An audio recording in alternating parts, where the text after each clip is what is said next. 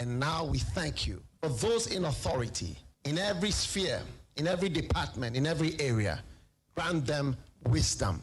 And deliver our nation from wicked people in authority.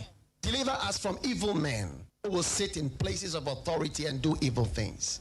Deliver us from vampires who will drink the blood of the nation and leave nothing behind. Bless our nation with good leaders. And for those that are there now, we thank you that you are helping them, that your grace and your wisdom is given to them to lead us forward into a good and a better situation. We give you thanks for your great wisdom that is now released into this nation. In Jesus' name, amen. Ghana Montie, Ghana Montie, Ghana Montie, Ghana Montie.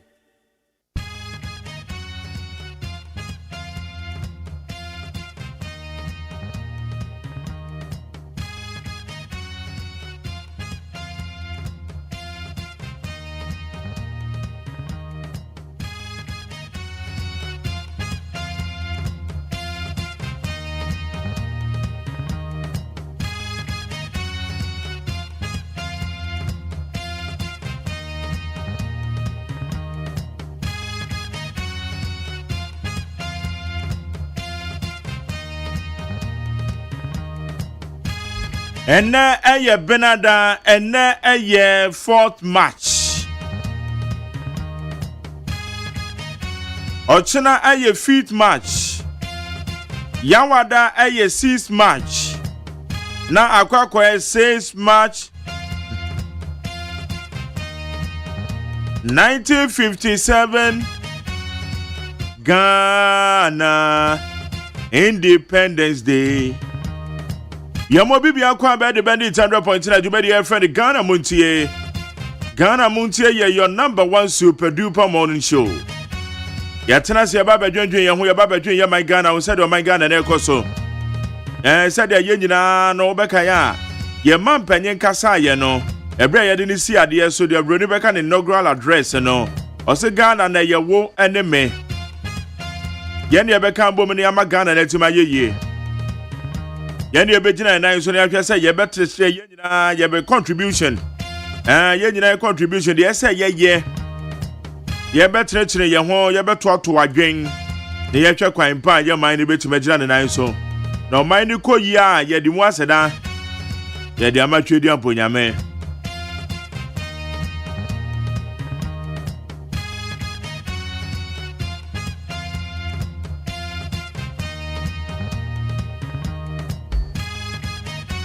and it's another pay your more quite the bandit 100.9 Ghana Montie so. Midin the Jerry OSEI AGYEMAN. Beba become who copem say no to the Baba Pemo. I said the name say Yanadano. Yawa Befonte town man so ho. You want some could do dear him or your my Ghana mo. Nina and your Baba be transferring to 100. You may be saying economic forum I echo so. At the end of it to me at the Abraham. And also minority force are one of the true state of the nation's address about. Every way there's our opposition as how. Opposition in the hour say ya abandon presenting Bibi and on Swaba. And no ya counter presentation. 18 in your monosanity. But that's my evangelist King David down in a palm for the rise and shine you made your mother brain. And DJ Young Joe. DJ Young Joe. And the software Kum Chacha. And Heaven's Gate International. Almost so I didn't yamian sem media brain. Yebren Suniwai. Pepato, sorry, Quadan, one mamma me terms, no. So, you mam now the one back on a baby ya for Moko. And I'm a straw pie, I mean Jan Quadan is a keke. Obansu winim says so ba ho na wo kwa da bia na kwada no baba beka obi hu asama kire on se kwada bi sa na wo mote o da bi ofri school mu ba o de asafo fro beba se wo soma na dwom ho ba kwa ba kire mama winim say anti ama mekwa na odi dokono no nche akwada efa ho ben oba ta yes ade na ya ate no ate One journey or the son or done a concern. Obaya debia kwadaketo debia uncle Yonjo gran him say mekwa na odiko konte uncle Yonjo kra me hu say wa free sister bia odene etekios na ji o den kwada na omo yesan konkonsan kwa wo ba yesa de na atie no tiene say froko wasem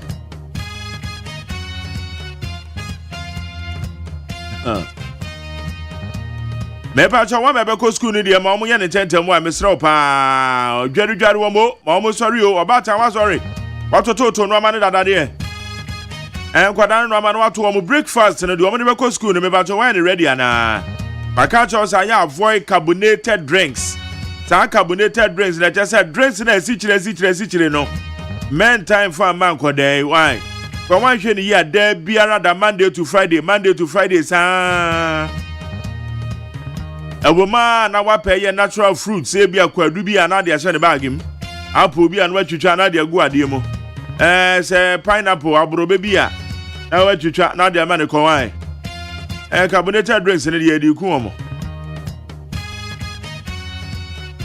mesro aye ne tente ma me why menye late wa adwuma mo editi ye ne ten no be committee bi Isho no man tentama no pass any dey ma say gidigidi o. So what say wo beda e kom beda we kom dey so obi anfie because any Ghana na won so up 100 series ahun. Dey why you say wo kwa 100 series dey afro bi wo bra wo bebre no. Eti wo ye wadwuma na kakra ba bedu botoma men fe ndi agro o. Dina yan adwuma hwe. Wo dey adwuma edi agro e kom dey bede wo no. Eno na wo ya wo dey kon wa no. Okay, me dance one horse what you fide na dia to amasacha me kwabra mafo ba be kame ho. Ye de obon kra to mo 7 bebro. Abe Fontaine town man so I crowd ko Facebook ye neat 100.9 FM. Neat 100.9 FM. Na YouTube no hono ye Despite Media. Okwa TikTok so no so stream ho. Ene me no ka say dia mafo so abode. Yedi abefo entertain man so nsama hodo ekoso yedi bro need 100.9 yedi mo aseda na ma peacefmline.com cdnewsroom.com myjoyonline.com check out ghana.com *fmgh class fmonline.com woman e boy abefo entertain man so yedi nsama hodo bro need 100.9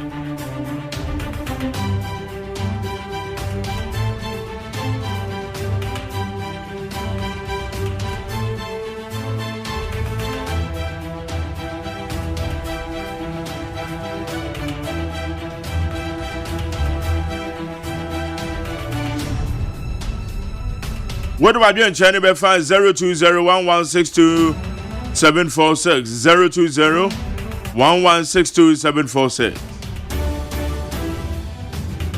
Yankwe enemy and share the trending stories. Mobilize the funds as every government has done to service our debts. Amin Adam to Mahama. Former Finance Minister Dr. Mohammed Amin Adam has challenged President John Dramani Mahama's concerns over Ghana's debt service obligations, urging him to mobilize funds as every government has done in the past to meet these commitments. Meba choen Canada no che aye sikasem so aye friend no aye owura Amin Adam. Ono de nsem atudwa enro mo ye press conference. Nsem kan no no chere aye Oman Panyen John Dramani Mahama say so we say e kada ho nti wo ba be koka na wona e wase de ani tina Ghana fo ato abama o shouldn't complain pe kwan abefa so abetimi aboabo esika no na de tutu aye kaw aban bi anu a waba bebeto Ghana say Ghana wo ba na e ka ba kokura ani ho e ka ne de e dia oba beto bi eto ba beto a e say wo kon eti eye honorable Amin Adam ne somebody atudwane Mahama government wasteful hard village project is shocking Domilevo. A former Auditor General, Daniel Yao Domilevo, has strongly criticized the government led by President John Dramani Mahama, arguing that his decision to prioritize the construction of a hard village is a misplaced use of resources. Ebusame Pacho Uncle Domilevo ena all ka say yo na ne sam kan mu nyina no say na omanpanyi Heart Village ya wo de wani akọ say wo ba behwe asi o say masa where you misplaced proud o say enye de ayehia sese ni enye de ayehia sese ni because Heart Village ya ebesi a bia yadu ba bi na ye say ebesi a na yesi but owura yaw dom level o say Heart Village no enye ade a yehia ne sese be kan say sa de we ebra Nana Doko Kate sort say Heart Village no o kasa fa and the same stand we're taking no ana mi nipa sana me pa o masem no consistency onye nya atwom oye consistent ade na emfa ho ni ba bi ewo obeka ne say de etie okay e papa me da so ho okay BOG governor suspends gold for oil program. The governor of the Bank of Ghana, Dr. Johnson Esiaman, has announced the suspension of the country's gold for oil program due to unspecified policy and operational challenges. Okay, it's gold for oil, not just all right, BOG governor, I'll say gold for oil program and all the tabono atoso. What chance and say answer? Because and maybe one on Shadan Tias ye gold for oil abandada sha sia Dr. Baumia di animono. BOG governor also the tabono. Odiatoso. So answer. National economic dialogue is more than symbolic exercise. Mahama. President John Dramani Mahama has emphasized that the national economic dialogue is far more than just a symbolic exercise or the fulfillment of a campaign promise. But our national economic dialogue here goes with some of the Sikasam to and as here. And painful ye general mushasi and one much choir. Ye seek us some never fossil. Ye are to you no minor conquer. Maybe and no better to pon and the sick as a man ye. No, John Dramani Mahama say, ye the Ghana Mampanin. Also, way a yadia, a chese, a ye crabeshe.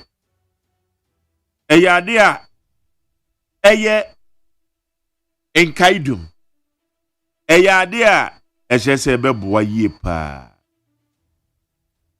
Just say a sumbo at the ma or mine say ye be sa economic dialogue. We will resist any attempt to smuggle in new taxes or increase others, minority warns. The minority caucus in parliament has warned that it will strongly oppose any move by the government to introduce new taxes or increase existing ones, warning that such measures will burden Ghanaians further.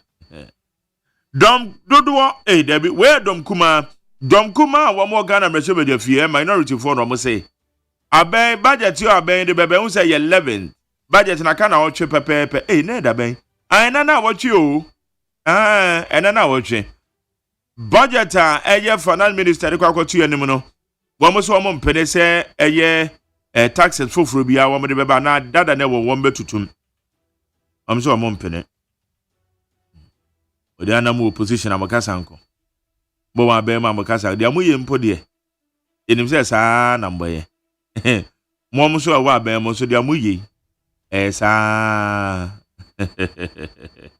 Azemo. Ye Ghana way. Okay. Ye ko ene ma nti minority wo so mo mpene. Ayo. You didn't fix them so minority tells Mahama. The minority parliament has rejected claims by President John Dramani Mahama that his administration resolved the power crisis popularly known as Dumso in 2016. The Bato minority and now a press conference, one say one more addressing the true state of the nation. They don't say JDM, the Bato Dumso and Yona yeah.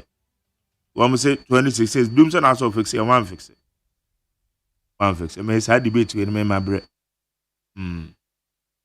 Ato forcing almost all state-owned enterprises in the red. Finance Minister Dr. Kessel Ato forcing has raised claims over the significant operational and financial risks faced by state-owned enterprises and joint venture companies. Ebusian Bepacho Ato forcing say, "Aben yuma munyina wamo direct sikasemi ko ye." Na mo so de mobile be mo adabia sikani o. Then I make no opposition for the Ombeye.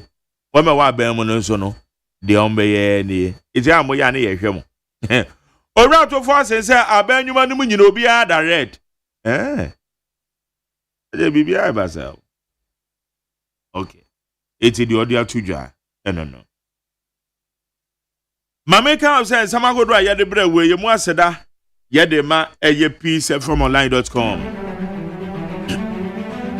Yedema citynewsroom.com, myjoyonline.com, checkoutgada.com, starfmgh, plusfmonline.com, any other relevant news portal.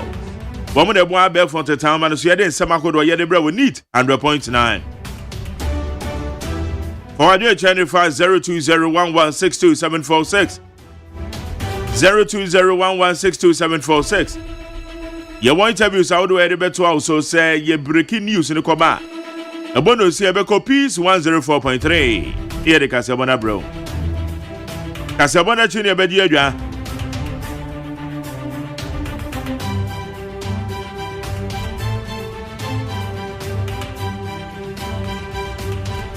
Yaji Adriana Finney the solid interview. Send adventure. Nyame Adoma Yawada Independence Day. Yawada holiday. Okay, so me call her Nana Kwama wanting. I say, Jerry, good morning. A very special greetings to Abanga Yakubu. And Abrabubu, I just said, Mohammed's 120 days is still counting. Lamprekin Rashid, I said, Doomsday is worrying me, and I can't even recite my Quran again during this fasting days. Oh. Where's I'm watching you live from Israel, Tel Aviv, or say to Pacific Maker say, good morning, Jerry minority. They don't have anything to do in parliament because they don't have the number. They must do their useless press conferences. Amos Adai say, Jerry, good morning to you and good morning to Kwabena Mafu. And Selena Abuajowa said, Jerry, I really love your show. Keep it up. God bless you. I'm a Sanchami Kwabena Mafu Atenase. One more Facebook, Yadamasi, TikTok, Yadamasi. And YouTube, me back door, hona, the friend, back end, hono. Now, I hear the total numbers. Kwabena Mafu, as a Namiadomoko, Gagra. That's right. Yanko anybody etia so. Abusiafo yasama mu atema mu akwaba. Na de obokrata me de ebo mu atenase telegraphic de obokrata. Wose His Excellency John Dramani Mahama and Walker saying wose Ghana economy no ehia overhauling. Yaka overhauling na fitafo na ti ase pa. Se wobi di ne car ya tunwusie wotia so kura nko ebi wo hono kura valves na bene ebi wo kura mpo atumi ka crank no enti ebasa asasi etutu ni nyina ne ye no overhaul ebi wo hono edi 1 month ebi kura atumi di 2 month ansa na yesiesie en water say economy no ehia total overhaul resetting economy Dr. Jansen en water say Asasa Ghana starting wa fresh. Baby a yegyina ne de wonu mu atro. Enti yan start bibia afoforo. Agenda 111 Health Minister Kwabena Minta kan no na bo na kase. Wasi emu ba akukura ni honu mu a. Yede nade agum a eye adwuma. Ni nyina akwaye Ensaman Hospital esisi wonu mu kakanso. Enya se. Transact Ghana and womu tese baby a yedri digital payment and ye that ye be kura sika bebresi de kota de emwaye sika no gu card so okọ ya ape no watuaka no waba abesen ko anwro besen take wo kwam mpo and wo makọ akọji sika na Ghanaian Times de obokrata nanim hanum sei wo wura bi and wo mususu se ono ankasa ne girlfriend wakuno and was sensie no was septic tank mu ewa hanum say ya ampampa nkofo na ye hu awure ye hu si wo wura fia ye hu si wo wura fia ha na boyfriend wa hanum say yankwate no kakra na abrantie bekasa ampa ono an woku no wasansie no septic tank mu a yakwa akwete no Southern Ghana yasi nsuo to e ba beto no enya asam ketoa titru pa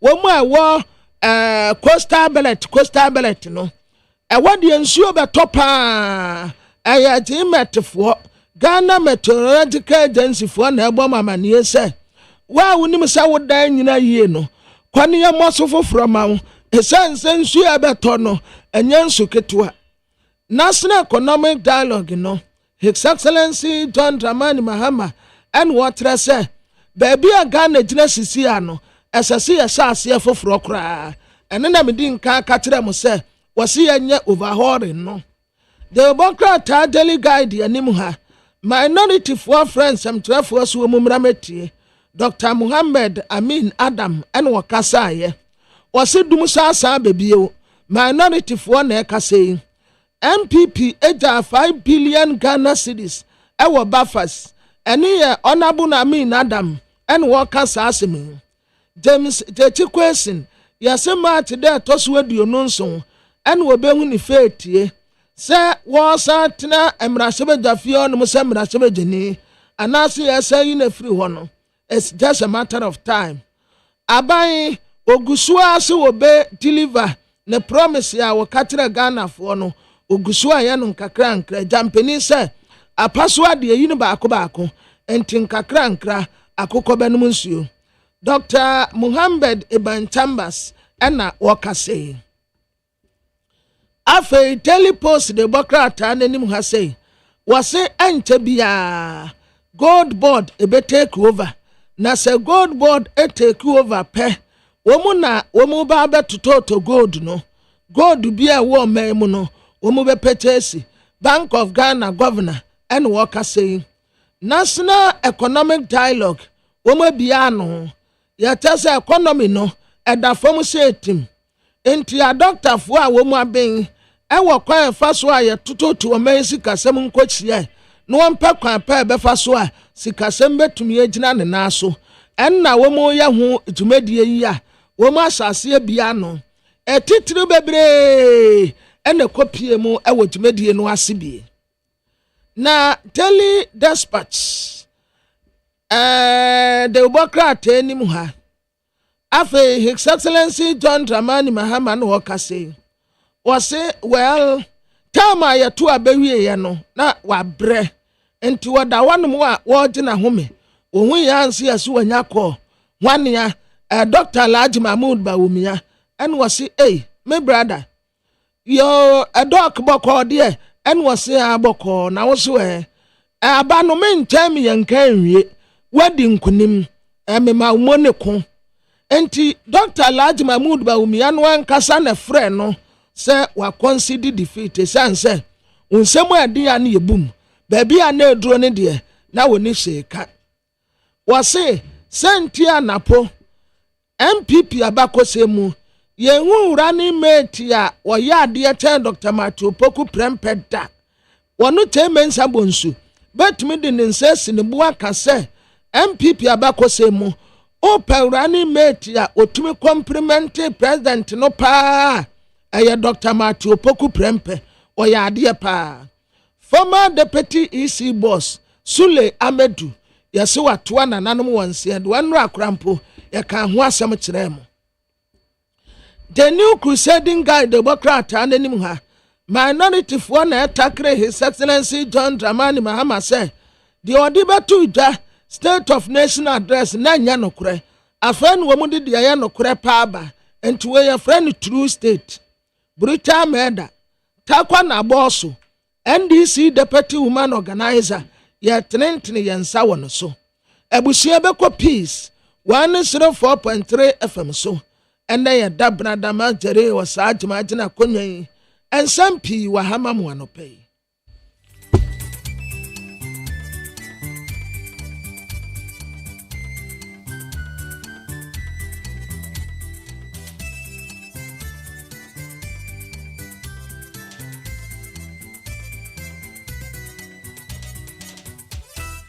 Abo Nonsian Peace 104.3 FM Sini o me de se mamu na match enne ya binada match bo so me da to so nan Peace FM etiefo ni ahwefo nyina yedamase sa no pay fideli da Peace FM no maka ye ho ewo anopa no nsa ka se boyi a eye Ghana ne nkrofo bia ma sen sema no pay nsa kan ye de ebremo na ka se boyi na mo KFM ni Nit FM ka Peace FM ho ya wo ship house efikasie efefefe femu ewo Abeka Johnson Accra Hello FM ewo Despatch apolisem okumase adum stations babro budget mu nsam na no pay wadu antuma bebo Peace FM dia no sanse Peace dia na ede Peace kasebo na ye trodo a ye mfra mu nti waje kasebo edi na mama ye tifia na afo epie ye ne atoye oman beebia ni de edem ama wiase na ate yenka woko social media no about Peace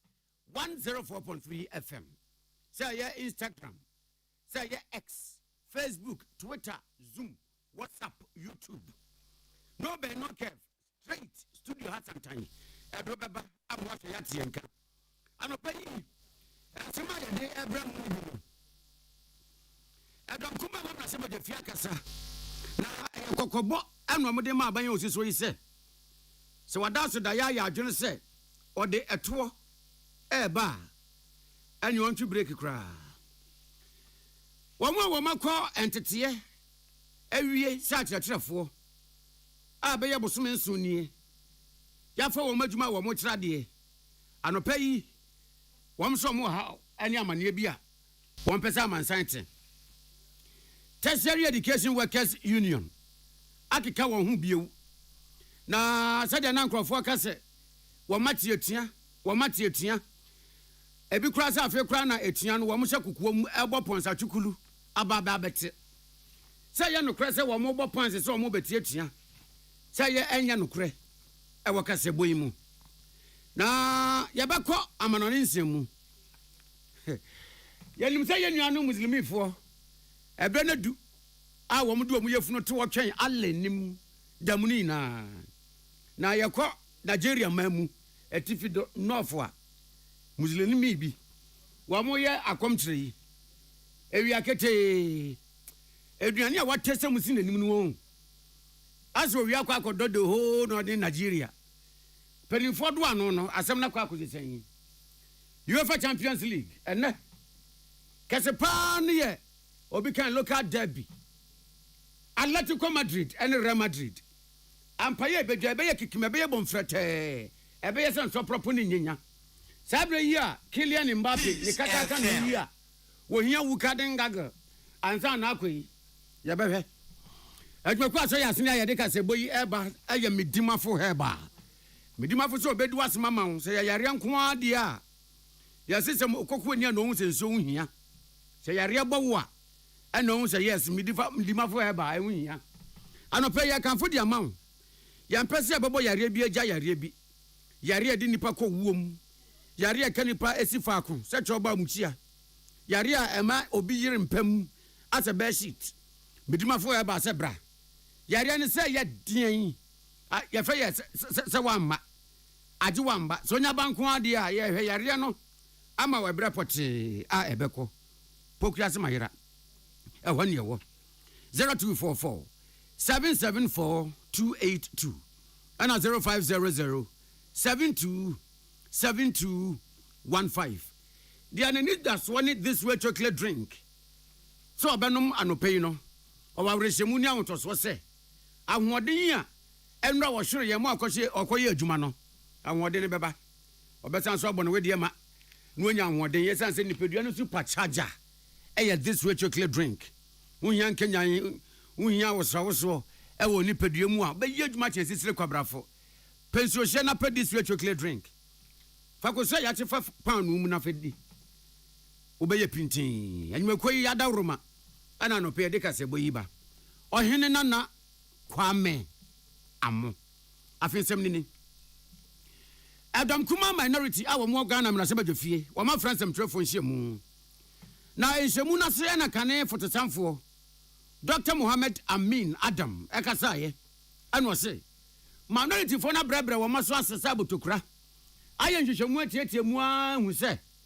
Endi saban foforo yi waye na dwene se wo de eto taxes for eba na ne na minority for se wo mo bo aban ne kokko se aban ne bo no musuo se aban ne bo na ni asempem eye se ode eto foforo bi ba hwe se eto no eso wai by tre chan yokozuna as e kodi asakura ebedi first ana se eto no ye peace akete boge ana eto no ye adentemu we ho ne ho se eto no ye de yin se ye to nko ade enya de a wo mo be preda ama ye overlapping ewura Ghana ya mambo mu se skolon dabi ene se ne pa emba so kabonsam panguna bonsam nyame panguna bonsam femfra sentine se minority for ne tire mu se emra MPP aban no ewa mambo mu no ndc aban ya ma aban na so anko adidie ndc aban ya ma aban anu owoto dada no ne ho anto no en na aban ne the taxes eto bi etuatua so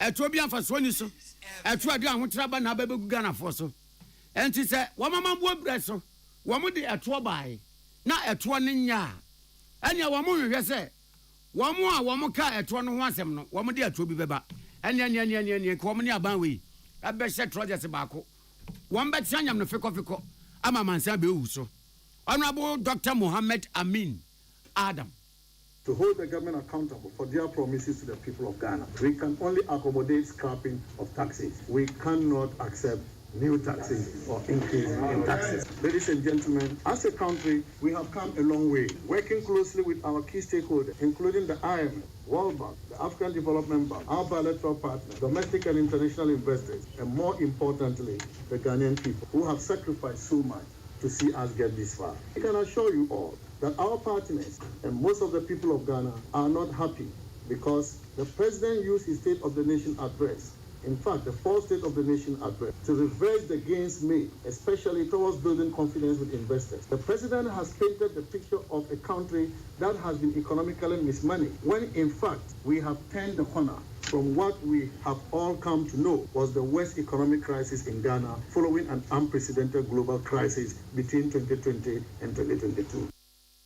And what say na Dr. Mohammed Amin Adam Ebaman yese ebia wo mo hwehwani mu adana di se aban pese wode eto bi efa VAT VAT e telecommunications so na wo ma Ghana fotia e na biewu se Ghana ni wodi sika bedin sa woso se wo to ade na sika na anya physical cash anya se kutameje na mum se eye mobile phone so se eye account eno so VAT VAT e beto so ama sa kwa mienu wei enoma wi hon se abane peso yakode Nicodemus na what the faso e ma Ghana fotia no so minority say STOP stop levy and betting tax and replace them with new taxes on the telecommunication industry. They are bringing back VAT on telecommunication. They are increasing the growth and sustainability levy on the mining industry, and they are bringing back VAT on the financial services and real estate industries. Wow.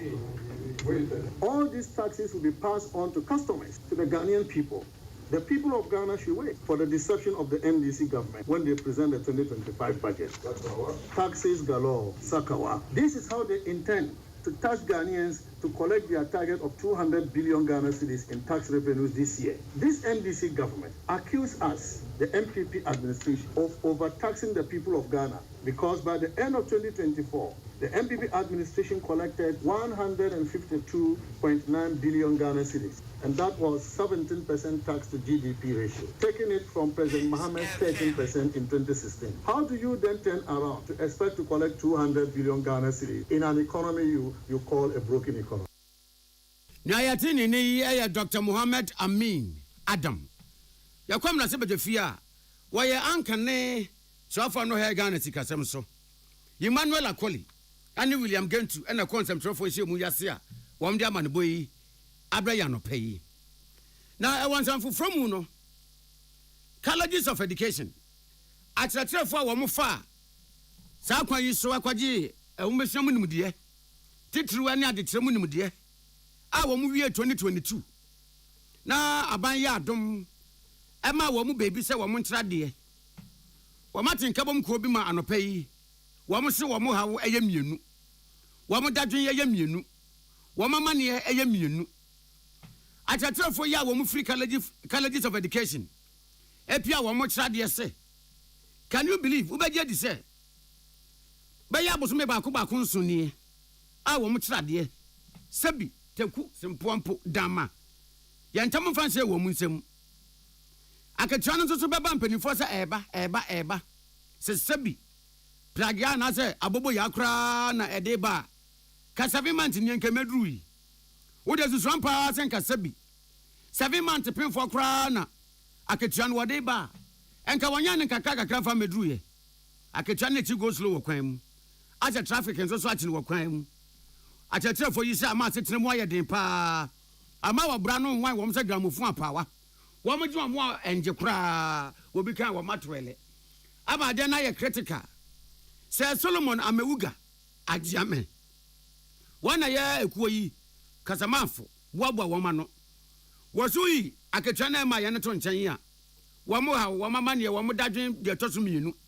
any staff identification numbers yes staff IDs no ye ka say ebi de mai saafo no na NDC aban ba ya wo ye say wo yi nkrofo adie no e kan wo mo because oba nkrata mu a yenim wo mo service we 2024 and more a porter select schools no no self placement to schools no and my appointment letter from the headquarters so yan fanko regional moje yen krata e ma moje to district for so agie to am ya ko school ma ya kira de bo so me ensianie ye mu bi eno menya musika because krata moje to no metimi dia process omo salaries dia ma ye mu bebre na 200 plus so yen sanka ya ta ID so chese yintimi em process ya salary na enya bosumi aketua se ne enuanu mu bi enya no enwa kire na Solomon amewuga agyeman wo ba mane se eba no staff IDs no a wo mama problem we na ba Ghana Education Service sense wo mo de taboto so anka ntesanka school teacher for be 200 nko bi enya ne de ka endile ama ye ka se bi ya wo mo tikoso mo nkotena fie wo se enya chan de ekoso ntiama wo wie colleges of education na wo mo kyerade no wo mo asetere mo ye den pa de ebi beto se bi enkuraduro kra no mkra wo munya trade no pay wo ma de sredie nie abanfa ne wunyim enche bia na honorable Julius Zebra chief of staff ede kataba say they are revoking omo yen from to payroll so no so anche bia so na director general Ghana Education Service enso de kataba say GS enso Ghana fane nyina no obi a yen fan to payroll bia no ye revoking the appointment na patch say yen po na ya yen ka ho say o say yi yen free aban krata so no mu yi e free so omo nkweti staff ID so na patch say yen na ya fa edwumo before 7 December still na indimi enya ya ketua le ba je say sabi edwumahu na ye inti yesre monka bi mai say yen ya ye ko college no yen indes na mai so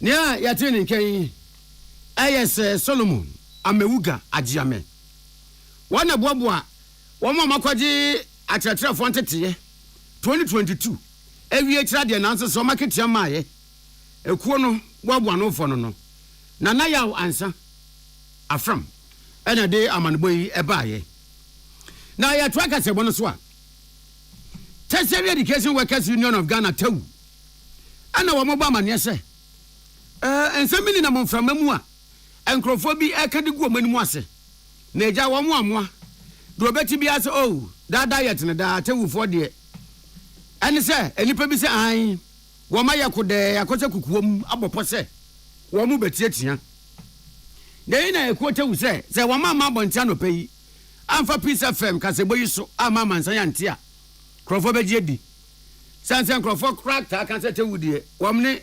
sebi ye kire ana etuate strike ayese ka dada menku alacha eni fitem eya ni na wo mate na so tewu se wenku a de fantini be kan nku a de enya no kreda wo se wo mu se de ankrofo de aye nyina so se so mo betie tua kra no ene na be ye fapem no eya no kreda sa de no wo ho de na so mo doher se nya de wo mo bo mu trimu pose wo betie tua eya no kra ane se car maintenance allowance ananka ye de ma junior staff members no ye free ho na so sebi emba wo mu trimu ana wo mo nso ho da ye da se enu nti wo mo ba betie tua national chairman de Matew Sulemana Abdul Rahman when peace from come bom and was a bibi crowd on one month as ya say ya woman some so one matun cram woman no messia na jo mato adwene nya say bia woman ma woman so na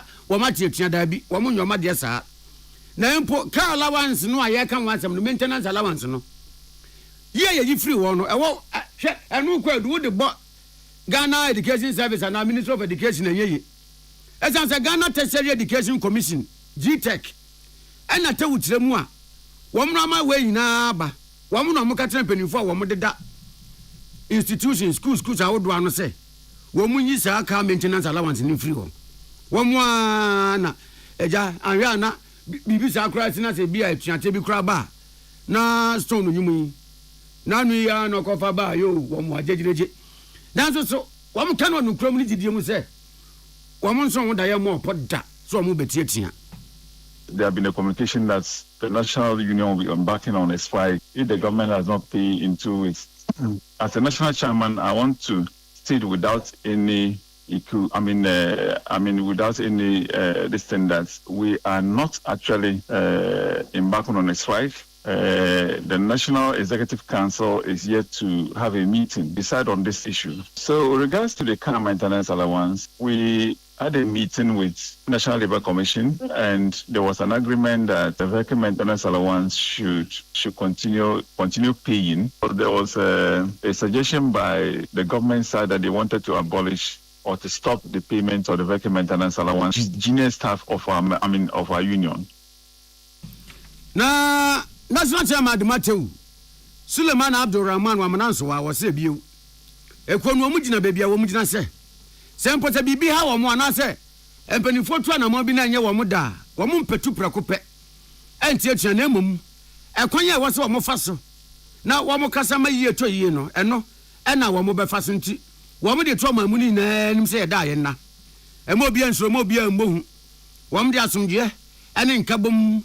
And it's a young family to once I want to be a juma. I bet one man was suffering in Tampa for Ghana Hano. I don't know Mudiatri. Then some my woman was one more teacher, dear, that be a tiati true. I bet her Ghana woman. I don't know, woman yet. So the next line of action with regards to this vehicle maintenance allowance is that there will be a National Executive Council, possibly next week. And when we meet, these issues will be tabled for discussion. And any next line of action and step that we need to take will be communicated to you all so that you know exactly what is going on. But for now, as I said, we have not given government any ultimatum. Yes, the Minister of Education, as I said, has just been appointed into the office. So we have not had a meeting with the Minister of Education yet. And we believe that if we're able to engage with the new minister, with the other appointees, as far as the education ministry is concerned, we should be able to resolve this issue. Yeah, National Chairman, the Tertiary Education Workers Union of Ghana, too. Suleiman Abdul Rahman. What a piece of FM, same train your man before Prince Bafo, Asamoah and a kitchen commune. Now, Ansania Bako, Mijima Bania Kwamana, and Yabudia Munsemuno. Anra. And a national economic dialogue. Sikasemo before Ebabe Siama, Wama Twatwa Dina Pequania, Ganya Sika Sebi, no one fano. Yabepa Quania, Yadeba Faswama, Apomudia Bama Gana Sikajina and Naso. Would Medina Suna, Dr. Kezel Atoforsen, Finance Minister. Wakatan was say, Electricity Company of Ghana ECG. A car as so ECG, no, Ebunukon. ECG kosi kasema unyenya papa na esa unyenya ECG komunti no abibia o mane be budget bia ne ska e wo so mane yi e de kobwa ECG ne nyesika ketwa na enu na Dr. Kezel Atofos ne ka se e wo msa ba ne ye na fam de ECG nso so ye na fam de nanso so se de niam ekono se ye ntumi enyanse se ye foforo ne anamantu foforo bi amfa mo ma ECG ane no ho emfiri sikasemu ahuyehia ekomunu a ane agya hoden ase ye energy sector wo man mu no ebe ya Babylon ebe dwuregu pa ma asembeba esan ka ese Electricity Company of Ghana to na yenu se aban a wo so yi be na fam die bia e de abo se ECG be free sa o hawo ene amane yi a yewo mu no nanso so kyerɛ mu a ade no enye bete saa ye gina so ne ahomesa afia bo afon krato abasesia na se koba wan ena Ramadan akom kyerɛ ye ekoso yi sabi ekom din na wia kete na ekom din no nso so a wan kwose kokko manidi pete amaya kwachi no ye basesia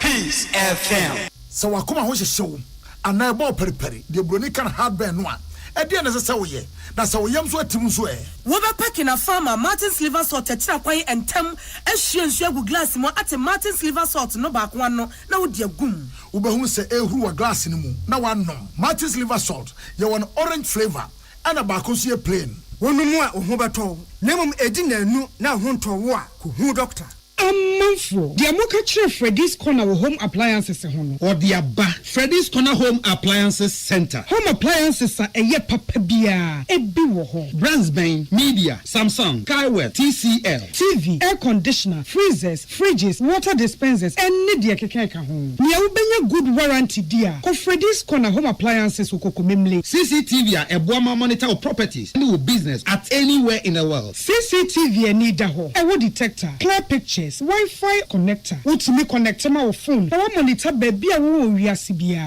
Freddy's Corner Home Appliances abeka Freddy's Corner edwosu ahodoa oton phones ene ehun accessories no ho. Fresh 0544 959195 ana 020 7937323 ana so brokoko memle satellite in chehwa na ye can discounts ene achadia obetiasie. Freddy's Corner, home of authentic home appliances, phones and its accessories. Herbal and Alternative Medical Hospital Bena Black History and War America, China, Africa, Ghana and Penifua Bonabaso say, or say Remo man for Tiapopa.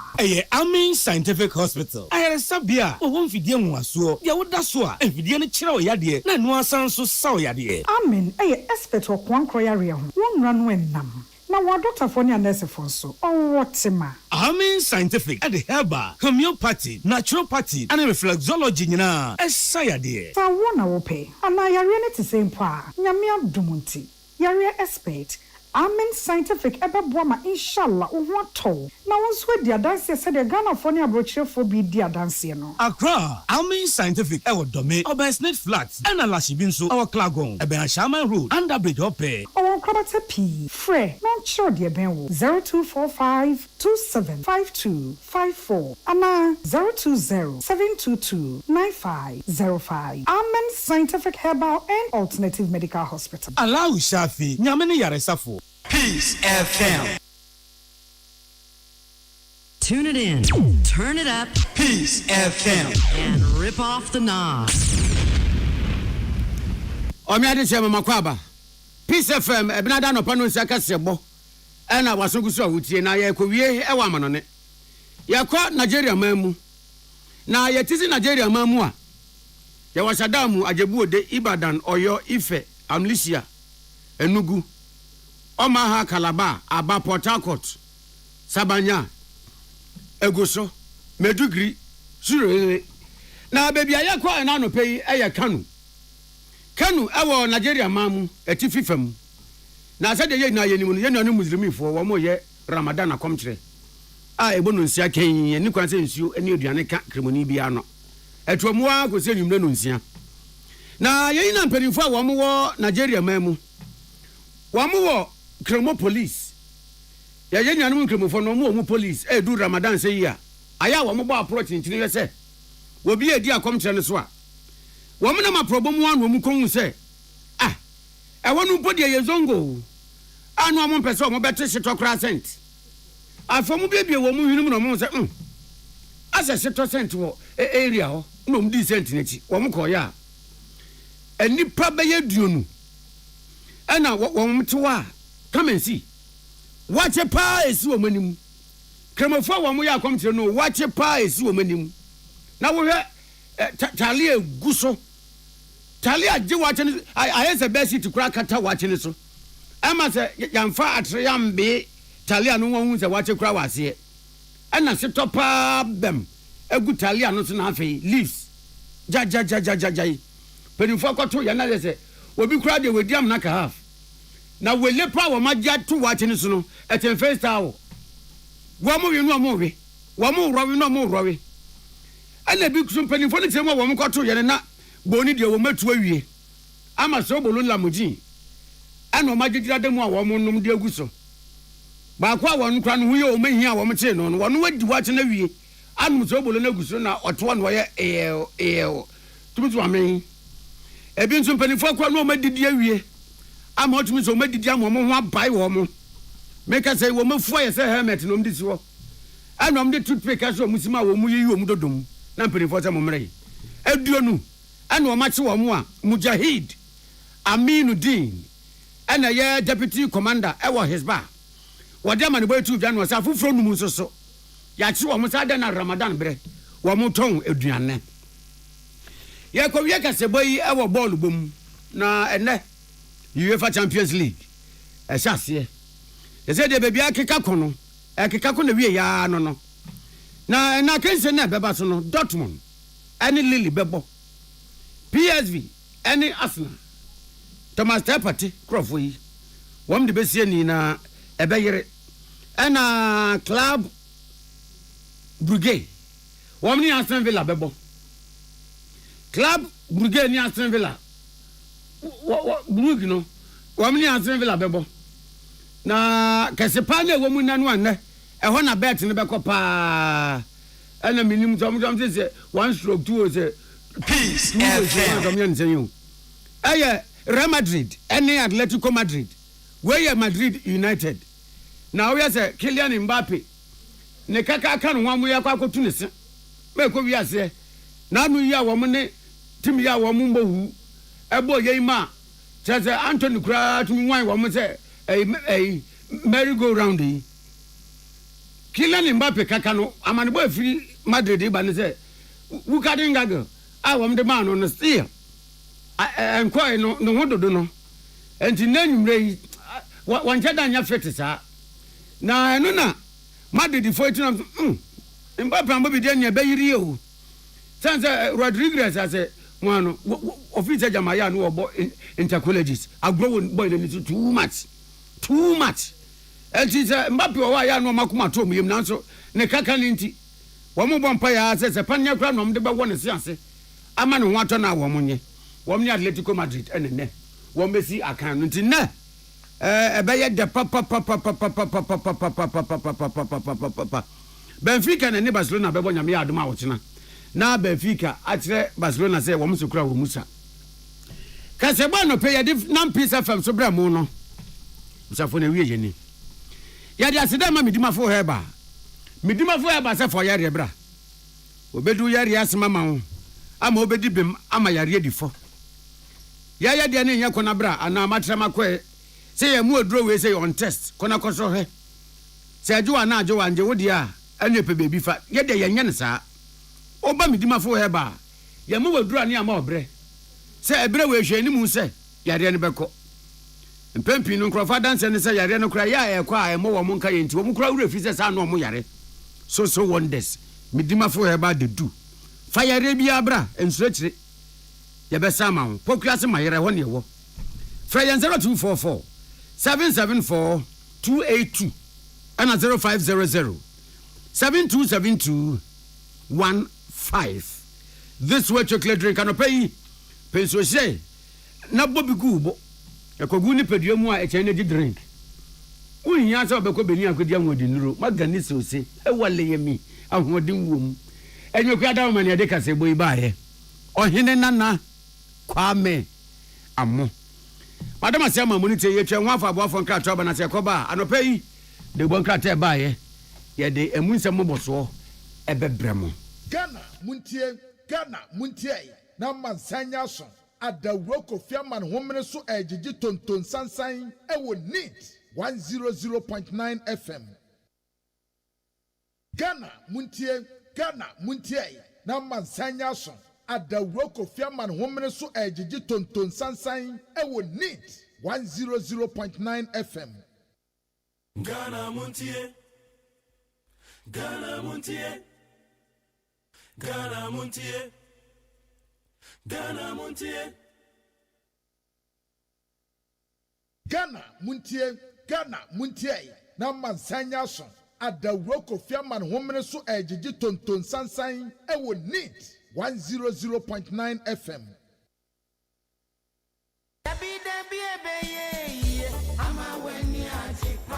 Best Point Savings and Loans. Best Point Savings and Loans sika krabia wo mu gina wo mu na so pampe na awieye mre yi mu a wanhwe ya na sika krabia bi ede asokwa ada na wachenchere nti ene sese wunya sika krabia bi ti se Best Point Savings and Loans omuda so a eya adwumaden atoto sika sem amano awie peye na enhyehyɛ pa wo mu ewo mo customers ye eye bocho na foforo kra wo mu ede aba montin eye Best Mobile Banking. Na kyerese bank no na wo ye no wo phone no so no. Enu nti se si ade. Se yesa line tintintin anase wo se wadachie. E wo sika krabia hode. Eni hobio na ani kasem akon eka ho ne se. Wo betumi asend sika, asan agi sika e wo phone so. Wo betumi asan atua wo bills. Ebi etese DSTV, Go TV, Star Times, Empo electricity bill, any water bills nyina no. Wo betumi atua afri wo phone no so. Wa bra wo ti baabi ejuju na wo mpe we ede na wo be enu nti ye hia ne se wo bebu account e wo Best Point Savings and Loans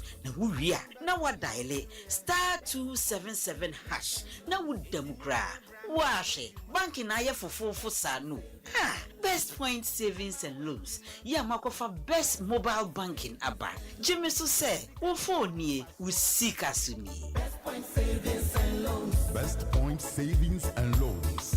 Your dream, our business. Best Point Savings and Loans susu scheme no boama adwumaifo siesi kakra edi nya dwetire kese e wo dada anana wotwese kese adwumedie mu ye adwumaifo a yatete omo beba abegye osika no asemde ne say susu a wotunti wotimi gye bosia mo ho prensa ensi ho ne wo fom na eye kokokra se obenya bosia free yen ho koyen branch bia ben wo na kwagye wo de Best Point Savings and Loans, your dream, our business.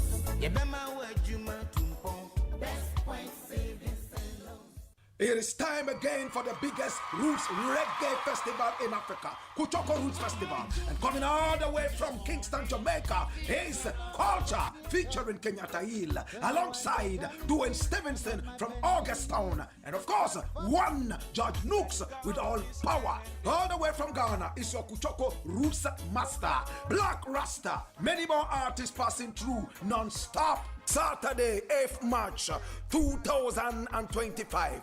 Venue, La Pleasure Beach, Accra. Time, 12 noon till you drop. Rate, 50 Ghana cedis only. And as usual, there will be free cocoa, kulikuli, kose, and masa to break your fast and to put you in the spiritual mood. For more information, you contact 0244-499-461.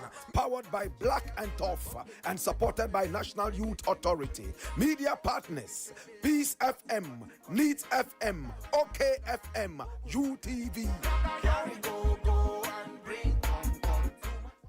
Nipa enyiro na nani ahoden ebafo empo emabunu bi ebre ewo anim nanso eni yade biara wo no mekanfo Optovision Eye Clinic ediamao.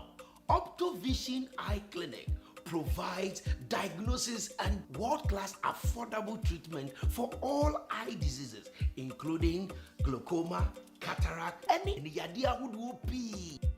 Dia yastronko kra ne se Optovision Eye Clinic wo quality designer space ahodo ebe fatal send ye wo penny biara it is awani ya oya anasa wani ahoden abafom anasa wo pese wo hu ade yie unim ba bi esesa wo ba Optovision Eye Clinic. Call us on 0553 270806 or WhatsApp on 0558 517556. Optovision Eye Clinic. Hey, catch it. Listen in here. And you ma beto to dia me baba no hwade no. Hwem so betumi a. Hey, asew. Hey, now beka. Ya John to mami ensa duku portmanteau. This way chocolate drink. Na kan wo hwe afibia so beri ni waware ne a. This way chocolate drink. Na kan sia. Oh, asew. Wo den kan no tumu ho. Me be mo anu nsu hye kura dia ka ho. Wo hwade wepi ho. O ka se batete e da fom won. This way chocolate drink.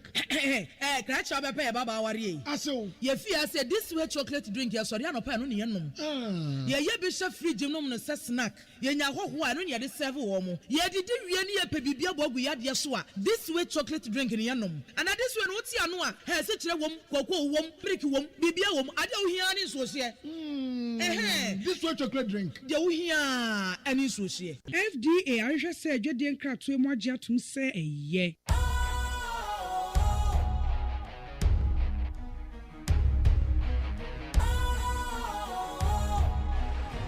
What's cool, fresh and trendy with a new look?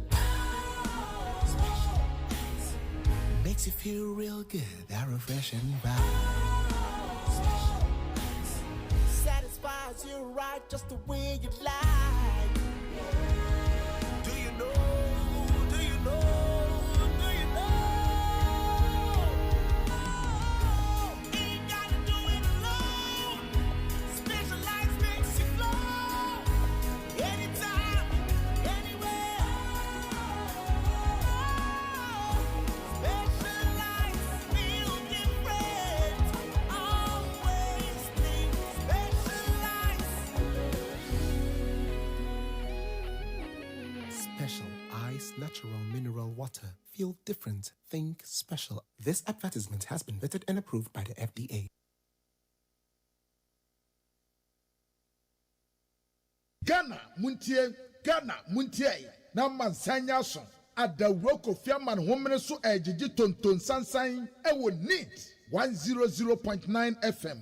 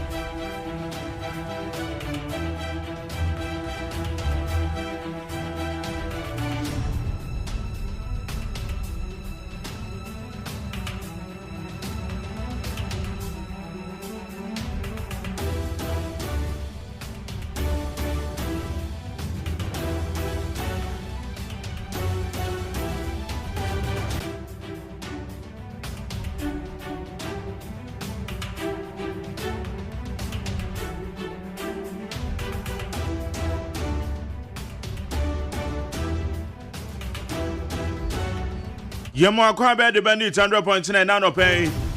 Kasi abone ne ade abra we na sabiri de. Ye kaje na gumu ano no interview seto awso. De obon krata mu nsem ho ba won teta ma na so nsem ho.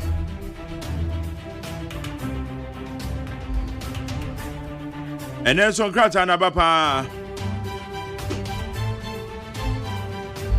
Woma register. Amasancha me kwabra mafo agye na dwa watena se.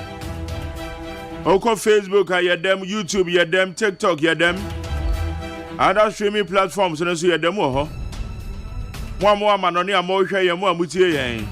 Yedem asia no pay.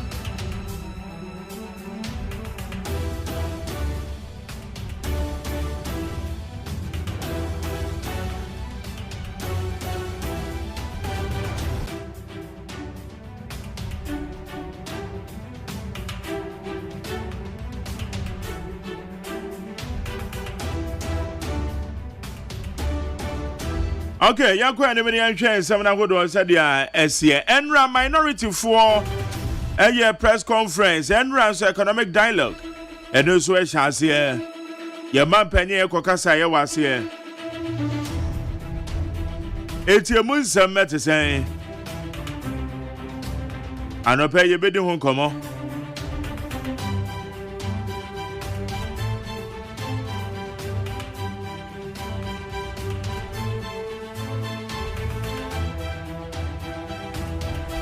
Eyo nyame pa ya wada ye ka obiem say ye Independence Day. Afiwe celebration so de ya sesem. Main celebration ebeko so Jubilee House. Afi manta mana mensini mono. Obi abe ne de kokorowa kakra kokorowa. Ba wuni ma be ne kase no.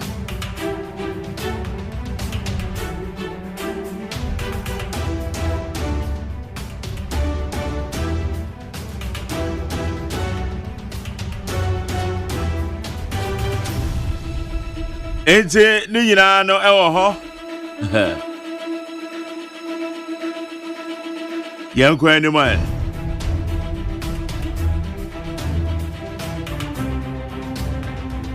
Amansanchi ameko abramafo agenedwa. Owa ha. The producer kojoda mi adonso ay krado. Ye kajagum. Ye che ye behwe solid interviews ahodo eno so ye de bebrewo. Enra akwa ese sikasem enkomo nko a ye ma panye ko bi economic dialogue ano enwe chire no so no minority for so true state of the nation enso sikasem ombo nkomo pa eda ho hard villager ye besi edi amaye nuanum kremofo orado melevo se in fact ade bi a sesi ya na enye no ne hia ye eni nti ono so odi aba beto ye bedo ho komo ye behwe ye wom babra me makwa ba jo so bra aboko de nyame adomo akwa samba kata no so akado yes Yes, and Crata, and that's a casam. I won't say, okay. I am per se. Ubia percent the paper no banit. Na anopani to me. It's me about so dear man. So a man. And Tiama and Cratano, Dana, Dorso. A big crowd, you almost deba, almost neat in the gusso. Or said that specify baby. O pese eko. Yeah. Enti bi kura to make sure neat eguso. Aha de ye tru ntafo aye maba kuso nya ba ko. E be kan obi a de pepe. Bone pepe na area ma etiefo. Okay. Pamra yanko ani mani ye jetu asoma mo. Abusuafo yesama mo atema mo akwa babi ho. The Bokrata Daily Graphic na mede mamoyi. His Excellency John Dramani Mahama Eda the Bokrata anyone who say.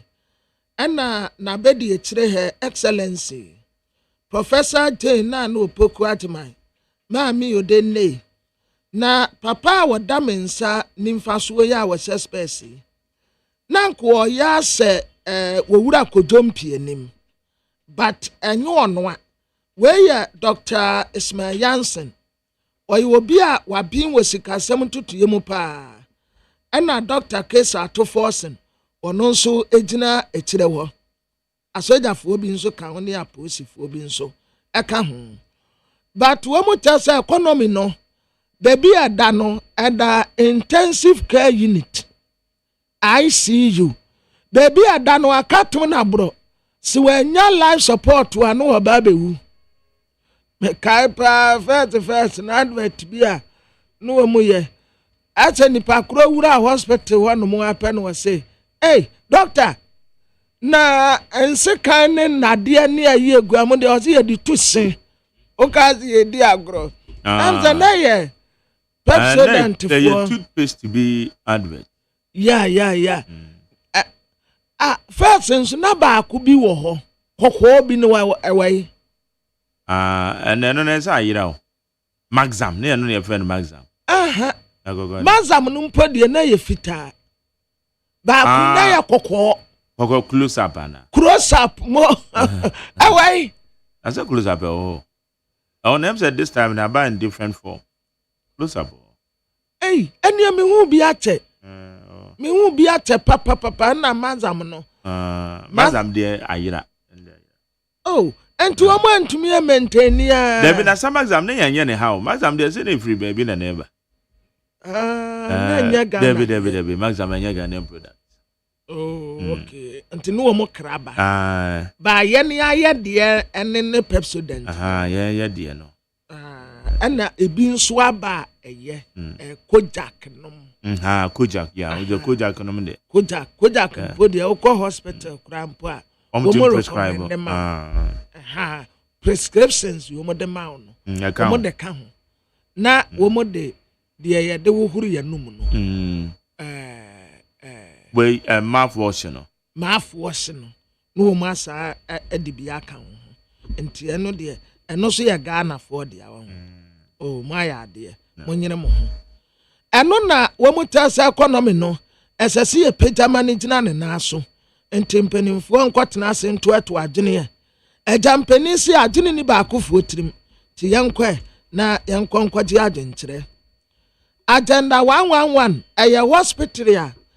Kane mampeni na nado danko akufuado ene wo saase no wo si hospital baako 111 entini ya friend agenda 111 na no na health minister honorable Kwabena Minta Kano first pa no wota echi so se wo kwa probo wo betini hospitals ni nyina so baby wo kura odura yase ya manenko wakwa akohwe wasi ba akukura ni wonu amfidi agumu eye adwuma na womu behia sika na womu di aye asabi ya wodo no a aka no agenda 111 wasi none no not one krampo ni wonu mu a ayi operational sa doctor fuogum nurse fuogum dentist fuogum lab technicians gumu a eye adwuma ebi ni wo na economy no penny commission back bi ewa he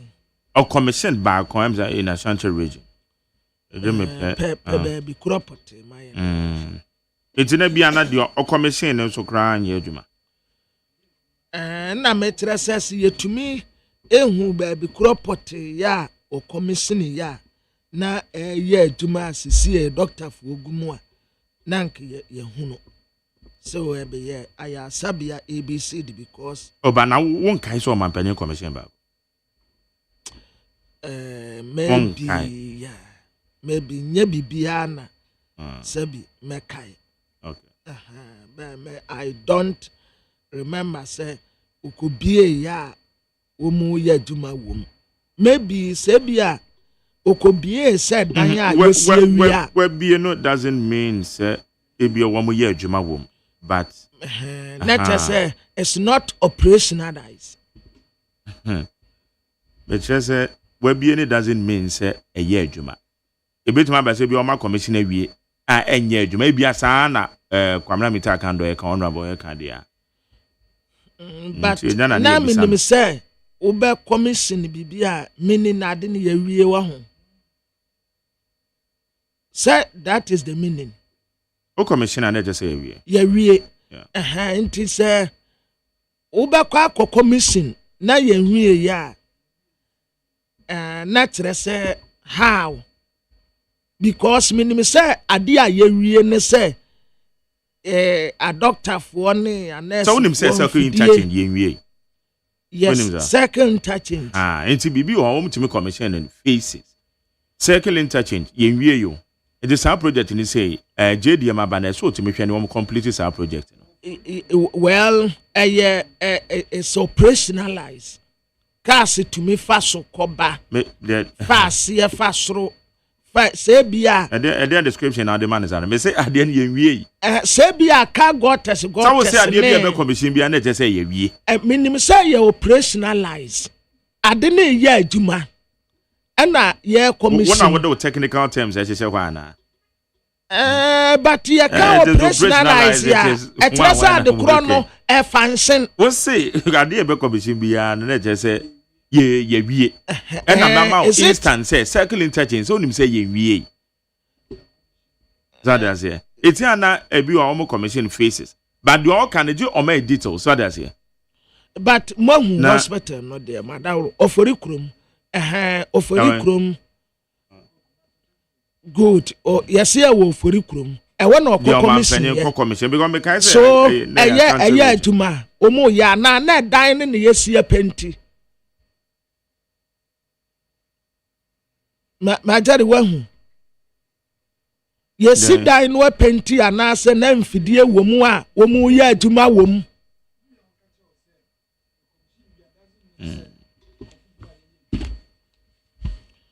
well yeah okay then kwa na nya ba kon na eyemiensa no commission eyemiensa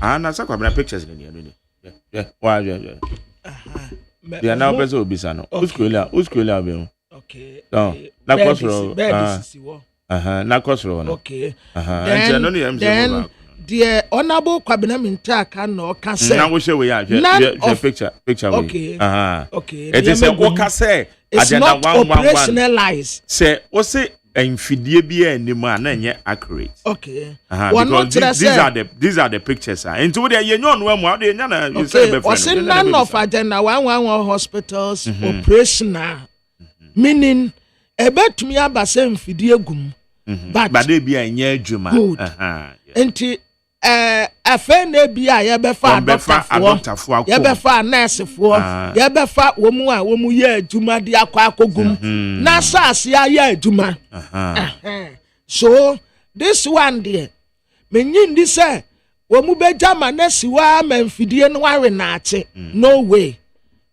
ye kura ye mamokwan enti as quickly as possible said ye be ya enwo beba mfaso de ama omanfo nti honorable men tekura kofa doctor fuogum kofa nurse fuogum lab technicians gum kofa wo nyina gum na wo mun sas yenya adwuma okay trade na ye kokoben na ofori kromidie no okay all right it would say ye nya na ebebisa but ebi nso wo ho a ye nwie te se wuduru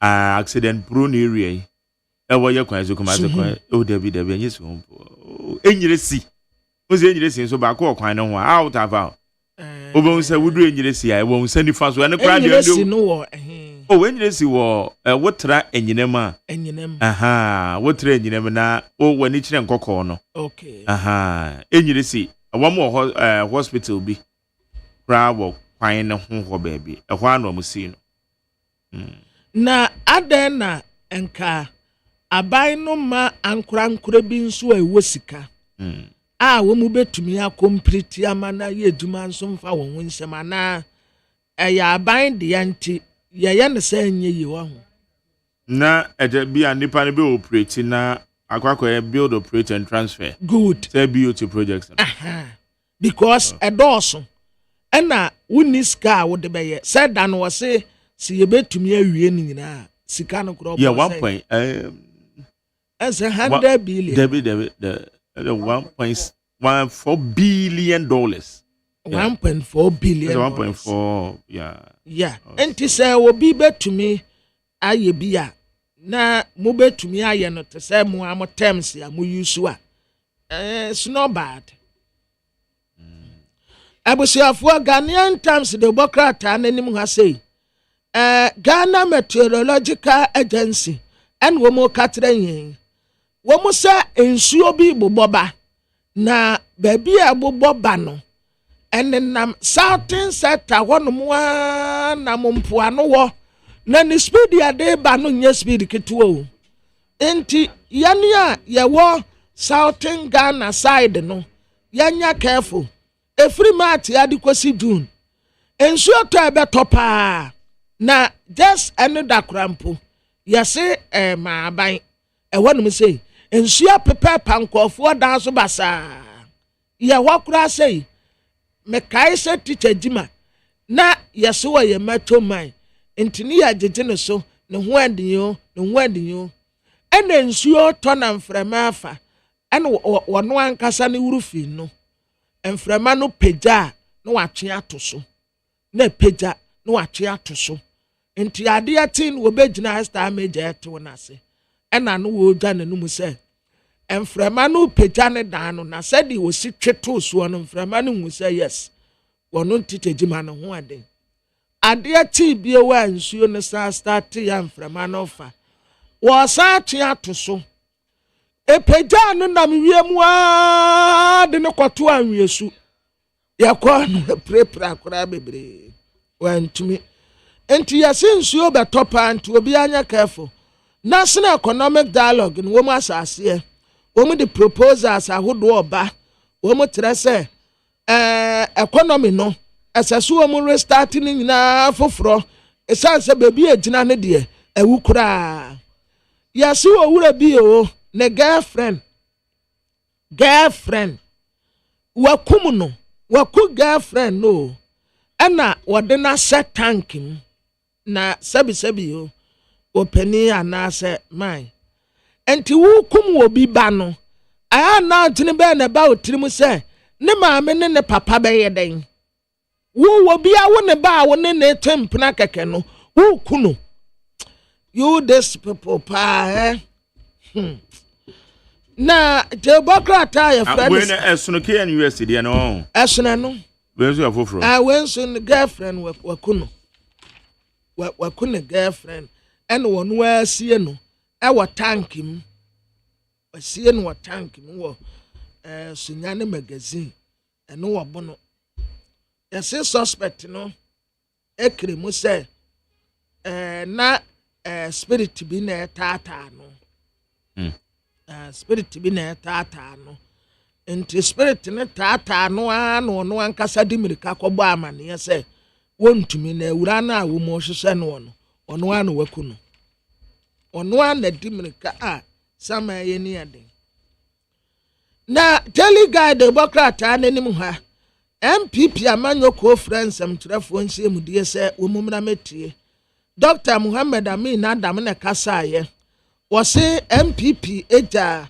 5 billion Ghana cedis ewo Bafas eda honum se ya ehome afa wose dumso asan ba biyo na yandisi fo na de dumso aba His Excellency John Dramani Mahama na akofa dumso aba na MPP amanyoko die wo mu fixi dumso na wasan akofa aba biyo Mat de toso aduonu nso James Teti question ehwo na court besi agina ya etwato esese aban bosha wo mu se de ma wo manfo no wo mu di so pepepe esanse de wano aka no na da ho no mo chen Dr. Muhammad Ibn Chambers na odi asem ya tudwa and the Champions League bekoso matches ne doso but the son takrate wom Real Madrid and Atletico Madrid.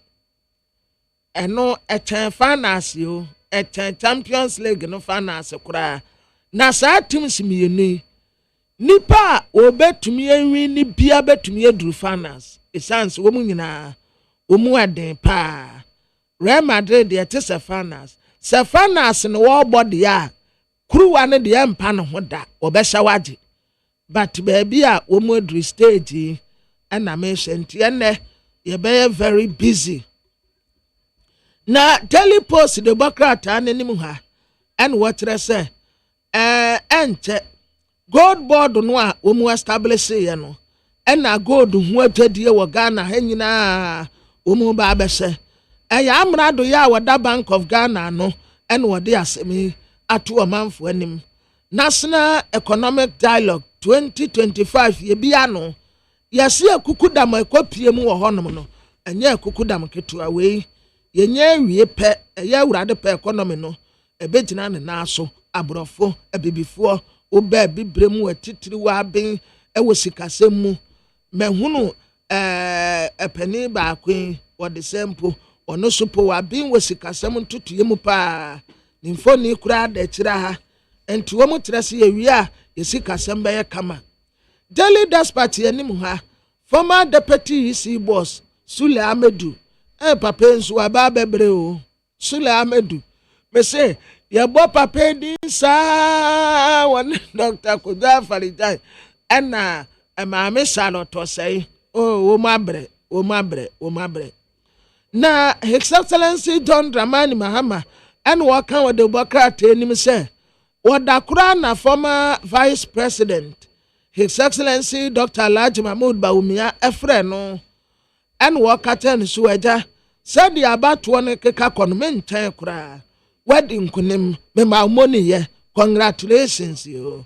Ewraden kan ho.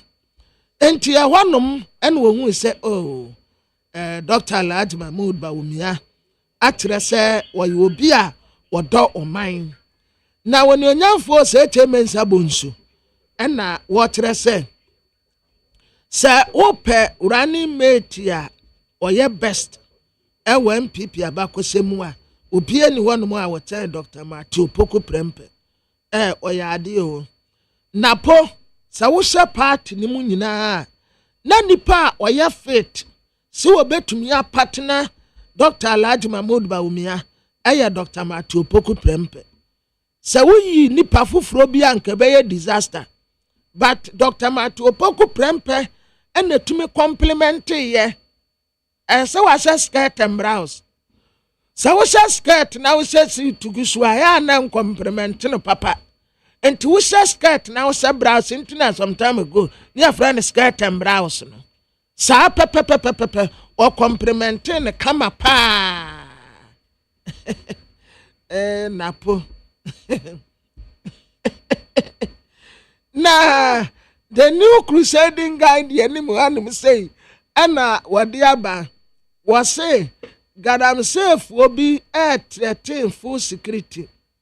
Na sentia woman can say ne say fetish priest wo konfobia wo brim and wo can say ya stop galam safe na ekombeba na komo ebeba no ete Samaria for the enwa ekom di wo ma mankofo ri wo mu ma no sa pepepe na ekom no beye civil society group bi na wo mu amount to strong advocacy wo mu sankofo esmogre asitire ade bewura oman mu enti wo mu nse na wo mu nsia no minority for katire JDM say economy no asaya afix say wanso wo kosa pepepe na netie brutal murder bi koso takwa na boso no wo mu tese NDC deputy woman organizer no wo mu emfra ni misebisa nsem sanse wonim hu bi wasi be fair and transparent in your investigation ayabusua bi ena katra headmaster wo headmaster Ghana Education Service ena posifo wo mu nya investigation was asem no a esi ye no mu afi da sebre ekuamoa boaten ya wotoso miensa oman hina wo kwa traditional area the Bokrat teachers so ya region de o ka asem bi fa ho na asem a wo ka ye no o se watwe asan na the insight the Bokrat anenim ha was osagefo Dr. Kwame Nkrumah ubrekinu a enye yi nti was unbroken spirit of the great osagefo Dr. Kwame Nkrumah 59th anniversary yetu papa fi akonwa so when hunu Ghana bio Kwame Nkrumah mpo no wo tu kwan wo kwa akoyensiesi no amai bi ku nti yeso won kɔ no wone wo mu nkɔ kasa na asomdie mra papa yakɔ na japade bibia wa ha watie no premu ba ene yakate ne sɛ wo sa kɔ baabi foforo ne kɔ bɔ ho agya yetu afira akonwa so adanti na matumi afira akonwa so a yeso wa yeku enti yetu enti san go back ena wie mu san ne san na chi ehe na wokro ena wokɔ Guinea fo na wa tu enti wo mu aya no co-president esanse papa no no woni suade hunu enti saa time kura president ya no wote akonwa so wo Guinea ni ye frɛ no seku seku ture wa ho ai seku eno no wode ne ba seku ture no TOU seku trolley sorry akwa eza Burkina Faso abrante no Burkina Faso soje ne de sisi a wo sida mu obi a wo na de oyo Burkina ne de but ayade ya me ya ne se abrofo no mpe abrofo no mpe enti wo behu ane se no mo yi influence wo mu a wo mu nkofo na wo pii ya ma wo mu no buses bi hem say o mu kura yi wo mu ka wo mu ayi wo mu ka se a walante cars no a wo mu dia but abrofo no wo mu mpe ya hoto wo mu di wo mu yemu anka de bia no wo mu di yeso nti wo mu afa kwani ase nyina so nti wei onim se yase ku attempt nkoa wo mu ankasa attempt etia no be 20 abrofo no yo betna akunya so ye wo mu mpese ebibi mai bedi ne ho because ye de ye ho pe wo mu bebre wo mu depend on us nti de bia wo mu pese ye kosoa eye nkoa de ma wo mu nti ya gene no wo mu enslave yen but one day Africans will wake up nti what the ba kura ye friend seseku nkruma what the to sa Guinea president no na na yire fatia nkruma fatia fata nkruma no na dada ke di de ball me de wada semimu menka meni ngusua menso no ho daye odo sonko ode wo fata ode sisimaso ansunwa asakata katameni me hono bosume kro dance no mem osrensi wonyina mfem pade krope metida ne so se sumeye eno na oto ya bese fatia fata nkroma nti ya wona ntoma wo ho fatia fata ne ntoma wo ho ya wona ntoma bi wo ho aye frɛ no fatia fata nkroma ane ya won ntoma ba ko nso ade ekufu fata Rebecca ene ya wo ntoma ba ko nso ya frɛ no despite wo mu wo sa ntoma ni nyina bi ewo ma Rebecca minyimo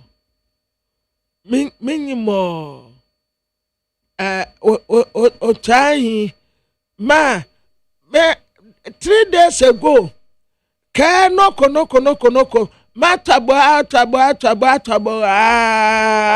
no come me ya still na me nsanka me tiawa no pay now on the number say oh my and also there now Ghana is why no win the number na watching yaso no ankasa alanche ne task force wa ode wo mu ye adwuma ewo nsuo bremu nsuo no ode wo mu bo ho ban na eno ena nkofo kire se watching so vigilante so na ono wo ye interior minister na say defense minister ono etumi outdoor ne task force wa omu na omu ko bo ho ahoban enti omu ka kire na say na daworo mo adwuma bi wo ho no mu ana na enye wa adwuma national security fu adwuma interior minister ni defense adwuma na wo ntumi nte task force wa say na sorry ya say what task force so mu na emmo nsuo ho ban kofo etu garam say na say ne denka kwamna we dey boni ayan ye bo ahemfu so bo say ahemfu wo mo tete hwa na amanfo etutu from a good enti say na so at the task force or the complemented the work of the security as and we dey enye ba ma jerry enye media what about if we say the woman came rather than woman protecting of obi so how would you know and there be on national security fund one more cry one more your mind the bamba for one more cry one more conco protecting grove and you say one woman ye no enti ohene at task force say or the complemented bamba for na dwuma I see nothing wrong. Task force in his capacity as what? Na what it if you cry important crazy to tax volunteers tax force volunteers mo anya vigilante but anya vigilante group men you see the word vigilante yet volunteers na make yet volunteers na say na ohini bi so ono wate ne tax force wonim say tax force wa ya tie kura wo mu one was there one with three that is what the papers are saying. One was on fully armed. When the man almost san near man. Ya na yet radio so ne kasa na galam say ahemfo ne tete wa moto so na say ohini bi so kote tax force no so gbe.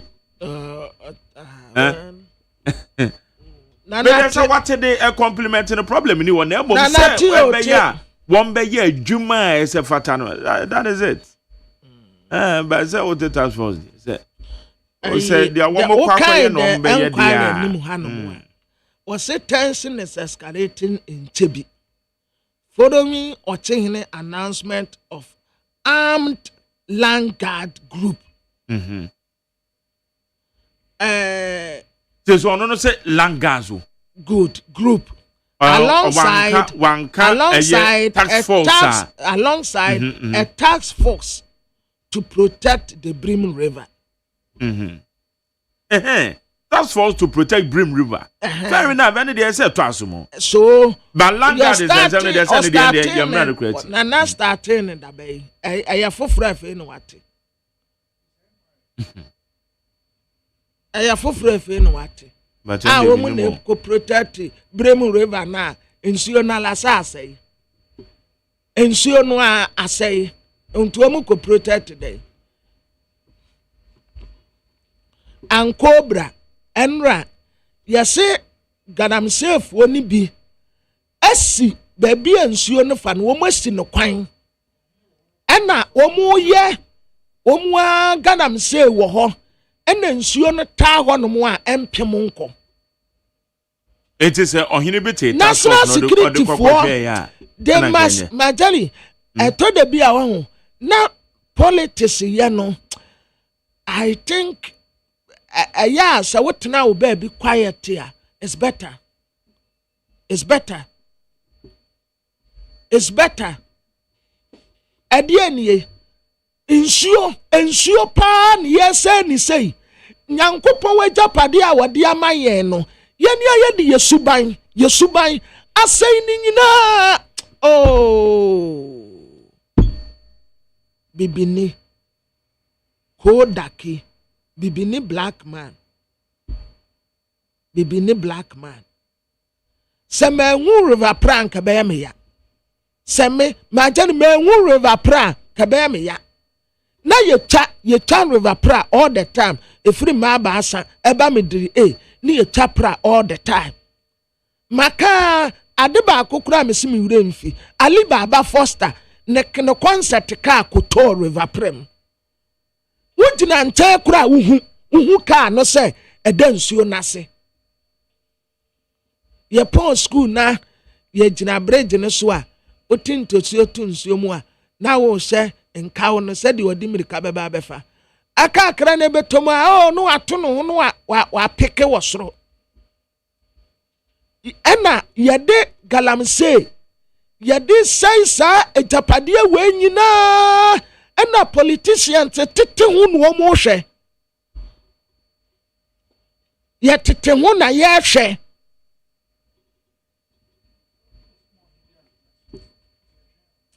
ye tete hu ena ye hwe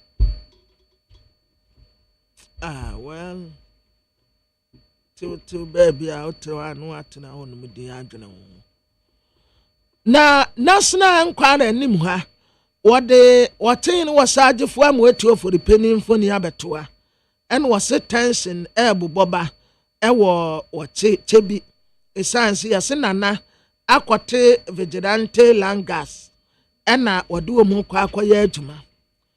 Huawei family, and a womo bo pram traditional council, womo bo womo cocoy, Minister of Education, and war catcher schools who I would want to say.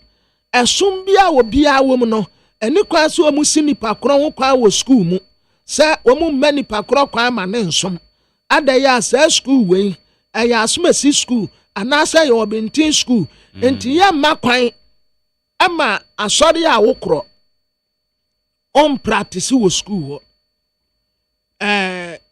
te say SDA school ne ya ma kwan say esom foforo bi anase obi a wo say won de omokom na Friday ya ma kwan say mummodwa na monkom wo school ho SDA de ye ma kwan ye ma kwan ma wonkom ye ma kwan ye nsomomu a ye ne ye frɛ ye ho Christopher no Christianity na unhu the meaning of Christianity eto de bi kura akonfo mma no mpo wo musura ade eye very careful mpochen ye ne no mu Christopher no na national nkwade nim ha Gregory Afoko esi ade ye si ye gya no enti enija befie former president Nana Dankwa Akufo-Addo ne mrantie bi ene yese one galamsey obi akabu mu a wo mu tu galamsey 24-hour economy enisuade hunu no eye pa ebetumi aboa Ghana na yesi kasem etumi etumpon akonanim Haruna Eben Yaya ena okyerɛ saa asɛm CMB traders yo en wo mu bon trenes wo mu ba baye wo yekyerɛ na saa wo yekyerɛ no eye naked obi anhye hwe wo mu babu wo mu ho kwatere kwa na wo mu de atoso enti wo de ebinim mfoni abeto anem sɛ ya wo mu aboaboa wo mu ho na wo mu aba baye demonstration mfoni ɛwa ha the overseer the Bokrata nanim ha anem sɛ Ghana Publishing Company Limited and walantie 24-hour economy service ya wo ye adwuma enti mu betumi akɔhɔnom na wakɔ akɔboa said ye be ya wo pese wo print bibia wo mu be print ya ma wo mu na wo mu ye 24-hour 7 gafta for the response waba ewo petition bi anipa bi eye die tia James Gardner ena Cafe Danko wo mu tese enya nokre obi anka ahye na James Gardner ena Cafe Danko wo mu deserve adwuma no wo mu betumi aye Bank of Ghana plan say gold wa Bank of Ghana for so wo mu toto no wo mu di ni nyina bekọ gold board foforo no na wo mu momo take over aye say adwuma no give chief executive officer and wo highlight na achievement e was 60 days ya wo betena akonya so de watumi aye afa ho afei His Excellency John Dramani Mahama and what as a Ghana said the atian was a see a reset in bio baby ejina no nye Ghana save 1 billion Ghana cedis every tiasa bill a drop ye no Finance Minister Dr. Kesa to forcing and worker say na the hawk the Bokrata anim ha Jan Kruma why Mampenina na do Dankwa Akufo-Addo eneba ena wane McMill wane ni tina hanum say and what says Jan Kruma office no womo astrip no naked na minim naked kura womo strip ye Mahama ke wase nam kwa so a eba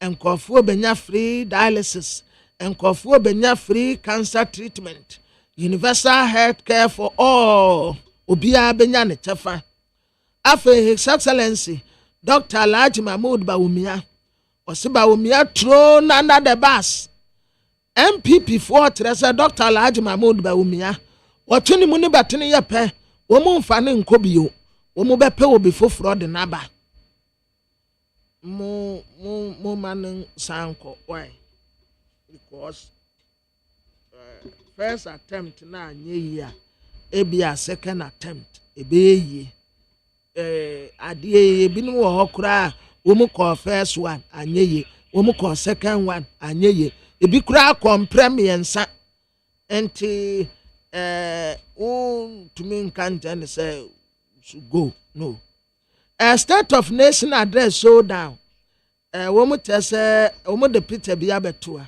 afenyo mark na wone first lady Mame Lordina Mahama wo mu da hanum se ya wo ka asem bi egu na som na asem kro no mente afe Gregory Afoko yes wanya ne fa ahudie 10 years ba se ono ne de no de wo ma drop charges na me ya ma no bail okay wo ma grant ni bail sa da ne ya ma no bail yeah wo ma court grant bail na wo mo nyi no ana bibisa wo mo grant bail no ma no but wo mo sign e kan ni shi no say omit conditions conditions dey bail conditions conditions dey nko be meet maybe ana sabi ana kure mu no na daybreak kura de wono address ne paper ne to Nate FM wose opariado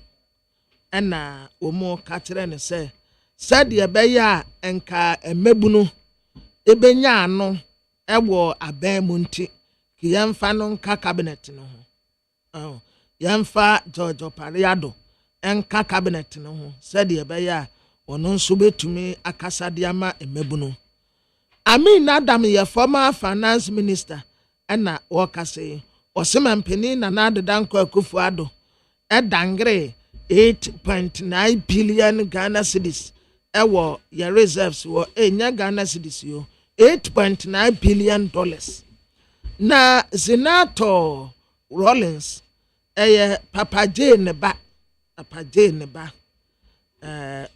obuno pa na yasi ye ma no deputy health minister osi debi omunchen so ansa na wonko so anli ne MP no na hona ne focus was so pese oboa ne nkofo wasi ono na order say omu arrest Professor Ameyaw Ekunfi Attorney General Dr. Ayeni na okase wasi odi assembly ba sa ministers yi mu hwan na oton BNI na NIB safe house wo cantonment no hwan na ton ye na nipa kura oton NIB na BNI fo omu safe house wo cantonment no en wo di ministers mienu mfoni abetoa de odi kan ye Samuel Abuginapo na de otoso mienu ye Francis Asenso Boache wo sesa ankofo mienu hwan na ton sa adan no na business analyst yo and what I say minority for na won His Excellency John Dramani Mahama say so what the task fufuro bia ba ene ekuro yi nkonteni ye omune ne beti ayam so pa afi awurade asira yen wa maye nyansafo ne animdifuo bebrebe ye wanimdi ya de kekere man Dr. Ismail Yamson na waka say de kire His Excellency John Dramani Mahama God for oil policy no unse den hu ade kropote ya ne ye de ye yes ya suspended for now Bank of Ghana amrado Dr. Johnson Esiama na wase ya suspended afa Joseph Nelson Western Regional Minister wase wo mun kambo mu na wo mun fight Ganam say Western Regional Minister na wakase National Economic Dialogue no Ghana yada atijina so enti His Excellency John Dramani Mahama pampeni for tell say woman sise ni yie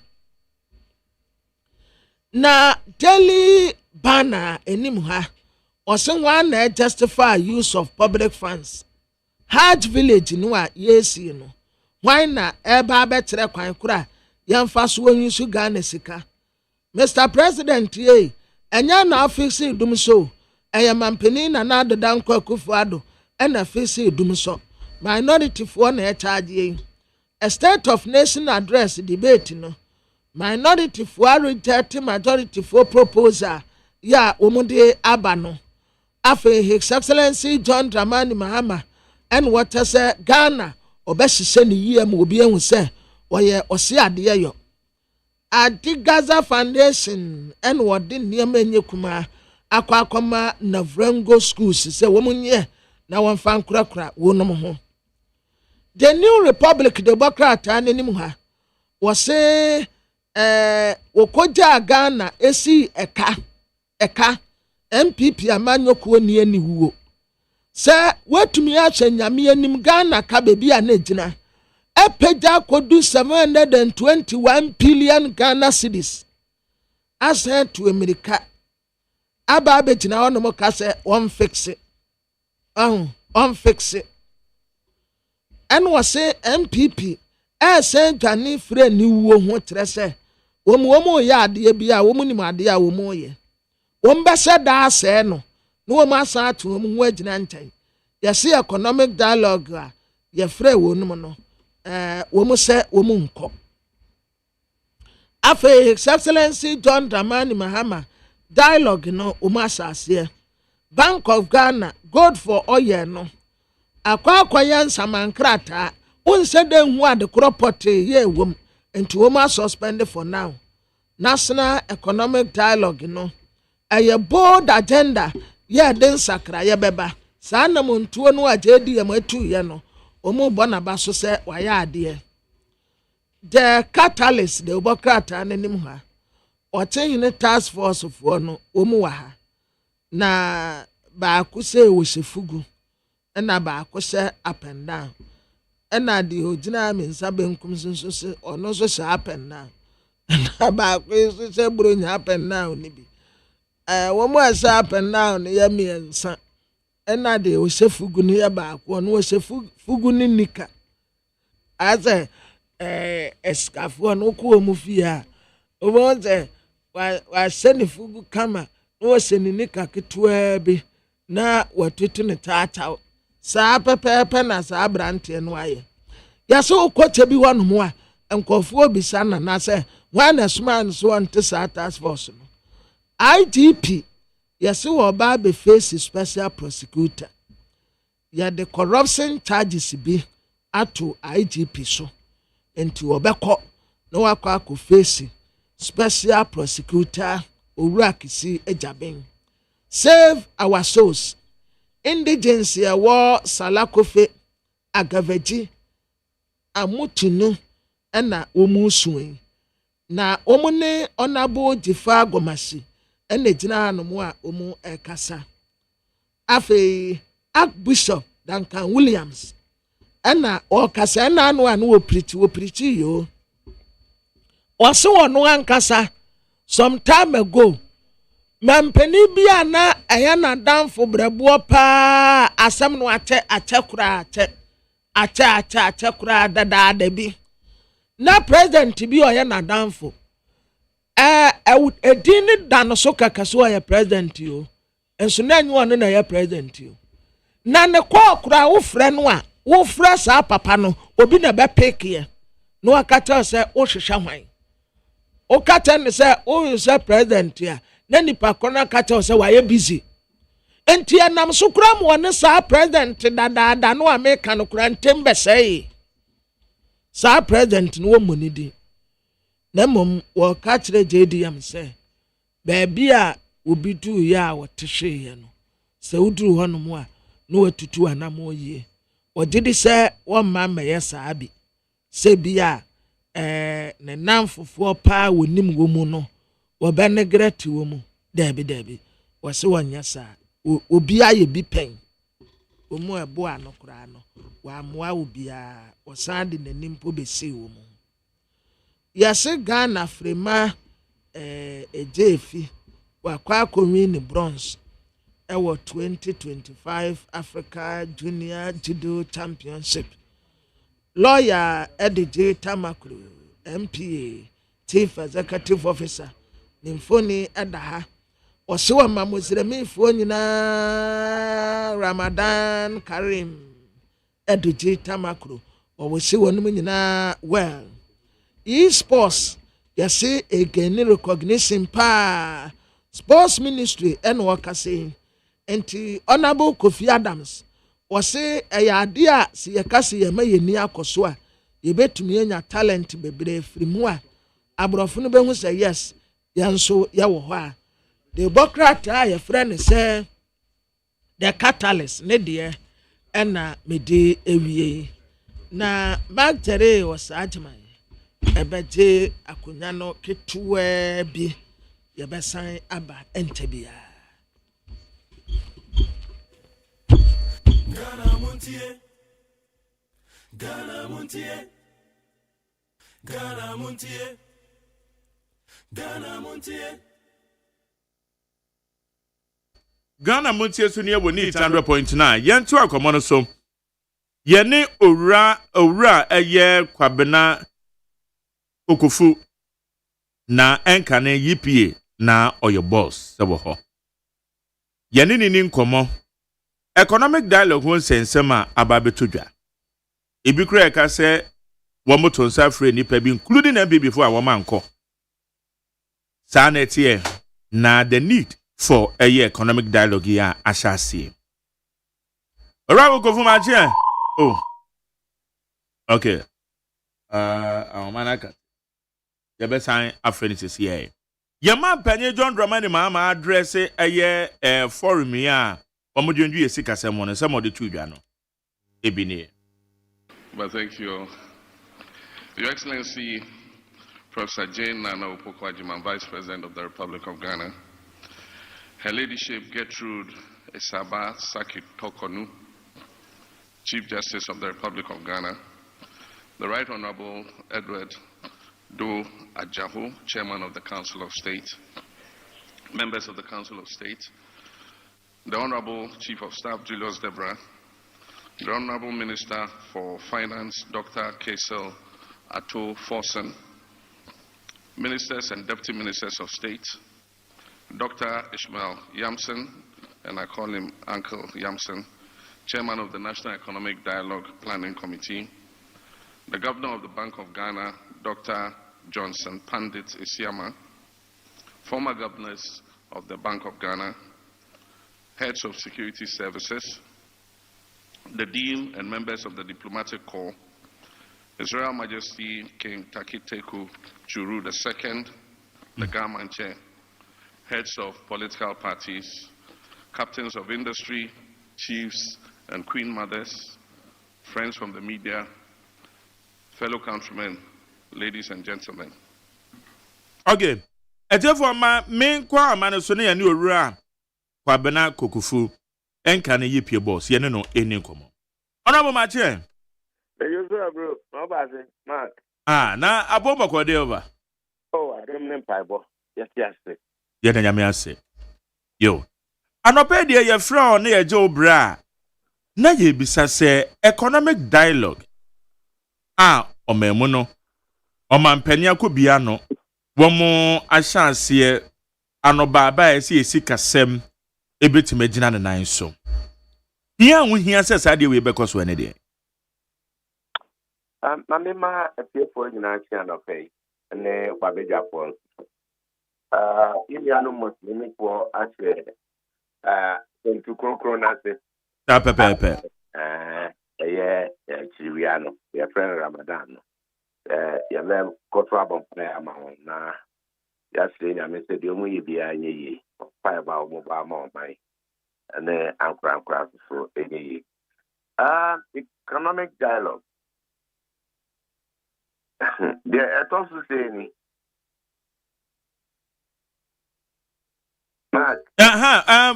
what's it the atosu saying? There we not also saying. Oh, where they say, JD and Bayer Mampany, we are dear, dear kind ye.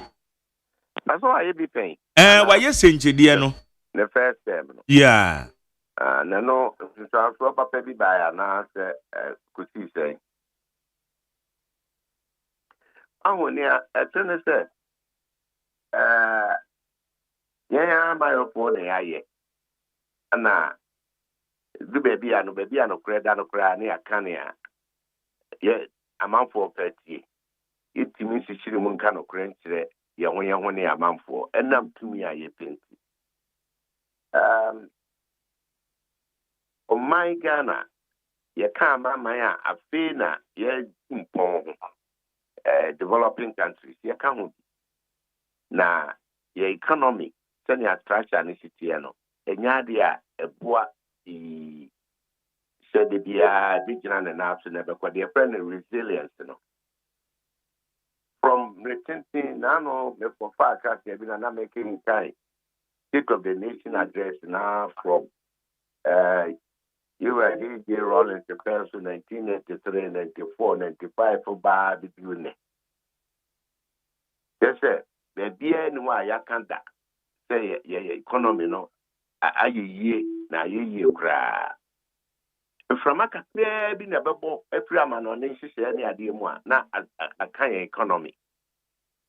Yenny Ancasa or Maim, it never be. Oh, yeah, home. Okay. Your best friend is here. Economic stagnation. We are here to seek solutions, to adopt strategies that will put us on a sustainable path, growth trajectory, and to ensure that we build an economy that works for every Ghanaian. For me, this is not just another policy discussion. It is an urgent call to action. A crucial moment for us as stakeholders to unite with purpose and resolve the challenges that face us. Okay. Honorable say now we be more.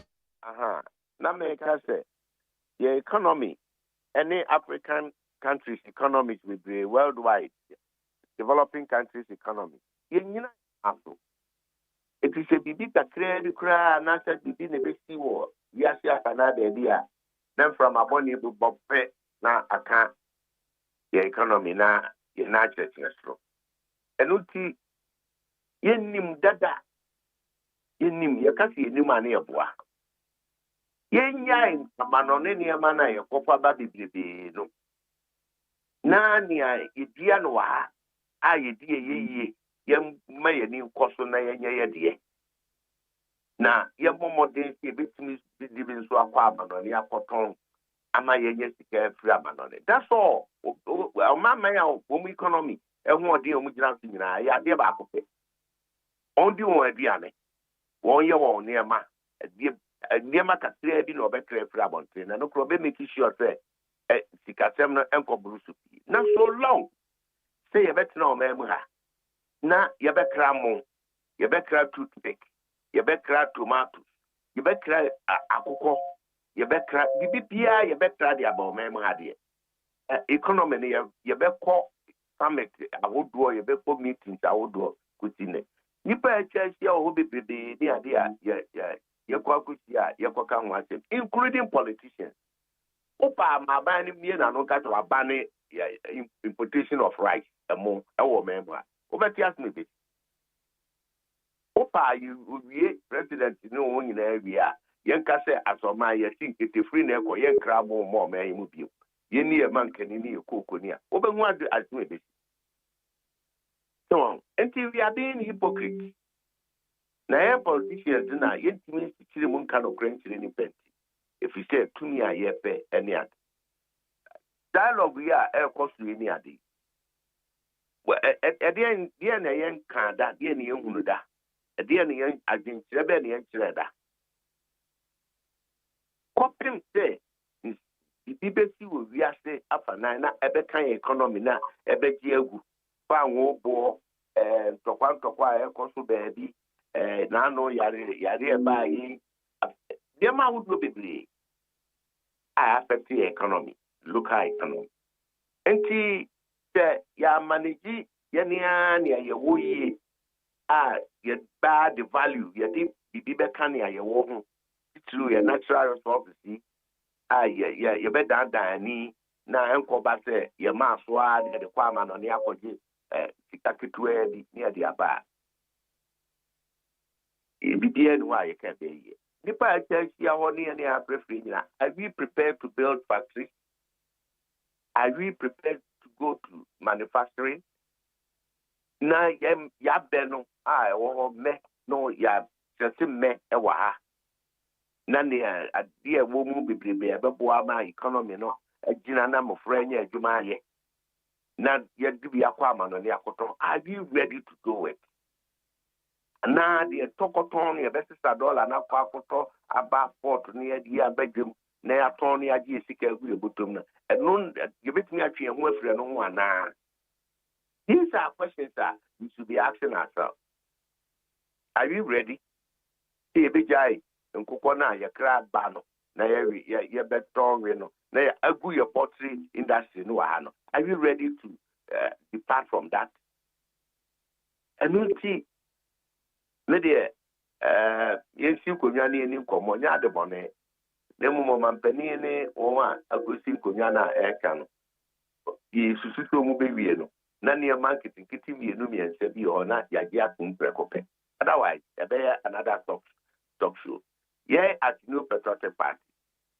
In the economy no enya dia said ye ne da no ebetumi akakos.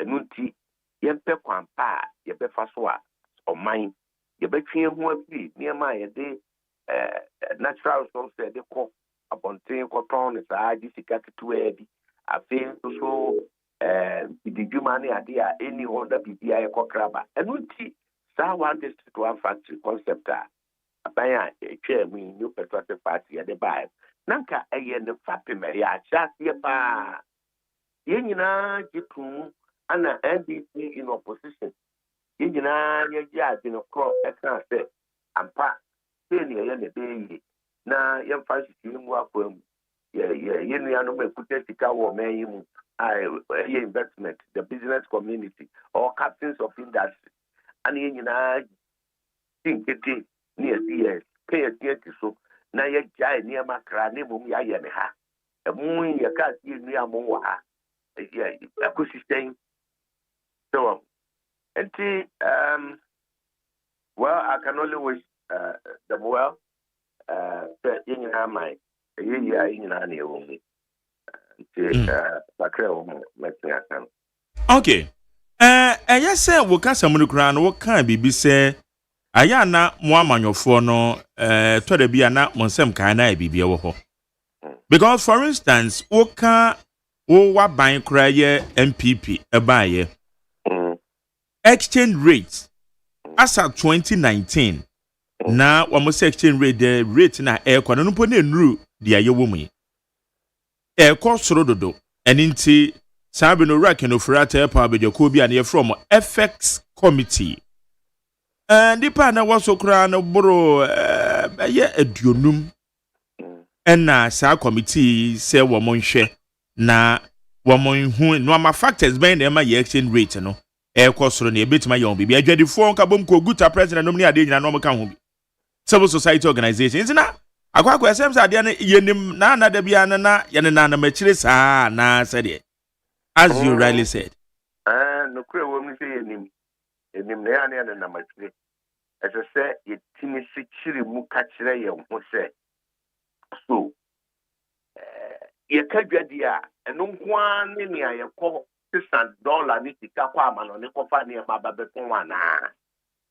Na dwadi ye nso ye ne a ye timi create no wa ha ne ye tonton ne ye de ko ba na. Enti until say ye yankasa ye bedi atum si ye beye di ye beye ntade a ye behye mpabo a ye behye ye be me ani akone a ye wo ho na simple etse kra na ya bomodna se da ye be improve upon open sabre no de ye be communities ya wodu nyina exchange rate de na de ba eye dollar ye hwehwe ni bebrebe dollar enyi sika ya manoni sika. It may be $1 at the aquacra, Mempabua, over $1 the aquacra, or $4 the aquacra factory. And to press our dollar. And when pressure about demand no cost of pay, not supply, me so pay a Bema price increase. We elementary economics. Into your percent exchange rate in the Bacosua. And your mimi yai Mempabuana me $3 for bottle. Name me say you a buying boame. Na men si sem fidie wa na em nya sampa bo ne bi da me kura so mi ye na bro so a de bibia kwa amano ne akọje dollar ni bia ba wo ni anu so a wo je dollar akọtọ nkokọ ba ba obi ma so aba no wo so ye nya hihye na opportunity no nyina na ye production no wa ha eti wo nkonko yi ni mpe dollar bi ada no bi kura na what me export to be now kura akọje dollar so we know it ye nim. But it is so easy to make trado make sika ko fan ko kwa ba port na me ya badwum Ni upon there within Boston and Nam Chica Bumbotum, Nam fast goes to be brave. It's so simple and easy. And unti ubia person bekin ho afiri ho. Etino me mayo amayo kul a me pitumi no. Me de na makota ma banding kokon on mo e kofa ba ma bandi we me kofa mo ma me kofa we ma na ye ni ya dia. Ye ba ko atia me ye kutia so ye ba to ada atia. Enti President Mahama o benya kukuduro after this dialogue. Not this naked truth, the imputation of food items in the Niama, meaning our you know, any piano. What me abandon, and come me some man, papa. I dear bet see abandon rice importation or memo, our club. A bombing some papa, a moon qua, the abandon a poultry import, or may will be a papa poultry, a UBA bomb, and come a bombing some. That would be the best step. Say a near say you per se you grew your economy. Yeah, home solution. Now you can't home solution or any day. But I'm not than any other group, like my class, man can a booey, body a pro keke. Panche. You're joining in a good one with them more monosurprise here, perfume rice. If free Thailand, if free one, you said that you're baby, you're pretty free back. Now, yes, I know what free Thailand. We did all an alcohol. And your own economy now go Obuamo building. And I would even soon Obu Bubuni. And the Ketlema yet a brofunia money at the actually Ketlema I at the dead, ye JD ye. And then Tadia, and there would one coat any suit one more time. May ensure the dialogue you mukui. Why you cry to me what's not so? Who broke what I see a can one day? Broke what I see a new cook to I can see a becker as usual. Tell the end of Dana, no. I bring him quite no at all mine.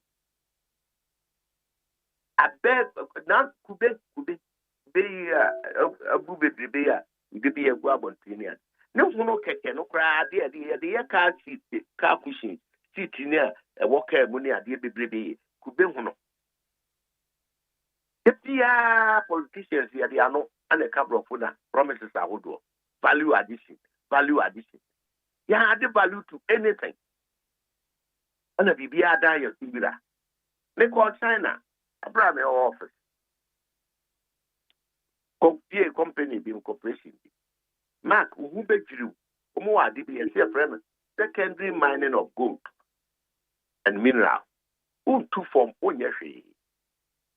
Now, coffee good bar and it's silver and aluminium company now produce to go out of idea near my with electronic waste. I try to bring the idea here. The kind of opposition it says you at EPA, you have no idea. Okay. Well, anyway.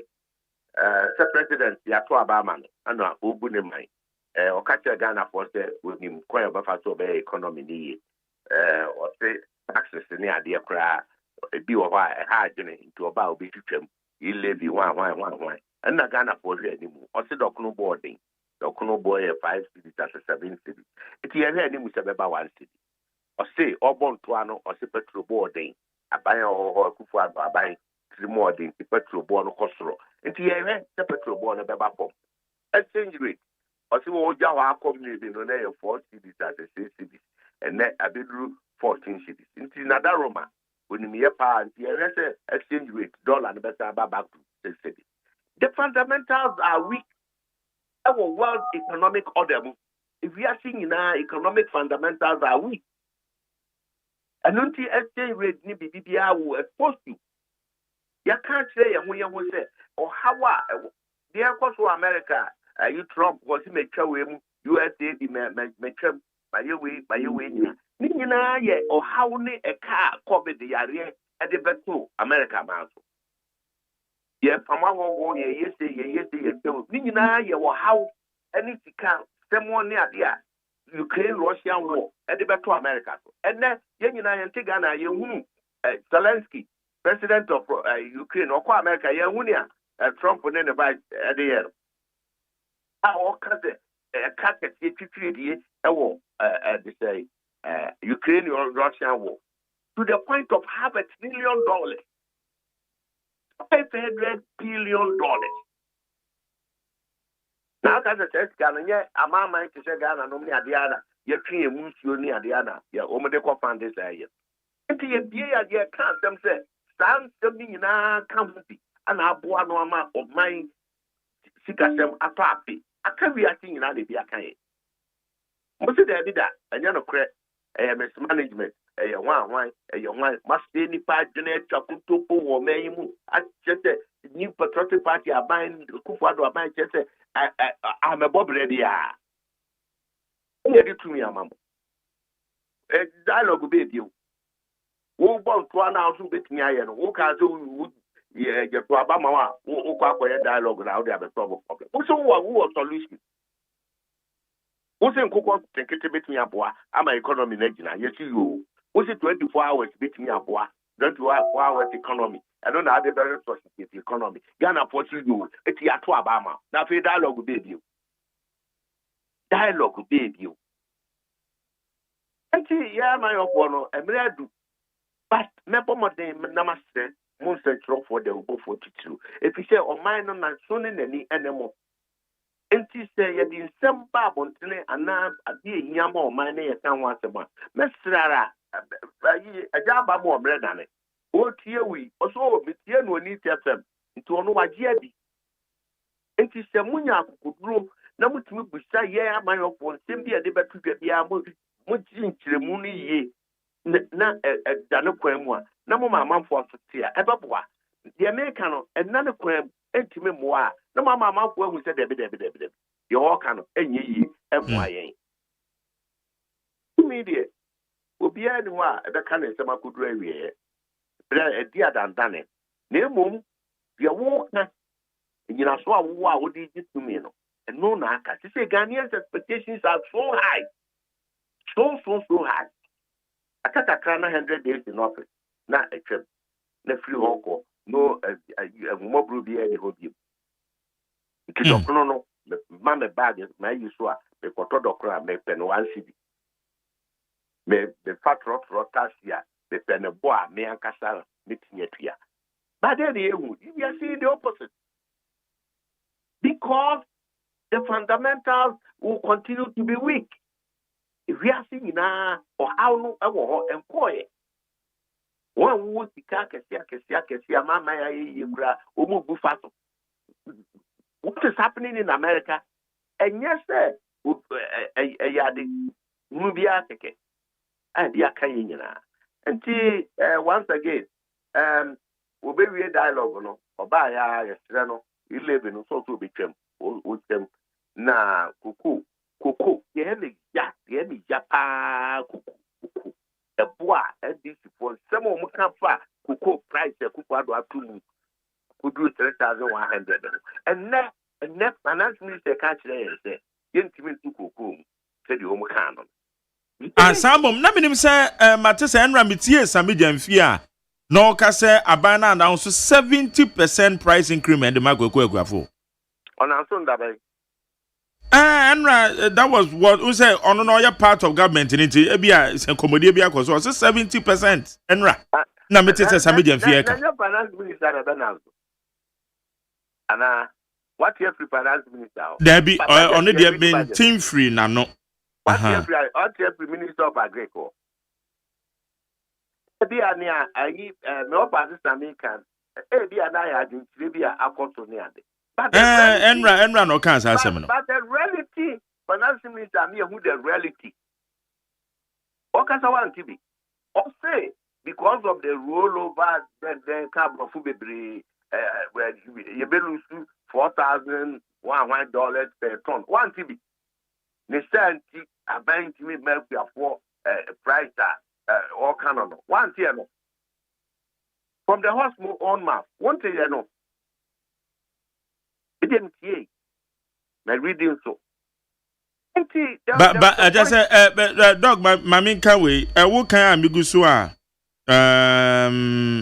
me hwe o say news na publish even my joy online what my publish or say Ghana government to pay cocoa farmers 70% of world market price our habad o hwe soro ha aba beto say news no kra no say na fake na cocoa board kra so everybody nra me na me kan me tea free samedia mfia no enti na me gidi say ono no wa ben mu ne de bia na nkomo bi akoso nti ana ema na ye kasa and the conclusion here the big and any fake conclusion wo hwe hane de or say fake news say news going round it just say ekuafo nkabio fake news yes fake news sana eda hasisi it the main so make can verify ma me say finance minister say cocoa contract na the SDF supply no afino your rule on this near the enuti obunko dana and say every ton bia no you will lose about $4,000 ni sent you to me to cocoa boom said the account but to verify that statement no so me say finance minister say so enti the American so no consider the reality tell me identity bia the Danyania, and about the tree, a day, you die, you throw in the Yanguna, a dear channel pay for my phone. See, you never with your partner for my phone. Near when you do, or my Ghana, a year, Yanina, Yadia, Yadia court, Nanuma baby, and see my barber to us.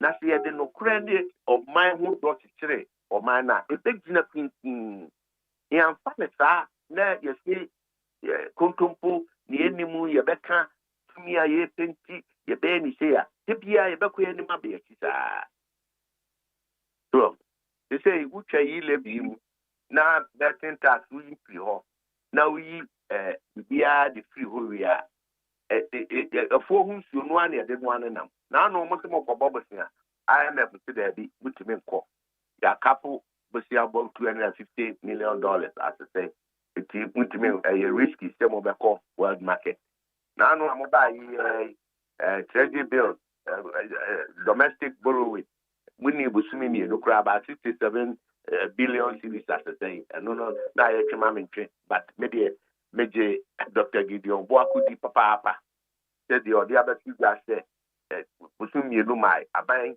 abobofia $67 billion sorry billion cedis as to the end of the year, it tells you that the four who should know any than one of them. Say, Yamian Kata Yan, Pabeti Amoyam, Na Yan Tia who to near the other, Nayan, when the Papa will hinder the Ababa Boyama economy. They say electricity Bacostro, Monsieur Baba Costro, Farm Wopo Bacostro, and Uticash and Subi in Abba Costro. Ghana for we embrace ourselves for hard times ahead. Many dear demono, if you say, one do or minor show on son. No, on more, not on more. To me, Nana, no more pay. They mum se pass, no, my young sister, Papa be the actual, I would be boom minded. There be a phenomenal economic dialogue. I could be. I feel no meeting stakeholders and no me ade I could pay. Now no on the 24-hour economy. I buy me tea. A friend is good to nominate Oma Ade. Our pay now buy no within for more every someone say 24-hour economy. Sena, it is a bad idea. Really? But what way honorable Padarumo, what him say I bind there. And I'm your course more born to more can say no. Nemum mobile ban ni mo I say policy implementation process no. Enya say wo kan ya ntina wo dia ba me ejima de say dia me kan wunim chen me. Mobile aban ni mo ana fe na be restructure no ama. Because they said dia wo kan kura no, ye man panyin ne inaugural speech. Ya de si ade so no ne ka so kan ni nyina di adanse ya say wiasa fa na nyina ebre. Ono a na ebobo so. Oh, in the inaugural speech at the Wednesday. Oh, 7th January, the other wada. Man, papa. Hey, And yado Ghana man penisi adia so pa and the next na ubomodiana. Oh monitor. E won the inaugural speech no na ni nyina egwom so but sadia wa wo kan ye. Aya na mo amanyofo no. Mo kasa no o se wo kan o ye media for ye wasudie. Mo kan asem na ya twem edi masimu. So say the city no.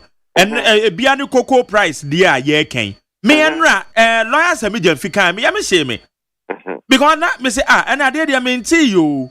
But o say federal checks actually say cocoa board and kasa kra ba bonja because say the public should disregard that information. But na meanwhile na sami jamfi ka. So say the city here. Na share Mark ma me pa kitu na na to. Mark me pa cho. Nti ye se wo opposition na wo pa abemu aba na obe kansem enimu obe kansem obe botiri ma kansem na benya tumi be wie na be ba abemu na you obe continue abotiri ma kansem enimu ye so okay na me bisa say emri bi me call baby it's a way damba ucha nsuo kete krache area mo ho na Chinese fo bi aba be shempo mu ho a banche wo banche bi a wo dua sa banche no wo enwa wo nye ne hunu ne mfiri ho utwitwa na wa hata ama na dry na Chinese fo na aba be fa ko it is a wonam kwan no so na se wo krache na utum se gugugu kwan no se bebre baby obedu no man cheche no boto yes say na ready market edema Chinese fo enya asem ketwa ama to the extent say Chinese fo no kra no emma akuyafo ni sika say wo monye no mo no ma ba be fa de ko enti na bibisa say na bibisa ye ekoso te say dia wo kan yo ade no mamu ni yen regularize we obehwe sika on beto no kra fie bi no de akwa ya de kese no ma sa ba beton de amaye enso ehwo nso ye ba bi a ye nyina henim say empanyifo wo anya hwe kra say area ho ye oti regional minister wo DC is wo omunim say de ekoso nie. Why can't we regularize it? Their work and the vulnerability no about begurem no the buya kwasia. Just answer the akata no. May I can take you back as far back as 1994-95. Now I was in that business. Now Mr. Guzitano, me sure to team and obey. Now former first lady, I mean, could do Agyeman running, the manager, Mama. Okay, me that time now, almost team up, no more company. As our company, no, a produces our me, I was involved. Now, me, you mama, me produce my Gafco. When you Gafco? Gafco. Now what, okay. Corporation company be a no me some nomination. Yeah. Yes. That time now we to wire it. Oh, we are saying. And you know over the bank, you know, a supplementary week. No more the I fly. Maybe so the crowd. Yeah, me a shared argument here and I said, me a pioneer 1995, 94, 95. It will quite offensive, yes, 33 offensive. Drop of war, a command, a king, a qua, a first second tapo from why. And then I answer you. My body petty, Mr. Guzitano, industrial. And no one then. Yama make no do Agyeman running, no more company. And I got considered two companies in a year produces a bunch in Ghana. And no teacher said you're okay. Over reliance on commodity. Banking, but you're the PE regularize it, and I yet there. A big crana, you bet me cry can say. As I say, a year further processing cry and sana, yeah. Why the value? Banking, no, I own. A corner could do only the fertilizer. Sana ban, you know. Omako yam, Omako yinti, Omainti. And see, say you bet die a morning crack. Near the Adiba Coban, and the board, dear so. Any man can so. na ya do ni bebree ene technology aba the same farming mechanized farming uni ya sa tam kesi bia metem ha kra na ku be production a ubedua no baya ubenya bebree na afedi pa gum ni process value addition na ya export be kwa eko we there bi senior ye na chete na maka chiro 1994 1994 95 ebiti sabre it's about 30 years yeah yes who know who is here your 30 years ago you were doing oh man I was part of that industry that business obia onimbia o tie mi bi onim sa bia will come and or the baba to say they make an end correct and until the end we pa nyanta say your economic dialogue kotena ho could num coffee ni tea e ko shada agene bre see Ghana for it's where life are proud. Now I'm faulting all governments, including my own, at the systemic failure. Action. The next new patriotic party. We've learned all these things again and again. The next new patriotic party who do very little and act on more. And the man who commodities, who be pray, you bet me, and ya daji, as he said, Abua, Nina, say, Yane, Yatika Bonoma, investors, a war, may Mubekasa. It's Roma, Copa, Company, Maba. And no one still could actually, he has said, Yan Tidia, Copa Banasupi. They encourage him, Yamuamo, Namon Famon, Yamon Famusika, Mura, in Pitijumen. The no sooner, where we are now, Wafagan and me, Abaya and Abe Merjuman. Or no oba no be bokro no be go aduma enti eno so the rest enti a whole total overhauling of attitudinal change towards importation of goods, towards local production, towards work ethics. Nukuredie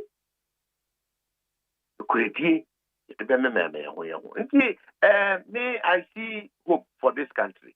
The akakatre bia ne say yebenya akukuduro at leaders na yebeka no kre akyere ye ho se de tie na ya manfo no hunu se atuma ye kere no kre na emom ye nka na yewia ye yankasa yakome abefura hen kakaka na afoforo so adi yaw eba ne sa omulusu confidence governance mu enu ti se policy awde ba adwuntira awo no ya de papa kra emoa where lies our priorities yeah what we say na anu Dipa bebre kasafa jubedie be ho.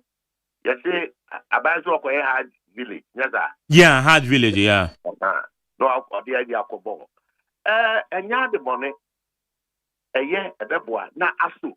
Eno ana grachi na ba me na ba ya no owo te ho tetau so atumau so kofobio so hino eno no de boto banana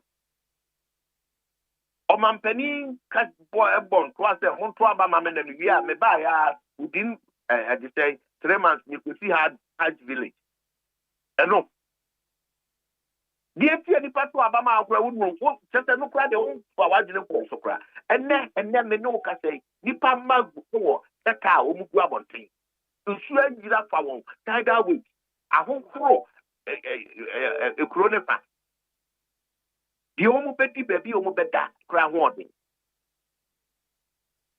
say your babo modernity sa de na no kwan climate change effect at least rain no kum ye nuanom ne amanfo wo coastal line no ho na sa ban de na adwene ko ne hwebo ebebo ana say ye nuanom a ebetu kwan akọ akwantu wo meka ehu village no ye pa ni nya tisi ya me no kase say it's a di formula wo no America that Trump say well USA agreement here there is a gap Chicago with the money $250 million and maybe you attempt and until a star bank saa sika no de bɛhyɛ hɔ na nnura yɛde na nka wɔn de ba ne mu wɔn de boa no ɛkɔkɔ hyɛ hɔ ɛno no nyɛ priority hɔ. Nyame hu yɛ mmɔbɔ. Okay, nyame hu yɛ mmɔbɔ na mambisa we na minya gold for oil programming Bank of Ghana governor suspended. Em say mo abem mo na ɛyade a na mo boso pa ye. What is suspension ni eto saying? Ebe ha ya na. But I'm saying the media news ni here in suspension the card they are carry back to aso akampe. They are can here there. I say Bank of Ghana suspended. Yeah. Name or be transfer their former gold board. Yeah, gold board. Okay, and the woman say they say Bank of Ghana end to gold in IBM. Or the Bema a year gold board, no. No gold board are there. But say gold board or the man so best with the same purpose. Yes, here the best sustaining economy nana. Enti yankoya tikata. So that concept, that innovation, na enye. What did you yeah. Na enye. Me busa question. Oh, say pay the Bank of Ghana kind and just say ade ye. So no Bank of Ghana no onye ne mo the Bema a gold board no. Yeah. No problem at all. Abra Dr. Mahmoud Bawumia ensusu say ye gold. Oh, domestication it begins from here everywhere. The gold belongs to us Ghana. Na hwede bia ye boy so and Ghana the produce gold kese e we Africa e we na your gold reserves in 7 kilograms and above 4 kilograms. Say gold is in kilos, yeah. And Nanado Danko Kupado Abain, through the initiative of the Vice President. And then the Bank of Ghana, say Ghana, your gold reserves, I could say. Over 78 or so kilograms, and maybe the minimum, Papa, you know. The gold in mini bintiana mean the mudro. What you say? The bottom line is that you increase Ghana, you gold reserves by the war. You increase it through that program. And you see a buy no to gold near the now, who bet me call Russia? Now you produce gold.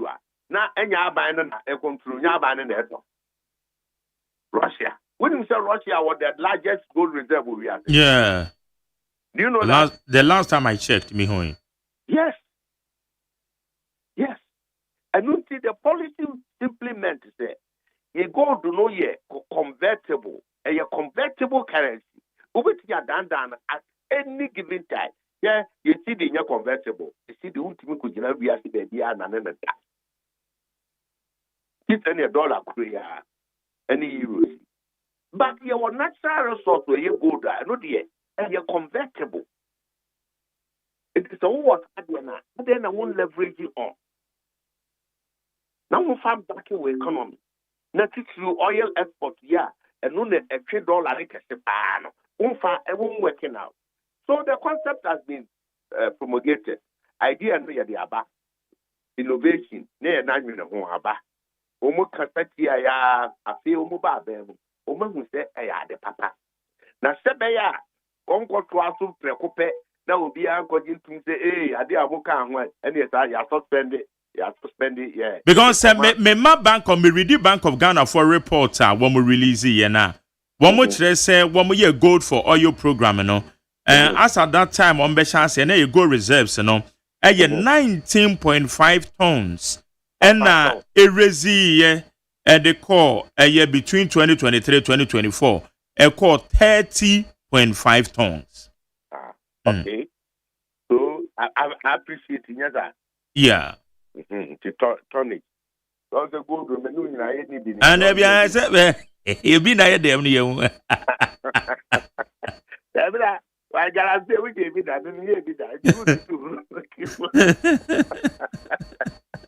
So, on the boss, you express a yanamo pa and about that and 2 years.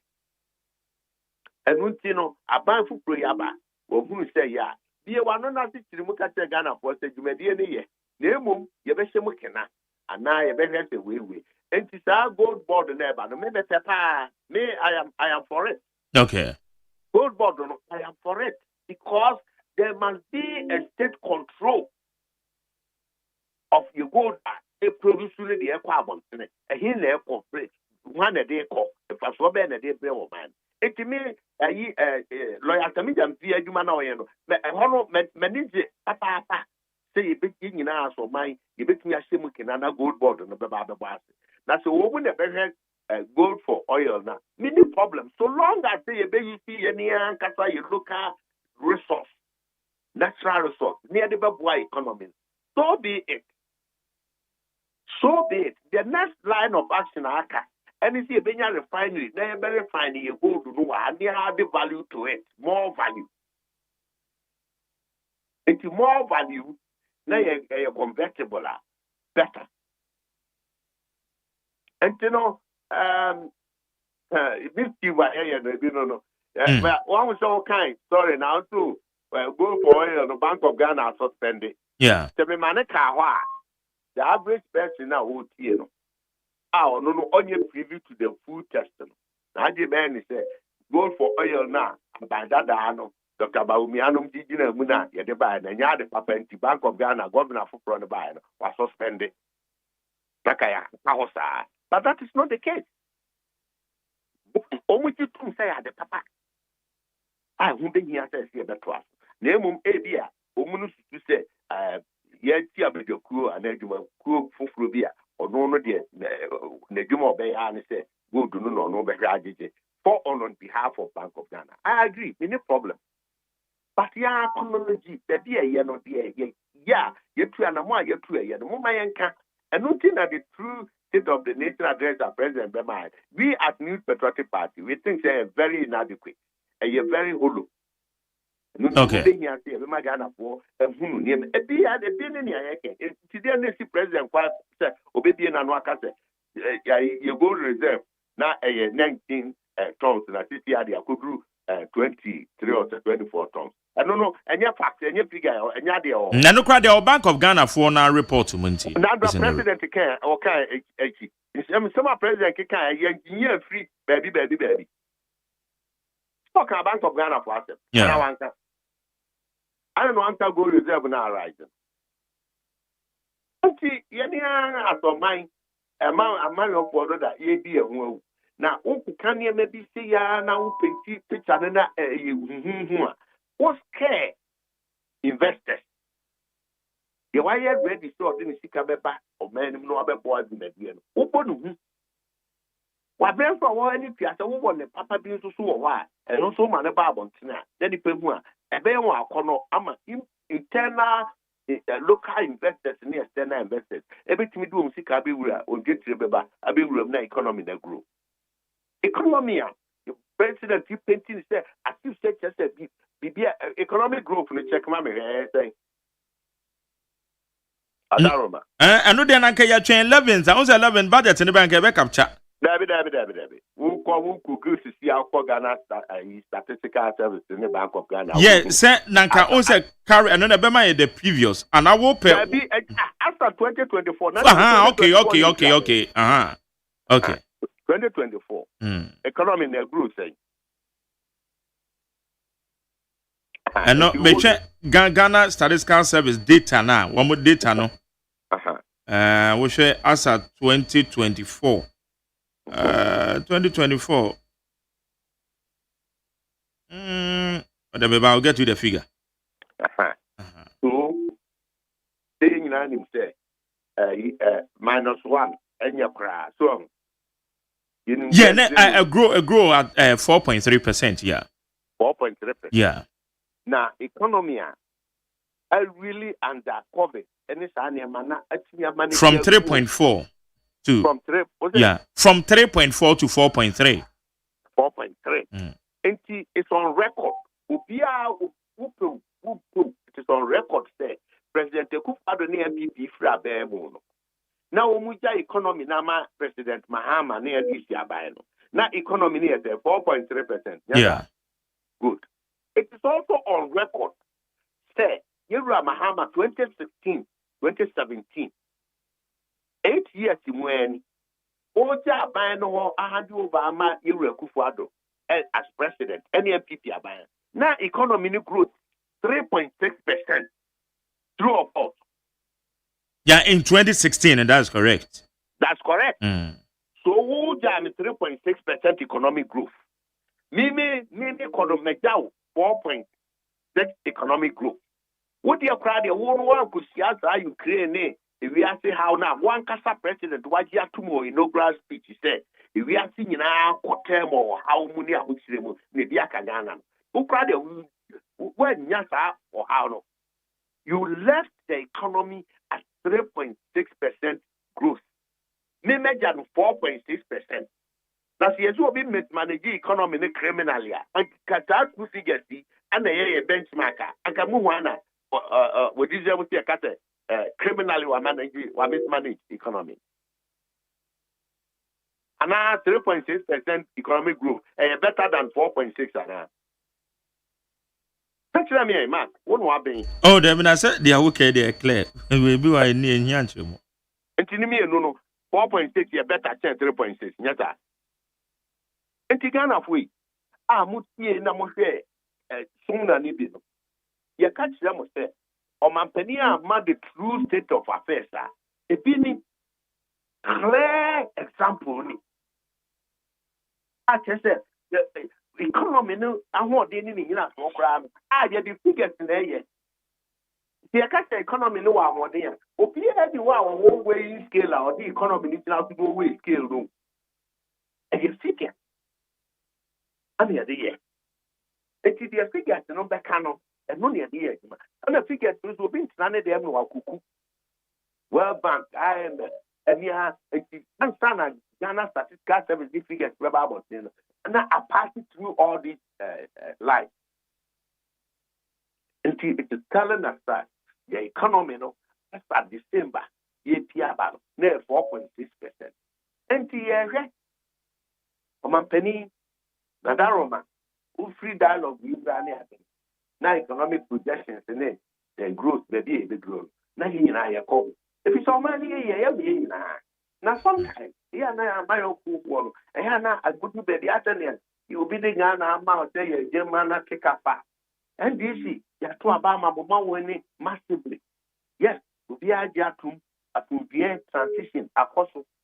All of a sudden, what can I say? You're the Ghana among so many romantic campaign. Cool mentality. Come away, you're chasing way, you will catch the 2060 by. Now don't we grow? You're quiet. Most of 14% employment rate, unemployment rate. Mark, you know, correct now. Maybe that's what 14% unemployment rate. And Asat, SAC, and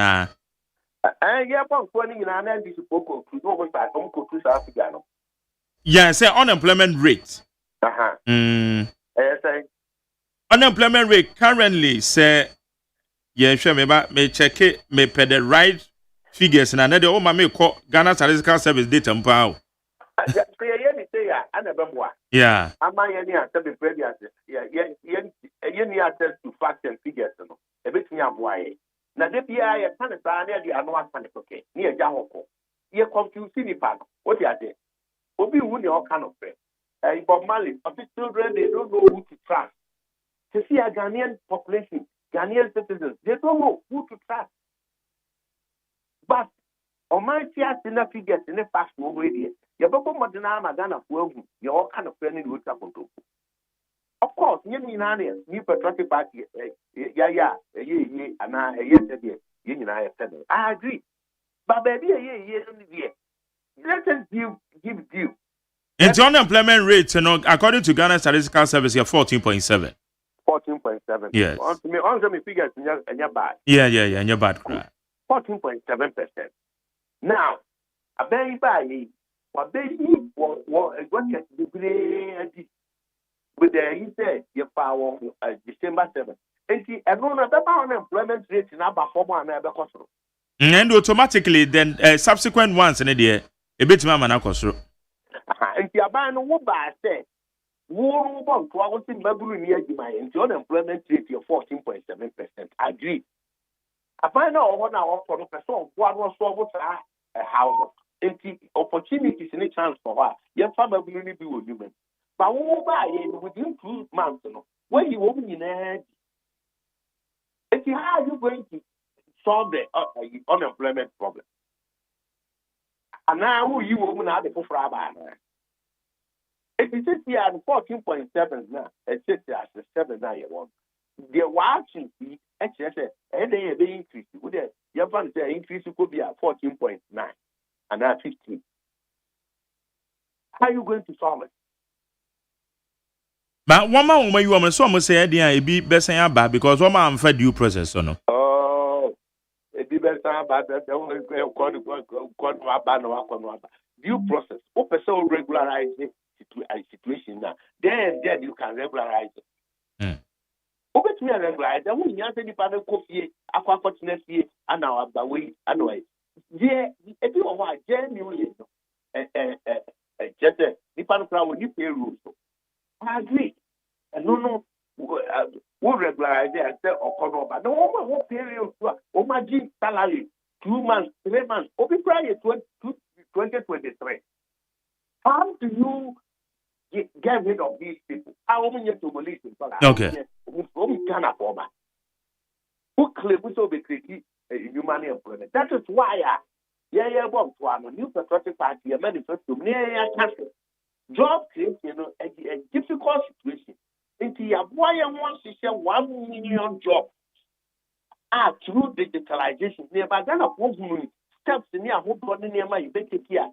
Your bab now implementation there, number 2, a bit near 1 million jobs. You can't say Ghana for.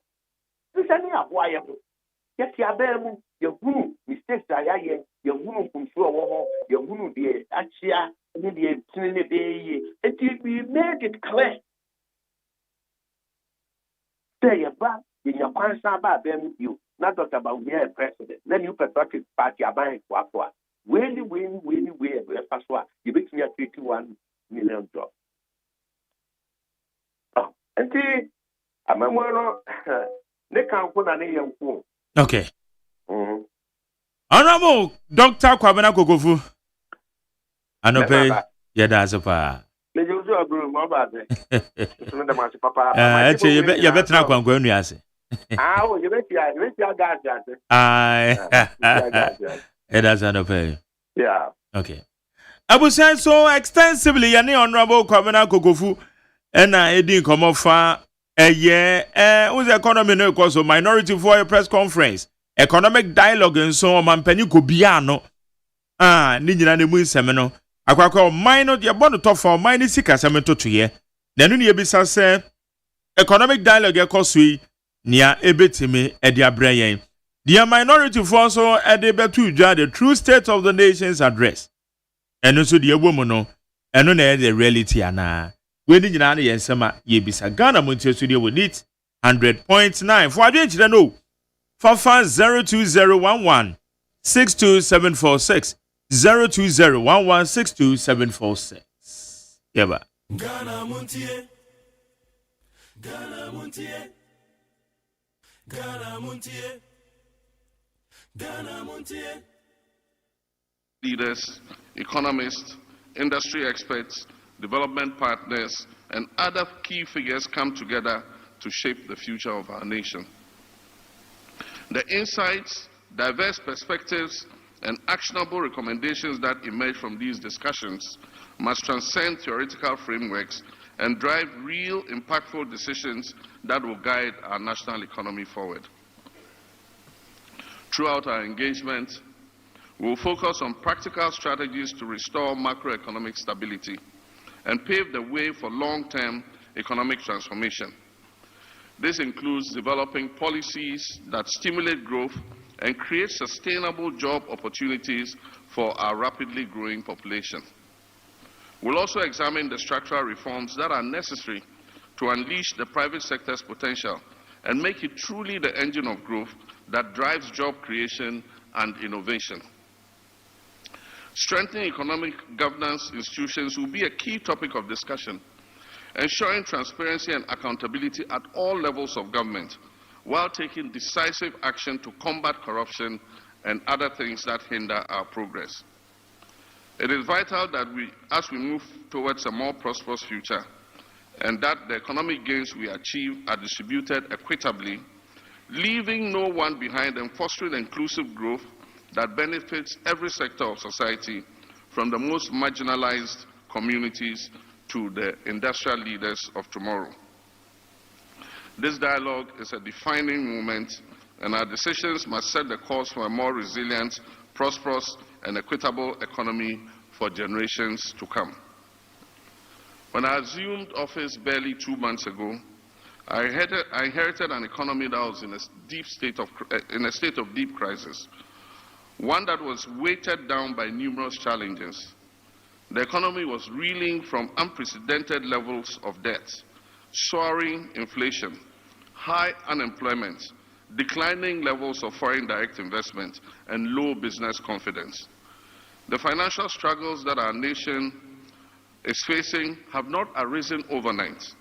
They have been the result of several years of financial mismanagement, irresponsible borrowing, reckless spending, and weak leadership that failed to address the underlying structural issues within our economy. This pervasive mismanagement culminated in Ghana's default on its debt obligations. This marked a devastating milestone for our dear country, spawning a cascade of economic problems that have severely impacted our people. Huge fiscal deficits, excessive government expenditures, and overall financial imprudence have compromised our economic resilience. Credible rating agencies such as Moody's, Fitch, Standard & Poor's have all downgraded our international credit rating consecutively, leading to capital flight and a loss of investor confidence and trust. The Bank of Ghana, instead of serving as an independent monetary authority, became a financing tool for government's excesses, fueling inflation and devaluing our currency. The cost of living has skyrocketed to unbearable levels, leaving families grappling with the inability to afford even the most basic necessities. At the same time, inflation erodes the value of wages and savings, pushing many into a cycle of poverty. Meanwhile, the ill-considered collapse of indigenous banks significantly reduced indigenous presence in Ghana's financial and banking space and led to massive job losses. For too long, Ghana has been plagued by short-term decision-making that prioritizes political expediency over long-term stability. We refuse to accept this as Ghana's reality. We reject the notion that economic hardship must be our norm. We refuse to surrender to the forces of stagnation and decline. We are gathered here today because we believe in Ghana's ability to rise again.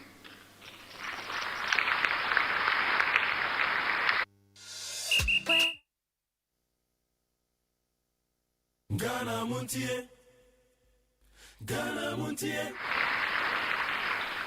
We are gathered here to reclaim our country's economic strength and emerge as a beacon of progress on the African continent. Not only a beacon of democracy, but a beacon of economic prosperity. This dialogue here today must serve as that turning point, a forum where we move beyond diagnosing the problems and instead implement concrete pragmatic solutions to reposition Ghana on a path of sustainable growth. As President, I am committed to ensuring that the lessons learned from this crisis will shape the decisions we make in the years ahead. The mistakes of the past must not define our future, and I vow to do everything in my power to steer this nation towards a brighter and more prosperous path. My fellow citizens, I know that the road to economic recovery will be challenging, but we must not relent in our quest to rebuild the Ghana we all want for the sake of our children and our children's children. We owe it to ourselves our children, and our country to rebuild an economy that is resilient, that is sustainable and capable of delivering real opportunities for every citizen. My priority as President is to restore macroeconomic stability. We must enforce responsible public financial management and ensure fiscal discipline at all levels of government while working to reduce hardships for our people. Under my leadership, the Bank of Ghana's independence will be safeguarded to implement prudent monetary policies that curb inflation, that stabilize our currency, and rebuild our foreign reserves. We must never again allow reckless borrowing and excessive government spending to undermine our progress. Fiscal responsibility must become the bedrock of our national development strategy, and every CD spent must deliver tangible value to the Ghanaian people. We must review our laws. Thank you. We must review our laws to eliminate excessive waste in the procurement of government supplies and projects. Single source procurement must be the rare exception rather than the norm. We must also subject government projects above a certain threshold to value for money audits. And just this morning I was reviewing some of the procurement reports.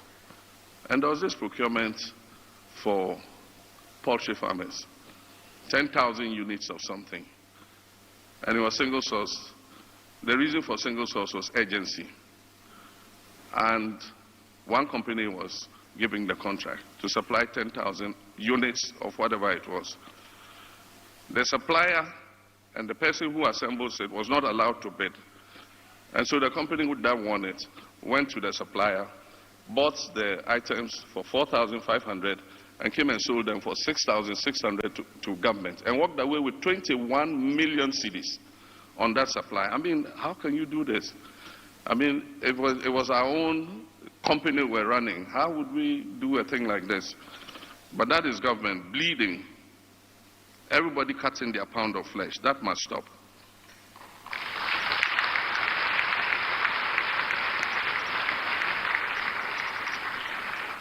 Beyond stabilization, we must undertake a fundamental transformation of our economic structure. Ghana's economy has been heavily reliant on the export of raw materials, such as gold, cocoa, and crude oil, leaving us vulnerable to global price fluctuations and external shocks. We must end this dependence. It is time to transition to a value-added industrialized economy that creates jobs, that boosts exports, and reduces our reliance on imports. Manufacturing and agro-processing must be expanded to ensure that we derive maximum value from our natural resources. Just recently, I think yesterday, the former Chief Justice of this country asked for a review of agreements governing our extractive industry. She describes the current agreements as coming from the Guggisberg era. I agree with her.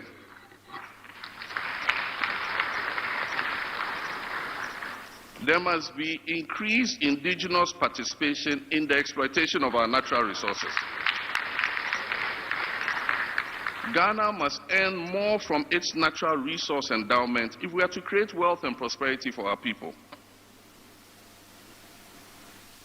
My fellow citizens, agriculture is a vital sector of our economy that must be modernized through mechanization, improved irrigation, and the adoption of technology-driven innovations to enhance productivity and ensure food security.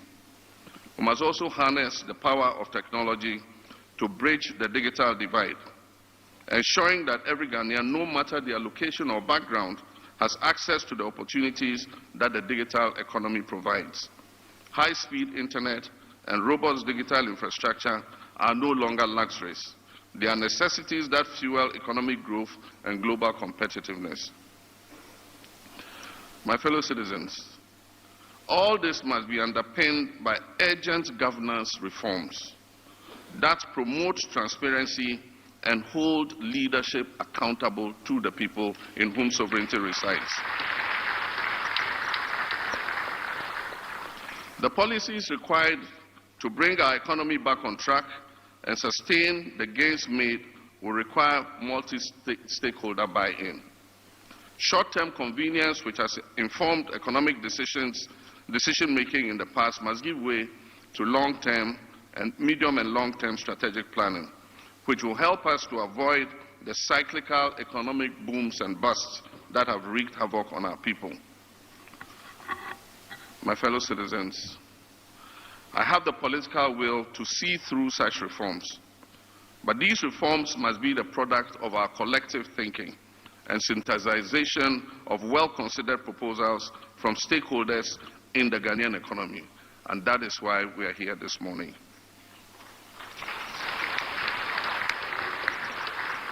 As I had cause to say when I delivered the message on the state of the nation to Parliament last week, consensus building and consultation will be the hallmark of this administration, because I believe that all of us as Ghanaians have a role to play in the development of our dear nation. And I would very much like to be remembered as the president who provided a platform for this to happen.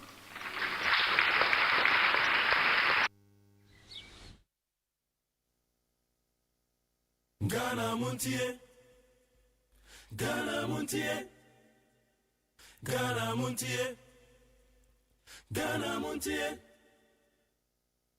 Ghana Montie Sunia will need 100.9. You go so what I say. I'm a Sancha Mekorama for Bame. And Kratan and so yede a year in Chimono. Yede Ebro, I will need 100.9. So I don't know the befa 02011627746. 02011627746. But my ever Kratan and Chimoni be farmer yetio for now. Yet was messages and so no. You go so I activated and you be to us. But my ever been here. I was here for Krata Ekrami. Daily graphic ya na economic dialogue ya bomo ho amane no ana ode ho mfoni aba His Excellency John Dramani Mahama say economy no bebi ejina no da form team ya send this man so ya Ghana manti o na ma say China said ye matum ma se China for there na ni kwan se me se China for there esa me se African way me die na ti aya tro yi sunchen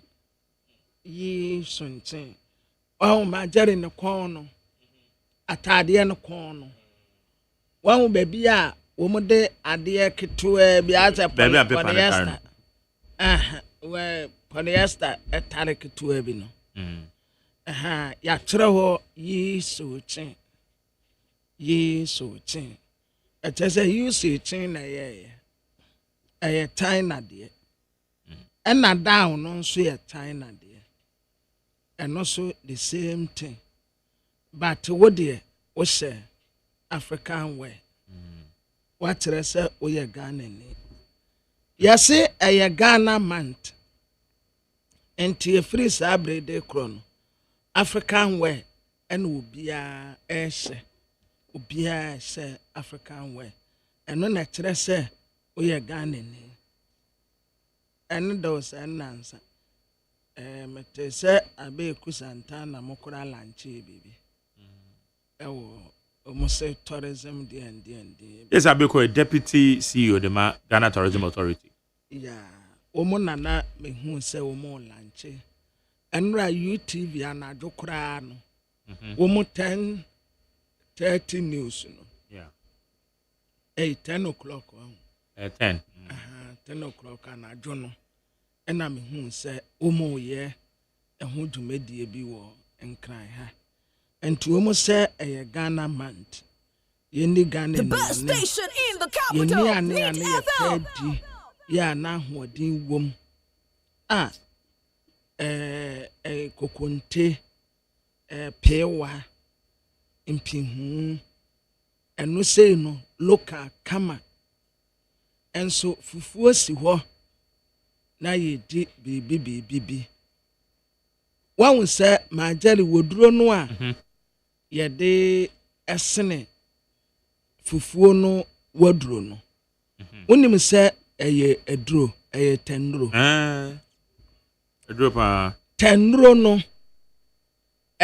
se wo wa na wonom a ade ba ko a etu ase pa nya se asoso etu ase pa ye cancer enti ena tenro nso wonim se wo kɔ wa edi gu hɔ a the more tentene ya dada no na the more na eduro no ye nam eye bawe na eduro ni ba good na fe na eduro no eye nam pa enti waduro eye tenuro ne ye de ye enti de bia wo fufuo ni wo mu a na tenuro ni bi wa kɔ fufuo ni mu ba jare wate ase tenuro no kɔ fufuo no mu enti obo so pan kakra kom obo so pan kakra kom obo so pan kakra kom enti na womu ta di fufuo no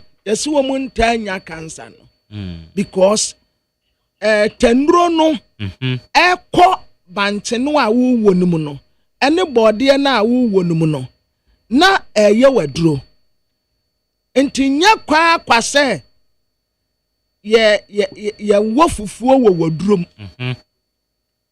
wo medicinal purpose mo ana de ye de wo no wo ma no nso eno nso ye aduro asa no nso ye duasa good eno nso ye aduro enti weyi wo na weyi nso agye no eye aduro no an ye pese ekobanti no mo wa temase yeah enti fufuo a ya won wo waduro mu no enya ne dekakenti na ye die no ma bebre na wo esan so wo ayi de mayen esan so wo we e de mayen enti menim ebinim wo hon so a omu nni fufuo so fufuo ndo bi nni kra amon to say no so table say wonni David de bondo chirikra o o se aduane ba ko obedu be bra na o sense yogu na ade na o se ufu ngwa na aduane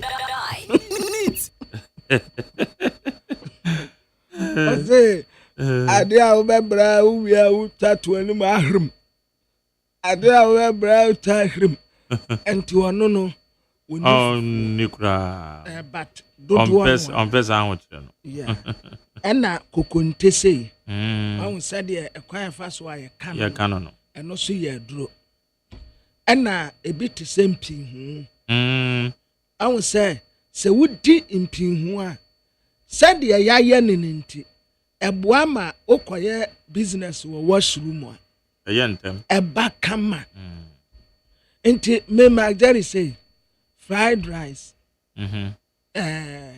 yomo tonton wo wono mu no debi enka menum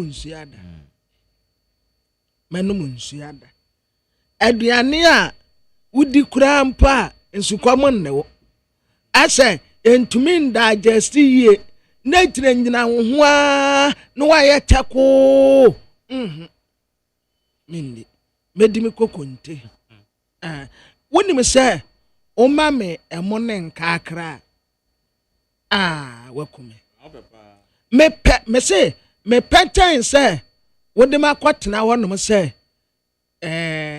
Chinese restaurant buffet bi o bi amini bi there bi me pe me am local ones no STC pewa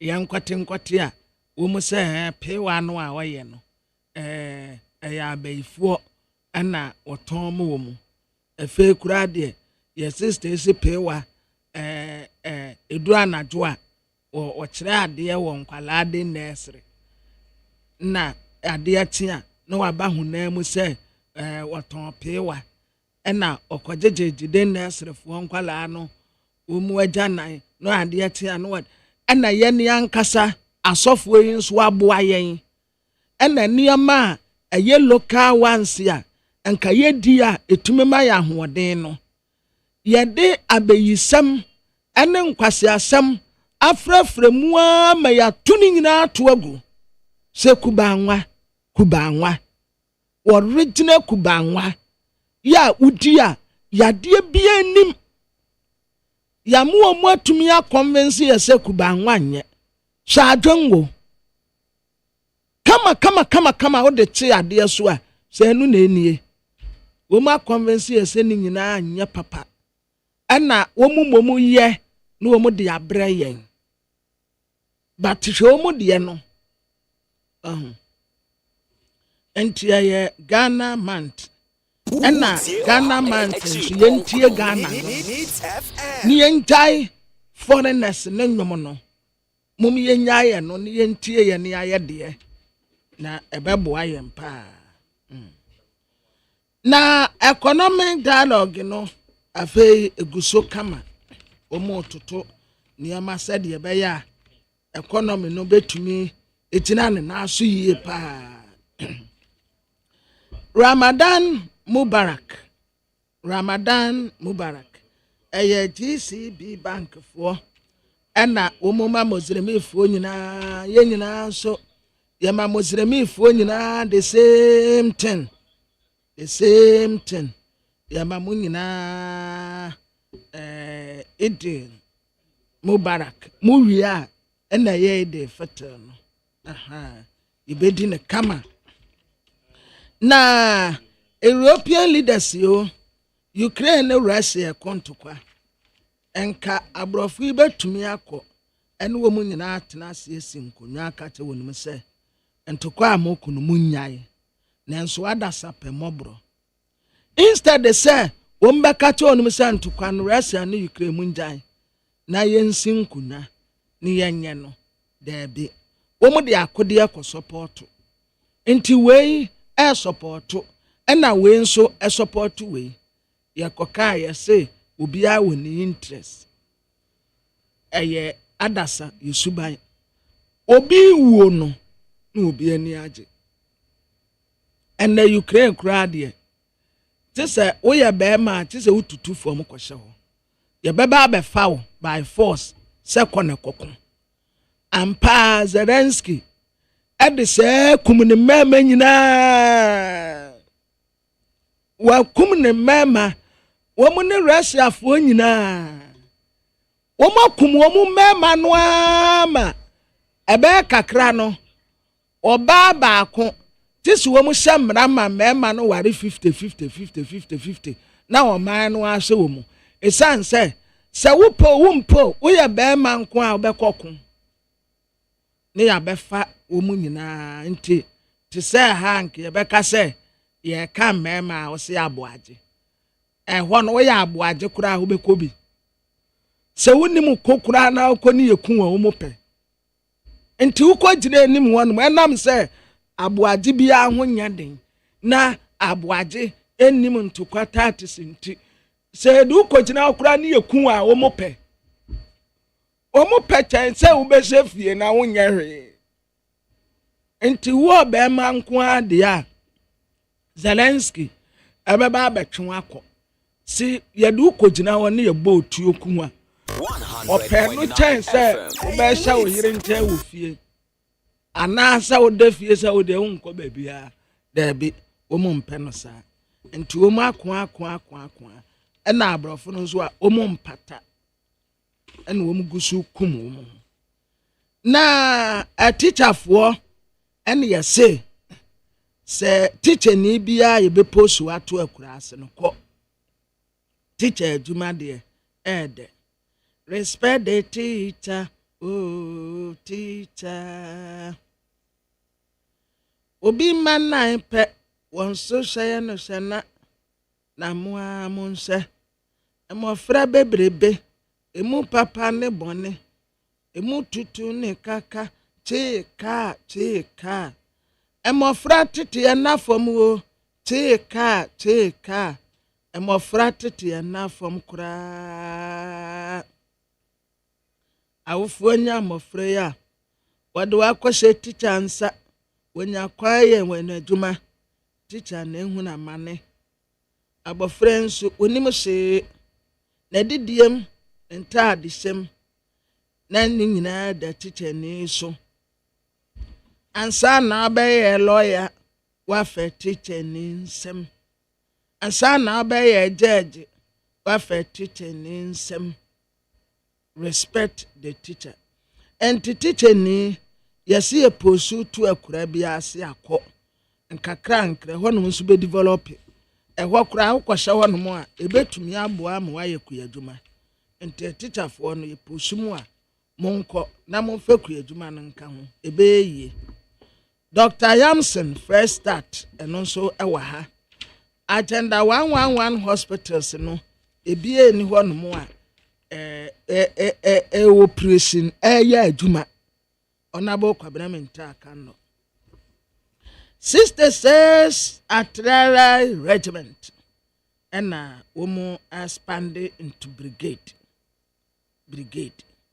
brigadier general and 66 artillery regiment woman ye a soldier for nti 66 artillery regiment expanded into brigade this morning with the soldier barracks reporting from all Rentembre to operation. As this morning, the Ghana Armed Forces standing in the name of Sister Central Regiment with a red church at red ash. 100.9. That's neat. And then, boys, ya down my eye, whom to me, woman. I first a pa, dear, Kay. O fitty crotia penny in Edimrica. Wo be done. Me name is Sabron be a wa. I walk out being free one course so jadao. It's possible. Say be a baby or how being uncle so your mother. My bassa say, me name Obianco so jada. Atabracoso. Obianco so jada. Kwa dendena ye nipa ba ko de wa ye. Won de wa ye o ye security wo GCB bank. Oh, yes, secret. What can't soldier? Pardon, member. It didn't go on. It didn't be any ID cards be here to go, baby. Oh, yes, soldier. Me try ID card never go and soldier. It didn't was here. Balio John Majid. Balio John Majid. Baby, just say, wouldn't be a mouse a military card be shame. And so sa negoso. It is a soldier for card in Bisham. And you obey soldier. It is a wouldn't be a your friend of Balio and not Balio meaning by the BALUO. Balio John Majid. Bebacho Kajan is a the normal BD on fresh 02011627746 02011627746 Balio John Majid 02011627746. We see our man in front. Okay, come here, go ahead. Or Baby do Hanum. Or make sure, say, or Baby salute to Ansana, just say, wako. Ye, Kauradia, do a Thursday, Meduma Babo. A Thursday, Sankwaduma Papa. Now to Poncos now, Nakabe Phyllis of Betra Poncos. I met now, say, once a while. Yeah, met now, so met so. Bounce said your body needs Yankabe, come on. Aye, no microphone, no SSS. No, my quoting president in him. His Excellency, good morning. I don't know.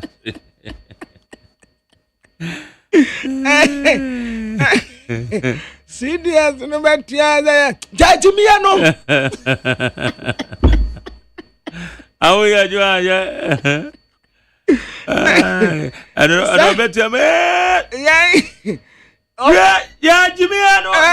I will make an he said you may have met Excellency stands on a man.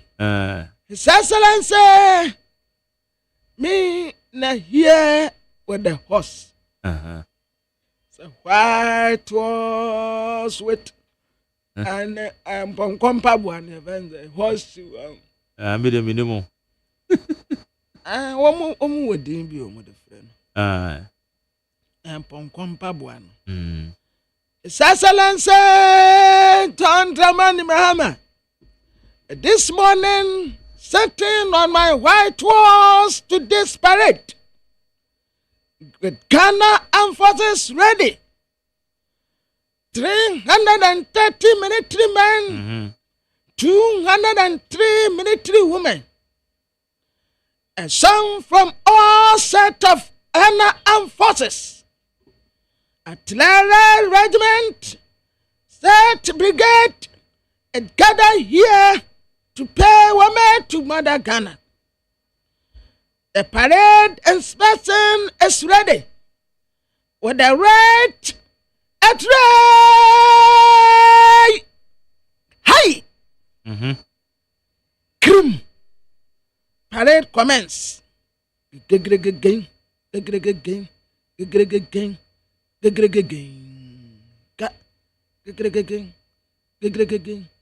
Say where the woman nurse in today they are where the America crabby. And I will bet now pick up. So pick up to so more pentamua inspection way. I want more pentamua and womujinem. And so burns a driver and the whole car and speed. No do the she, no one do to say, no as I do she, no one do I to say. And that driver be because speed will honor me dear. Median commandant. Namin woman. You know when you are no chum called the other one. You man no chum called the other one. Eka cran my coach now. Match pass, mummy uncle. Nah, yes, Minister of Health. Ebe bois companies here Ghana. Na womo aye local vaccines. Sebia. Okay. BBC. Atu Tembisia. Yen depende on abrofono. Yen yankasa ebetumi depende on us. Onabo kwabena minta aka no boy no ebra no a ada no meka na asem no.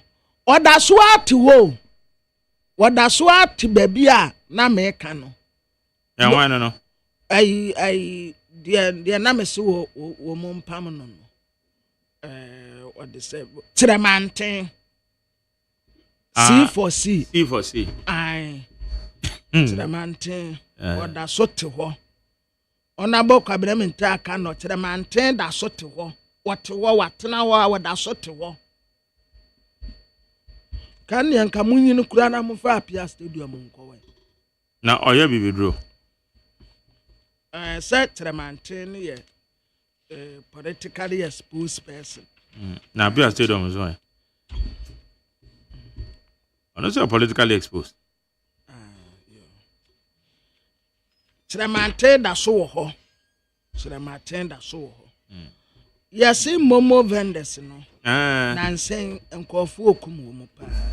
Nansen ase na so yete to samdo. Enya kura akronfo tabu momo vendors ni 20. Yes, momo vendors no.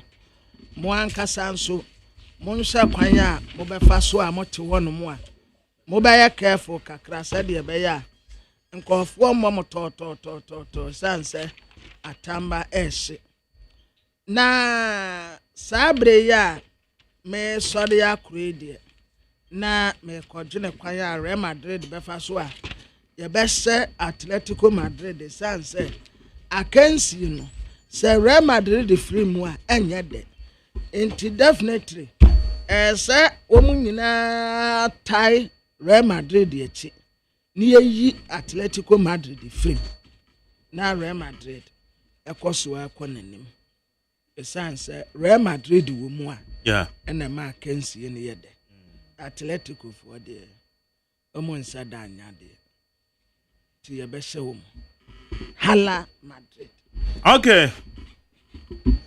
Abusia high lead 100.9. Na yeba yede discussion be ehye so. Ene me WhatsApp line din se mu no e kire ha. Se me ana manhwa monitor wo se de. Mayentie aye finance minister ono so ne some of the two economic dialogue na sibi. Distinguished ladies and gentlemen, it gives me great pleasure to welcome you to this August gathering. Your presence here is a testament to your love for country and the resilience of our collective unity and purpose.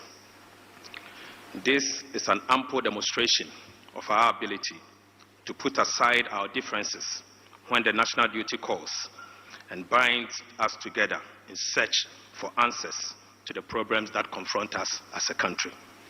Today's gathering and the subsequent consensus that will be forged from these stimulating discussions will follow and will lend us the opportunity to be able to put together a policy that will guide all of us. This is a proof to the old saying that adwen onyinimpa kronitrim, to wit, knowledge does not reside in the head of one person. I wish to acknowledge the chairman of the organizing committee, elder statesman Dr. Ishmael Yamson, and the distinguished members of the committee for working tirelessly to put together this important dialogue. It is with great anticipation that we embark on this first national economic dialogue in over a decade, a pivotal moment in our national history. This dialogue is not only a significant and defining moment, but it's also an important reenactment of our history when the nation assembled at a similar forum in Senchi some 10 years ago. Today, we set out to attempt to resolve economic puzzle of much greater magnitude and scale than those that confronted us some 10 years ago. This dialogue is therefore an opportunity to reflect on our economic reality, address the pressing challenges, and chart a course towards a more prosperous future for our citizens. It is my hope and prayer that the lessons that will emerge from these conversations will guide our steps and that we may not repeat the mistakes of recent past.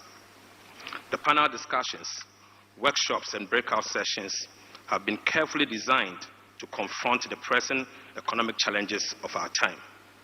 The resultant prescriptions and the critical policy initiatives will drive structural reforms and our transformation agenda to reset our economy and secure the prosperity of our citizens. Mr. Chairman, as we embark on this development of our medium-term plans, commencing with the forthcoming budget on March 11th, the insight, expertise, and experiences that will be garnered from these deliberations will prove very invaluable assets that will shape our collective path for our future.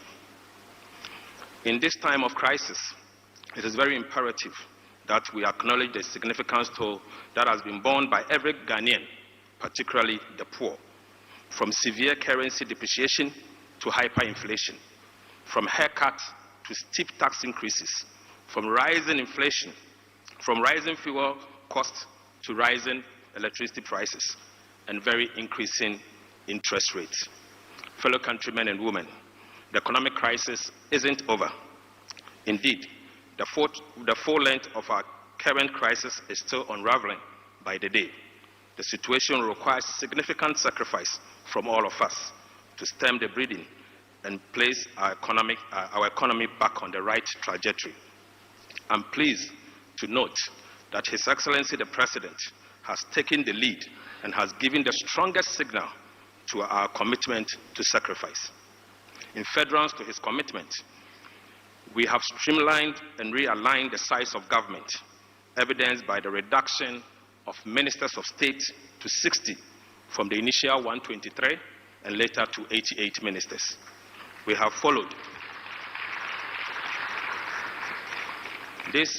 also followed with significant budget cuts that will be announced soon for the office of the President and further prohibition of the first-class travels by all government officials.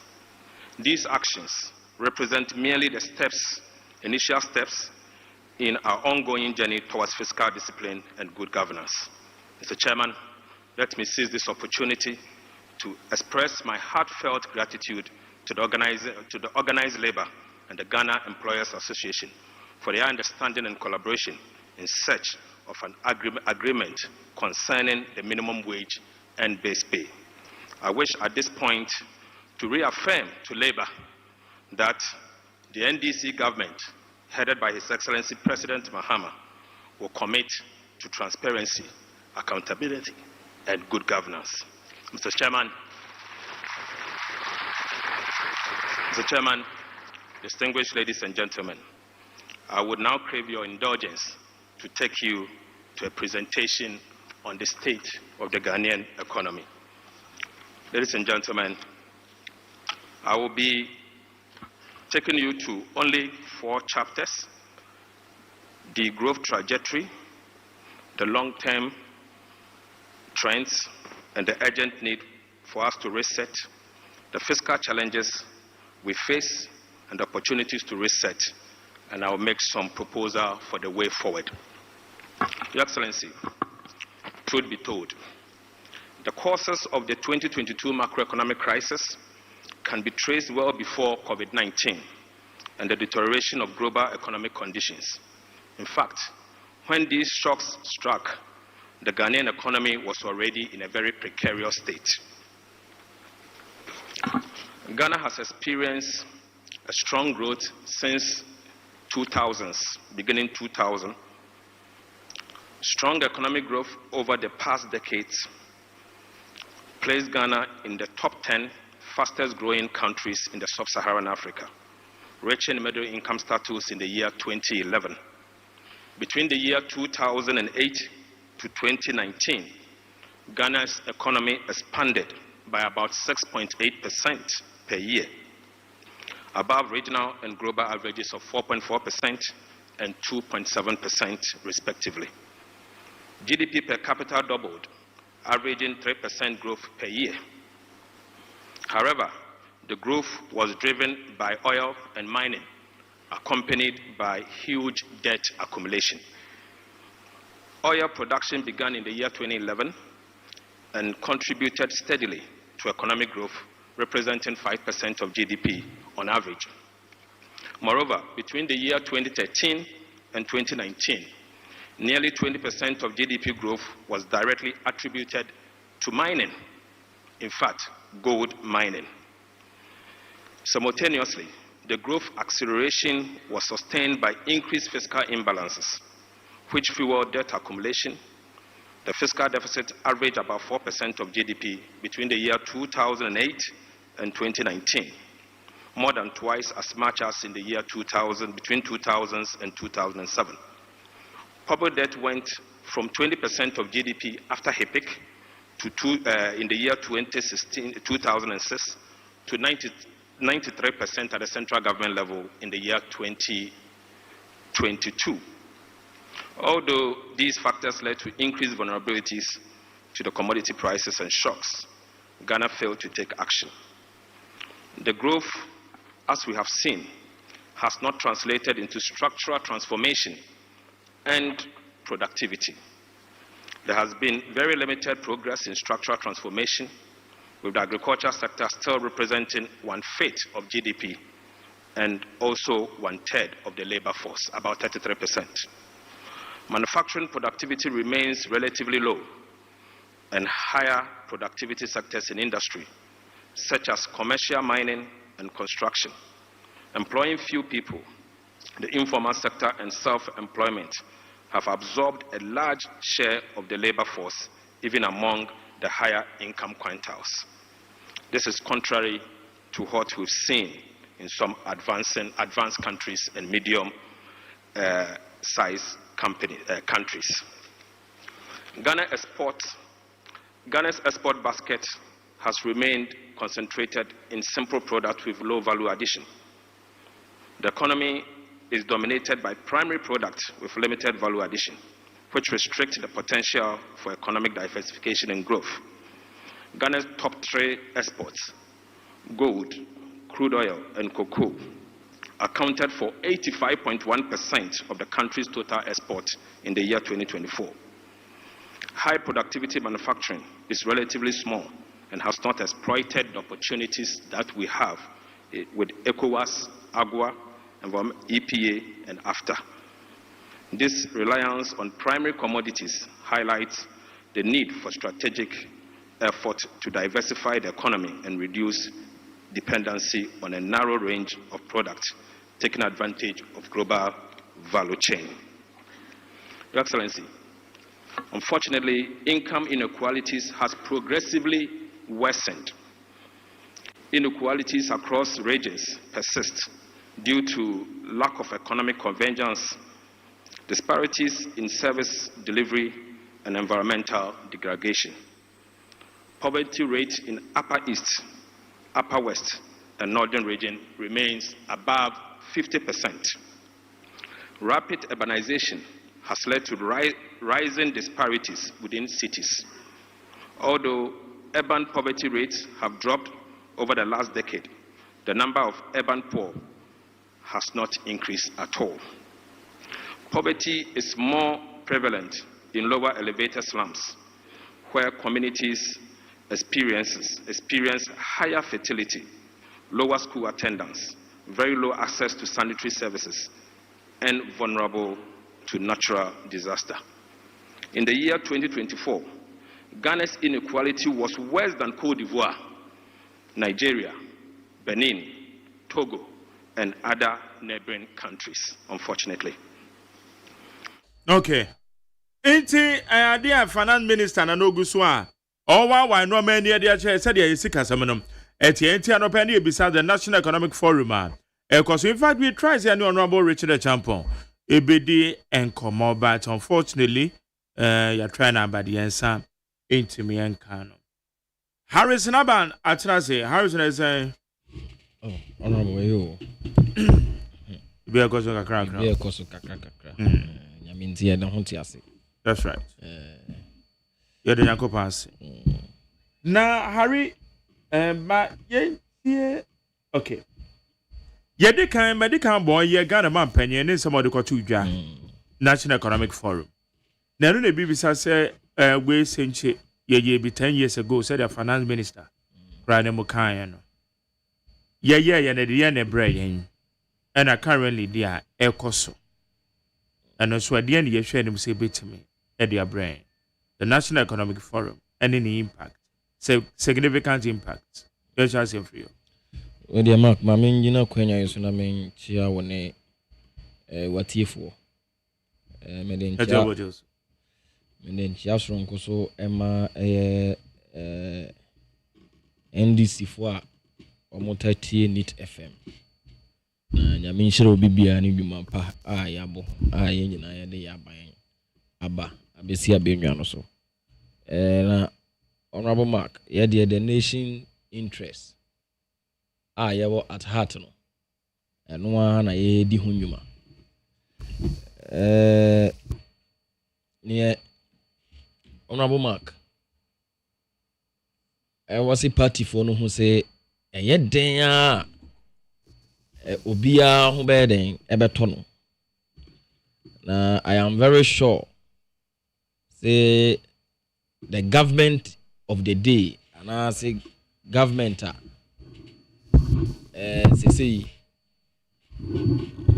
omajibre ebo enwuma ediama Ghana His Excellency John Dramani Mahama ne na aban ye nyina ye ka aban no ho no edwuma omudi ediama Ghana no edwuma ya tunu din reset na Mark I didn't tell you tunu din reset say Ghana akwhye biaya se be enye ntia na ya tunu din reset na reset no ye no ya share from the one appointment at His Excellency John Dramani Mahama ne omo ho kwan the appointment authority no ade even though enye ni nyina na be call in line with we all our interests, but I know very well say His Excellency John Dramani Mahama knows what he's doing. So Magasma America nyina go say I will plead with the party's base say some of the appointment na eba ye benya ho abotre kakra appointing authority and his excellency John Dramani Mahama enkofa obi a wontimi nya adwuma embeto ho. No, we all have the right. See Ebeka say, oh, we are moye adia ye we so amwa adia campaign we so anye we adia we na adia na adia na we so monya appointment adia ni ye wo si ye hu say enye obi bia ara a wa boye amaya we ni power na di na nima ba obi enso di sika ba obi kura de na adwan de na adwan ba obi di material resources car party t-shirt flag na adia e di aba enti e wose ye hwe sanwoma ni nyina as party base na appointment bi ba ya nya ho abotre kakra ni ahu de we e be saka wansa be nya sa ye tugu ye mpanifo no so a ya nhwe yi a na party no ntuma gu a aye fi ni ye kwa de ye kosi na bonten enti ya na ya nya ho abotre kakra. Mark, I want to tell you something. Say this particular appointment at his excellency John Dramani Mahama me so far is even from time immemorial me mania bi Ghana politics mo Ufuaba, Milsaba, Jomama Aba, Nanado Abama, Jomama Sabaino. This is appointment a Yariwode party for power. Party for Maya Juma. Appointment in nature. Lawyer Dujitamakulu and the way MPSU. Obia Hunu Pefe Waya Juma. Na appointment na wanyano or deserve it. A yadia mano. Ye Yankasa ya boss, Sami Jemfia or PMMC. Yeah. And then as managing director. Obia hunejuma boy. Nansaka post. Very neat. Erika J. Nansaka post. Abbas Nuruddin. Nansaka post. You can mention most of the guys who worked very hard. Mensa Peter.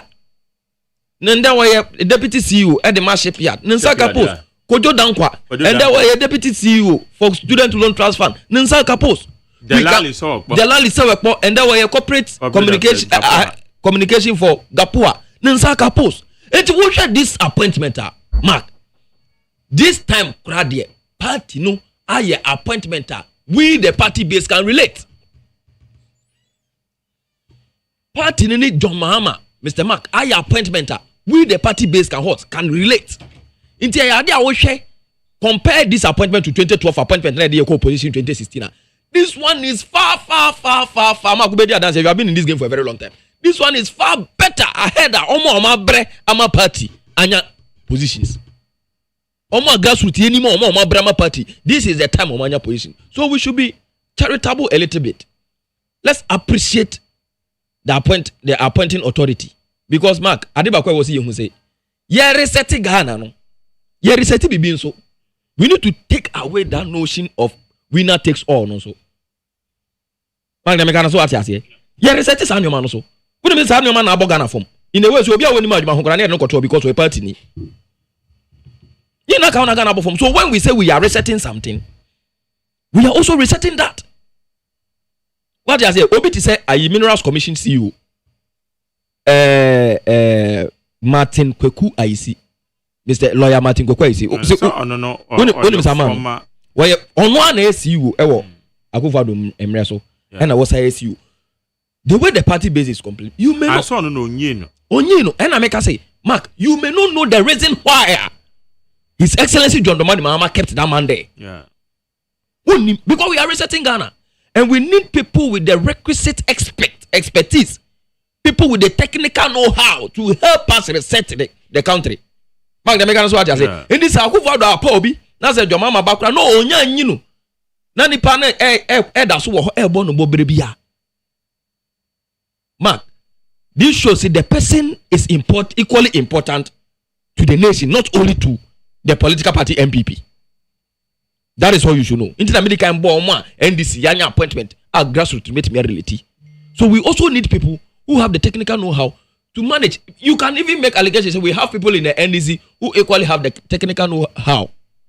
But John Mahama, any appointing authority, knows what they are seeing. Mr. Martin, Kokwa is here, can I say? Oyobi as a banner. Mining side, nene, sa extraction now. Honorable Mark. What didn't you know? He went through the rank in that particular sector. Oyobi no as an assistant officer. Or I see to the rank giving cry, Equa Bruce, therefore gold, the name, and your man who need the way I see mine, Echo Yajimo Kenya with some sort of experience. And Sakufa the bedding, Ebe Pound, and then about I see you. And this and then, Mark, if it is being maintained, and I see you know, me use our you know that we need to be patient for the appointing authority, you know, because I say, I know you need say abandon. Don't say, and then I carry ho. Because I been as a son, you should be done it in Intino. And I cocobasa. And do say, Banisana, especially more party at time for no Obia Buofu say, Obia and Aconia Banda than you. Immediately said, anybody free or Sana and they were my dream. It's all thinking about the expertise in the end. You want to depart with you. But we need, do you know something? Do you know something I've seen about this IEC man? Yeah. Gold board, yeah, for me. We are a major stakeholder in the formulation. I don't know whether you have seen it. I'm aware. The Americans what you say? Meaning he's bringing something special. Yeah. Sanka what do you say? Yempena and I say why against us and other. Audience here never two good boards. Say I go for me good board. That be maybe he brings some sort of expert to the table. Am for me good board. The man is with a lot of experience. No matter who appointed him. The American offer me chromoso number 1 of the region. Over Rara. Oh, okay. Rara. Rara. Well, he's a royal from the Rara side. Okay. People from the Oti region. So, what I'm trying to say is we should just be a little bit patient for the appointing authority. And yet, then, appointment na ebe kwa mana so obia so mo obia eden obia anyane dia. But there is one thing we should know, say, even though your party base, you know, I was say you qualify for appointing authority ni joma ma so omeyo omunwuma, they were esse, they were efatano. Would you also know, say, they also know what they are doing. They also know what they are doing. So sometimes, please, would you keep mute? And yes, sorry. Yes, you because say empire is here, I see obi na appoint I see aya babetu nti. Na sorry na the information akoma we monka bi maye. Na omunyi ne mfiri ho. Mo de akoma we monka bi maye. Party na na yeden ene yesai no. Bibia akotro abonten na party na yeden ene yesai. The man is working with Sami Jemfi, don't forget. Sami Jemfi MD for PMMC. Oka do gold board ho. Sami Jemfi is obi ono wadi akotene wo se ba na se ne frɛ no. NDC ye campaign ade ade. I don't know him say is it wo. Say ono him. I mean, I said go board. Say Sami Jemfi na da. On da no. Even though working under the finance ministry. But all call PMMC for now. On da you take control. Yes, I check PMMC. Na nkasa be din be dane to the good board. Papa no board. Yeah. He is helping with his knowledge. Ya de boa for me good board na de. Nti e benya ho abotre. Let's wait. Yen twen kakra. Nya yi grassroots yen twen kakra. Ne sa ye to information ma we nko kan we wa ha. Yen we nko kan we nko ga dabi. This time around John Mahama aya so many appointments are ebebo party base. Bebre na sa wo kwan so eba. Ebebo party base. Appointments are bebre na benya bi. Se wo wanya bi a wo yonko bi benya bi. So wo yonko bi anya bi a wo nua bi benya bi, wo bra bi benya bi. It will surely affect you one way or the other. Let's also allow His Excellency John Dramani Mahama to also appoint experts so that they will help us reset the country as we want. And very important. Mr. Mark, me call economic forum so na nyame ya do mantimi antena hotel se forum na wieba at least opening ceremony. Okay. Na me wo ho. Omo yan fine. Yeah, international conference. Yeah. Okay. And the opening ceremony ne de na me wo ho na enra utie ne na atofo se mpachire ni nyina ade enti a o kan yakra se ye bi wo senchi afi de say ye bi wa yi. The fact na I want to say, Mr. Mark, atofo se nkanse bia na I would like to person me deep in that particular statement. Was in nyansa eni baku for trim. Was in nyansa ohe eni baku for trim. Simply in English means knowledge does not reside in one person's head. Knowledge does not reside in one person's head. Inti Mark, eyade a eye say ye be ka bom na experts. They say the way am can say was say ye employ experts no mo boa na etimi ra ne aban na. Na experts mo wo eye sikasem ni sikasem ntoto ye ho adwen kire ene adwen no mo asu ade o makwa akire kakra no ebe boa e de o adwen aba Near solve the current economic mess. That is the most important thing. See, you bet me out solve the current economic mess. Near solve yatimi adrubabia eden ye friend take off. Because you reset Ghana no near be change the state of Ghana so as well. And this is to be reset economy ni here. Then we will now what? We will now lead to what? A take off.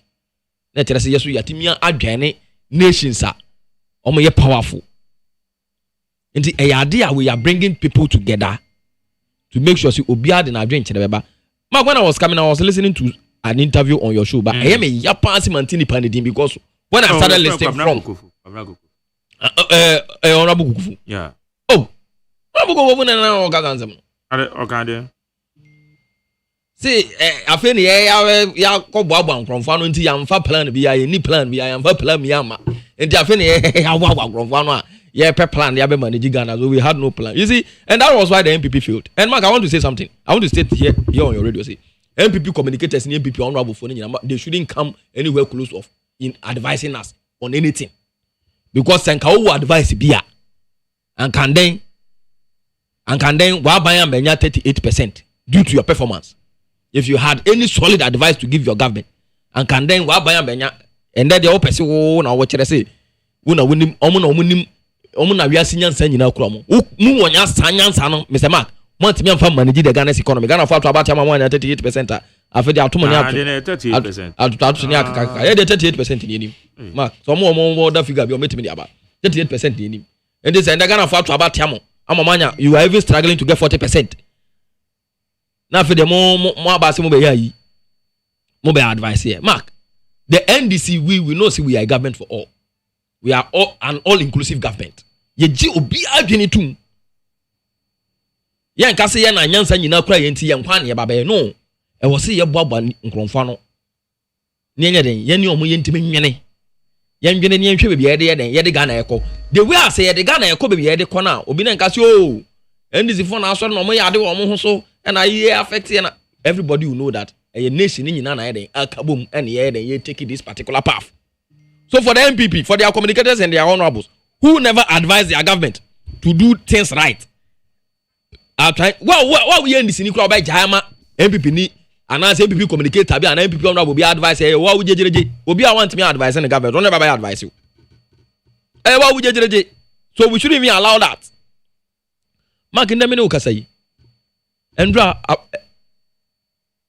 Finance Minister ABA books in the Echere nyoma Sebi aye basa aye poto aye babestisi na Mark abanya 2016 yefri abemwa so yaja almost something over $200 million in the sinking fund edi amomo na ye ba be take from omo in 2024 no momo aja $64,000 edi atum.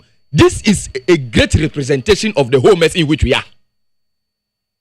This presentation keke a bigger representation of the because free abemnya also in 2016 sinking fund na ewo ho no over $240 something million and eja atumu na wo abejai $64,000, not even $1 million, not even $100,000, Mr. Mark, not even $100,000.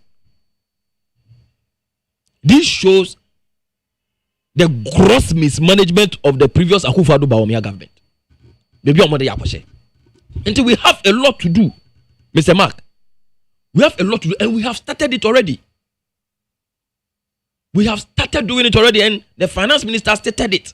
And Yoma to make sure, say, we revamp the economy, and I say, we appointed John Dramani Mahama winning election in 2024. Now, the first we get John Mahama in 7th.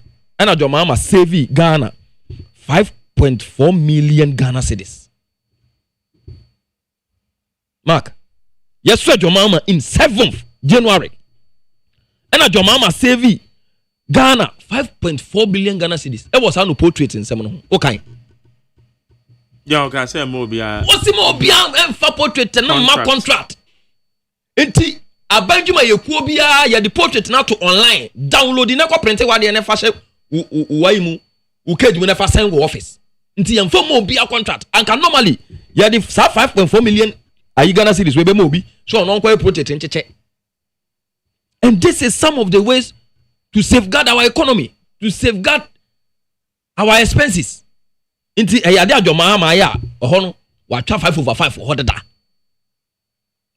Makemo referee. Sina NSS. Na ayade ba kwa na eha me pa. Ghost name na ewo NSS na wo se ye check ko babia. Come on penyin so direct. Wo se ye check sector siri na hwesi ghost because who can say MPP wa benwa no so no na MPP for bubo figures bi so ma employ nkronfo. Bete 2.7 million na ba omi akobo na Ignatius Bafo wa 5.3 million no akwa akobo omo kwa akwata ati omo manifesto otakura di na ga bi akogina ho ne otawte on digitalization implement na akoka so ma employ nipa 21 million ewe adwumam na ade de was your market 20 no wan ga so ma employ was your market 21 million jobs sana again na kai was your market 21 million jobs na ade san nyoma we nyina wo hwe free education so a nanka edutum de bia omo nam ho wane ne PRO so mo say omo ma benefit from free SHS a little over 5 million but nan ruta. So what I'm urging the NDC government to do no say all sectors because it is seeming like the MPP government no omo ba no omo ma mbedi ni paso na mbom ansamanfo nso no baba bedi anything na ya abre no they didn't come to rule over people they came to rule over ghost nkwa because enjuma na mark omo so ma create nyina ne nyoma nyina ghost nkwa yet me bo figure bi si ya create nyuma uko bi sa obi as na enjuma yi wo ho ne ya nya bi anye ghost nkwa samanfo nyuma nkwa na MPP fa be den ababe create they only created ghost implement njembe before ba mu no samanfo nyuma na ababe create they only came to rule over ghost. That is why we the people we were not affected. And Mark, for John Mahama saving that sort of millions of cedis about NSS, making sure see ghost names about NSS payroll. So no, we have also saved Ghana some million Ghana cedis again. It is also another way of what resetting the economy. And you see another fantastic way. Yede reset the economy. Any nan chen. Akufa do buy for in 2016 was in a news ade hunu so. Mark, enti ohia a lot of ministers on fanya de on fan buma no. Enti or appointed almost a little over 120 ministers. Even the second term crowd almost about 80. What's what is so crowd 80 something ministers. Jomama buy na no si dabi. We can't keep on telling the ordinary Ghanaian to tighten up their belt. Why the central government sit and lavish in an opulence lifestyle? Sit and lavish in wealth whilst we are telling the ordinary Ghanaian to what? To tighten up their belt. Until a was government where they issue commitment. Number one, that starts from the president. And then appointees. Until your mama can say the appointee system ministers in the campaign. Now Mark, no kwani nyamia ni mini ukasa system no kwani nruye. Akabe for appointments and say do system no. John Mahama din asem so pepe. And do you know see ye ministry ba ku bia free mu no how many millions of cedis are saving Ghana in a month? Because minister no buy was here to land cruiser man number 1. Number 2 you better another you to land cruiser man we are you better saloon car ba kwa ka ho e de amano you better na adwuma for the gate man the house help you better na driver you better omo ye adwuma was office ho nyina enti minister ba ko kra no almost about 100 million Ghana cedis te me yeden ekosa office ho it is a John Mahama in one ministry SAV 100 million Ghana cedis. Just imagine the number of million Ghana cedis John Mahama SAV by cutting down the size of government. Mark, just imagine the number of ministers John Mahama SAV by cutting down the size of government. And I think so far no John Mahama has done so well by doing that. I mean, I got 4 appointments and say I do system ministers. You know why? When show see the system ministers target no John Mahama head wa meet I was see your born about so. This shows a real committing government, a committed government. Mark, and no nonsense.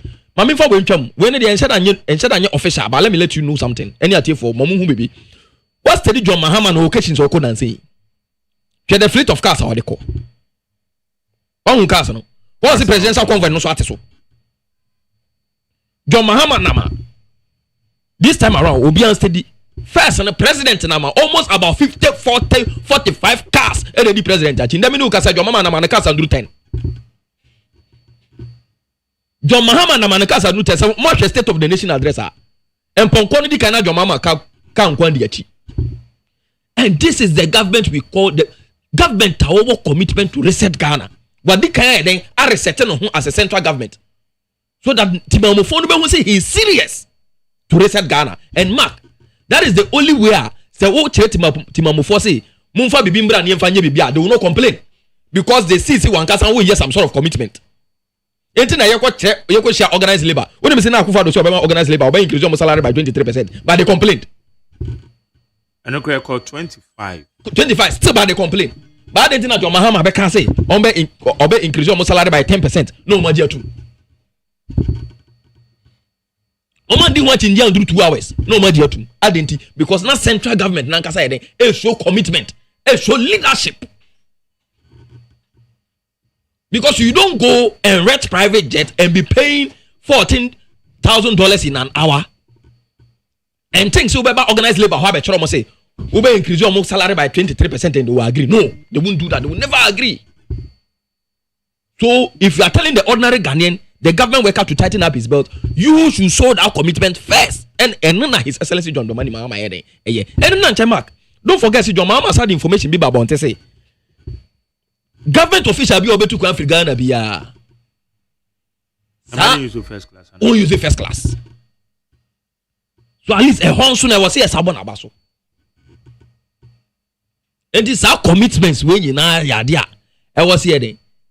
His Excellency John Dramani Mahama abaso say we juma. And then some people are trying to make it say, oh, John Mahama what team ministers so but offer presidential staffers baby. Hey. Presidential staffers are here na John Mahama fa. Mark. Presidential staffers are here. First presidential staffers on no mu 2. Bitrisanan any CPP mama no. Nana Jantwa. First one na but no mu 2. Actually, and yes I can say all regional organizers. NDC regional organizers. Yeah. Omo ye presidential staffers represented their region. Into omo ye 16 plus 2. Mark I say 18. Atena Mba appointed Otukuno as director in charge of agri and agribusiness at the presidency. It automatically also a presidential staffer. Until ISN Mark I say 19. Ebi wo ho ISN be ka ho Mark. O kan say asa appointed obi sa. Ebi na mania pa ho. Yen san kan mo hwe. Okay, so far I'm saying. So far say obi ani one na 19. It is a presidential staffers as we speak. 19. Now say I ministers and I cut 4 and I'll do 60. What shows we have not cut out the size of government. Well, some people were taking almost about 300 and something presidential staffers. Now they say as we speak, presidential staffers number 19 pay. Plus ministers are John Mahama artists to say who. This shows say the John Mahama's government campaign promises now Oma and say Oba be cut the size of government and a real, a true, a visible and it's achievable and attainable. And we are doing it and it is perfectly done. Government expenditure. First, in the echo seat of government, I said the yedi in Yuma Ediama by Nenye Skaba, Mr. Mark. Sikana echo government ho. Yedi in Yuma.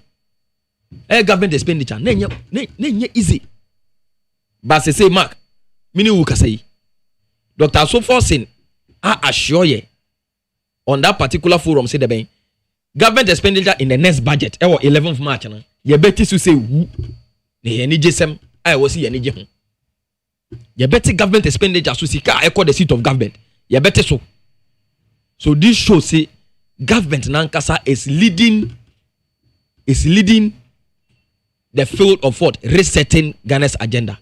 That is why we can go to organized labor and tell them say you better more 10% increment of their salary and they will be okay. More than the one who said he will increase it by 25.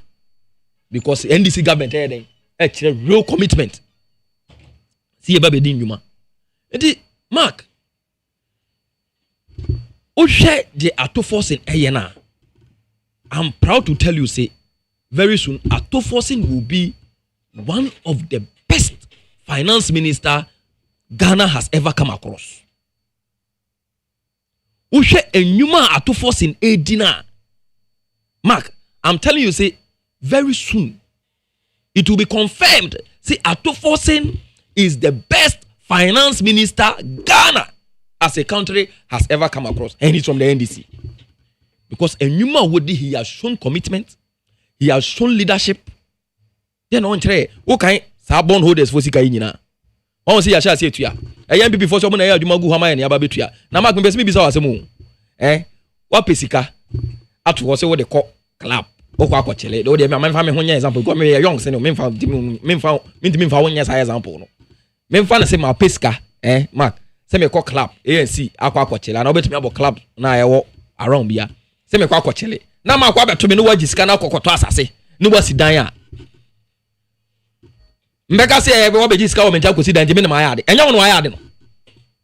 You did well. But the woman is bondholders no. Na buy ni tua wo dada.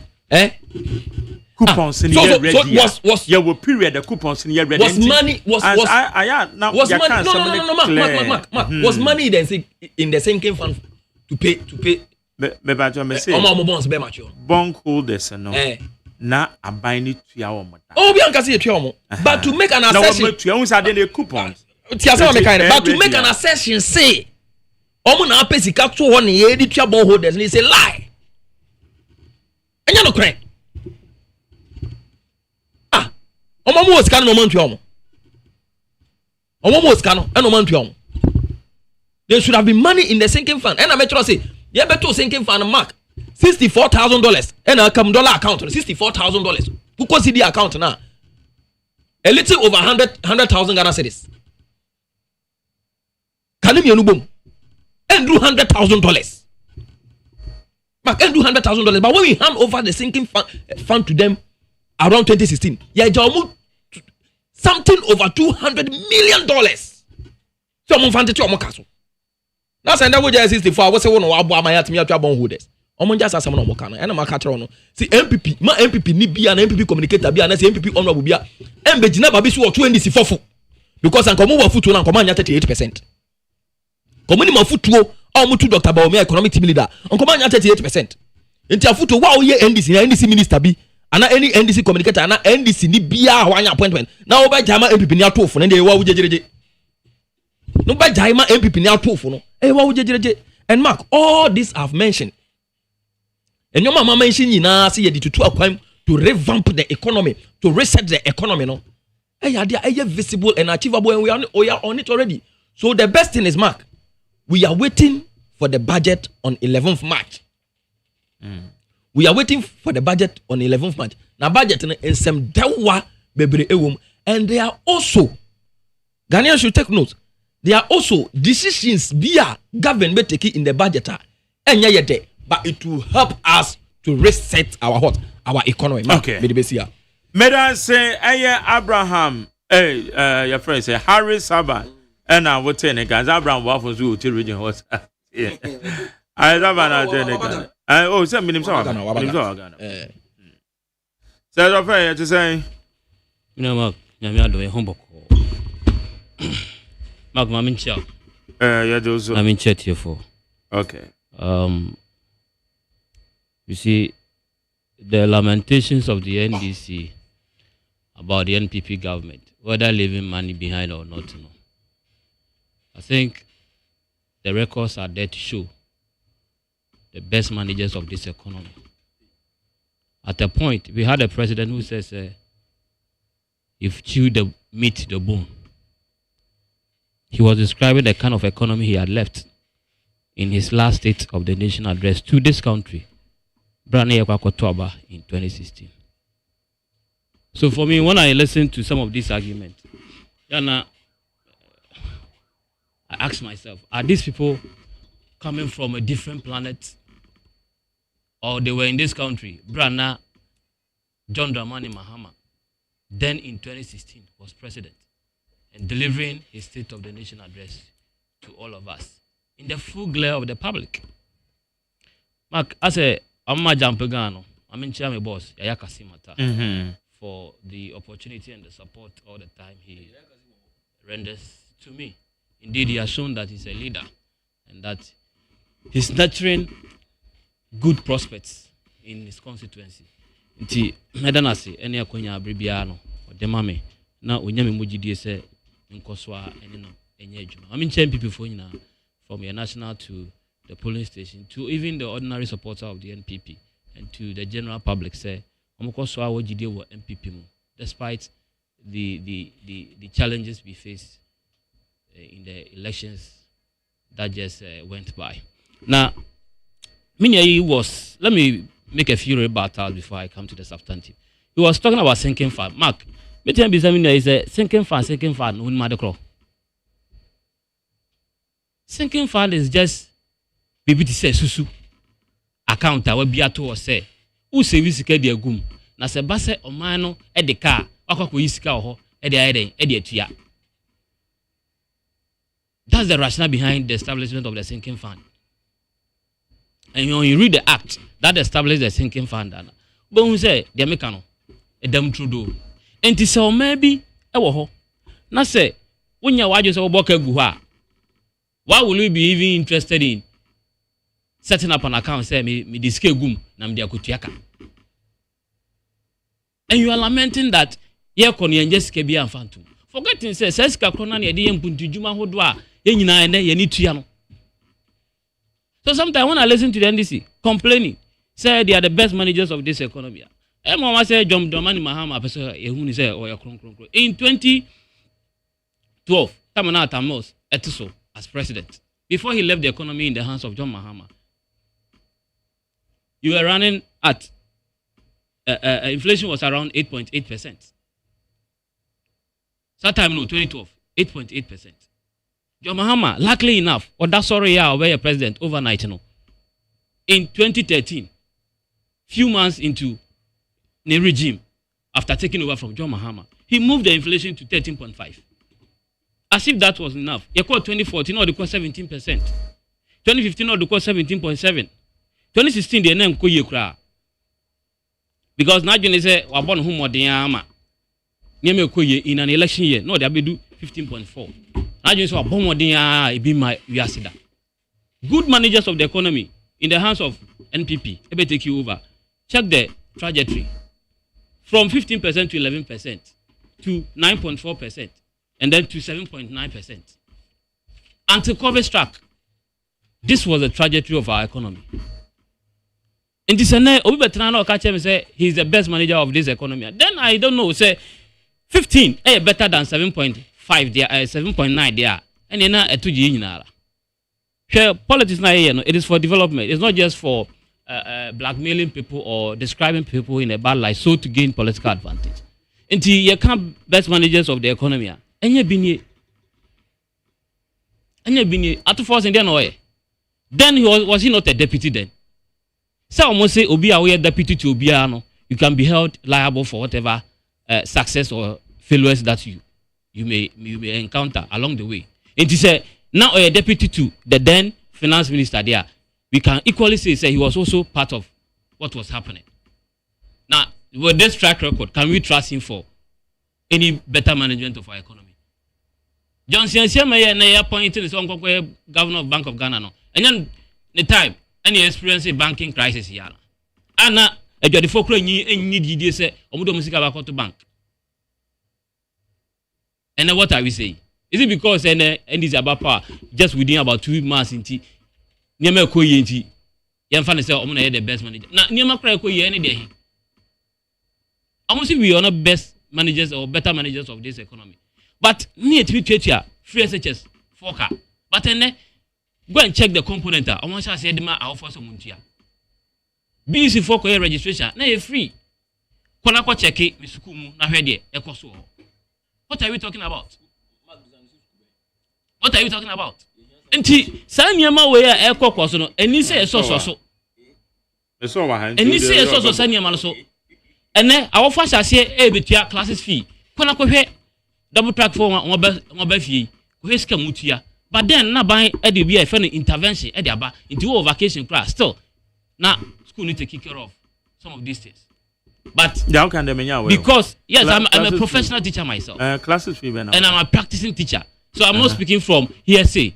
First-hand information I'm demanding. I will not mention the name of the school for some reasons. Said the me say now a bind intervention or the for classes. Yes, I'm not aware. You are not aware, and I'm telling you, say me a practicing teacher. And you'll be there catching me. And you're not correct. Oh, man, Jerry, I'm telling you, say a bind had intervention for final years. I know take care of. Besides, say I didn't have intervention fees. And I buy Tema schools. So one class, Sunday the Omokamua, Sunday the Omokamua. And I mentioned say a bank was taking care of tuition bibia to the extent say even intervention fees no mutia edema teachers for that extra duty working on no more. Go back and check those times, the kind of happenings in the schools as compared to for any more fit regarding the future of free SHS. What are you talking about? At the end of president, I cover free SHS. Education forum normally recommendations be about and on the president and the table so I can sort of be a man of John Mahama so studying a year. Or person yeah the be or the foul be so. He's not bold enough to come out himself. What he does is to set up committees. Then he relies on the recommendations of the committee and says a committee in the car say. And that has been the mantra of John Mahama. Check all his track record. Okay, Senchi. Accord. Then a see the committee in the buy and so I recommend this almost IMF. But a leader should be able to take the bull by the horn. So for me, Mama, some track record of John Mahama, the kind of personality he is, the kind of leader he is, I am not against him as a person, but the policies leaves much to be desired. And Harrison this morning trying to propagate the gospel according to John Mahama, no, will not wash in any way. Sure, I just chance on some information say almost much are good for oil. One must suspend it, but suspension is leading to a year gold board. This time, Bank of Ghana and to talk gold on to gold in the that even makes the case worse. How? Why don't you investigate and know the veracity of the decision you want to take first? Ufiti years may suspend it. I am not surprised because one day, one revocation. Why not suspend a laudable policy like good for oil? And did you know what good for oil did for Ghana? Good for oil was a novel idea. It chalked a lot of successes for Ghana. Okay, time inflation could be 54.1 in this country, somewhere 2022. It took the intervention of good for oil to bring down our petrol prices from 24 cedis per liter to low as 16 cedis per liter. Good for oil was just a simple barter trade system. All the products now they are quite full. You know, say and say I buy a cocoa board. Sorry, gold board. Into woman because what to talk gold, sanity. Into and necessarily change of nomenclature doesn't change the system. If you change the name of something and rebrand it, it doesn't change anything. And that is exactly what they want to take credit for something they want to rebrand. Okay, Jubilee House to Flagstaff House. What changed? And I'm telling you, so far PMFC, as assayers of our minerals, Bank of Ghana being our mother bank, the Energy Ministry, NPA, and the boss who are in the energy mix for supplying of fuel to final consumers now. The gold for oil idea was a game changer for this country. But for political expediency, gold for oil, back when he said gold for oil and making sure increase in our gold reserves at the Bank of Ghana. And send the increase from 19 to somewhere 70 something tons to 30 according to Bank of Ghana. May that say simple say from 17 to 30. Check the astronomical increase. Since independence until 2022, now a gold reserve was that figure you mentioned. say around somewhere 17 or 19 tons. Oh. And moving it from 19 to that 37 tons, was it a joke? And do you know what that did to our economy? It gave us buffers to be able to soar up our currency. Apart from that, a Buama is stabilizing your currency. Into the Biabako Jomana city to dollar, a cost. This time it was relatively stable.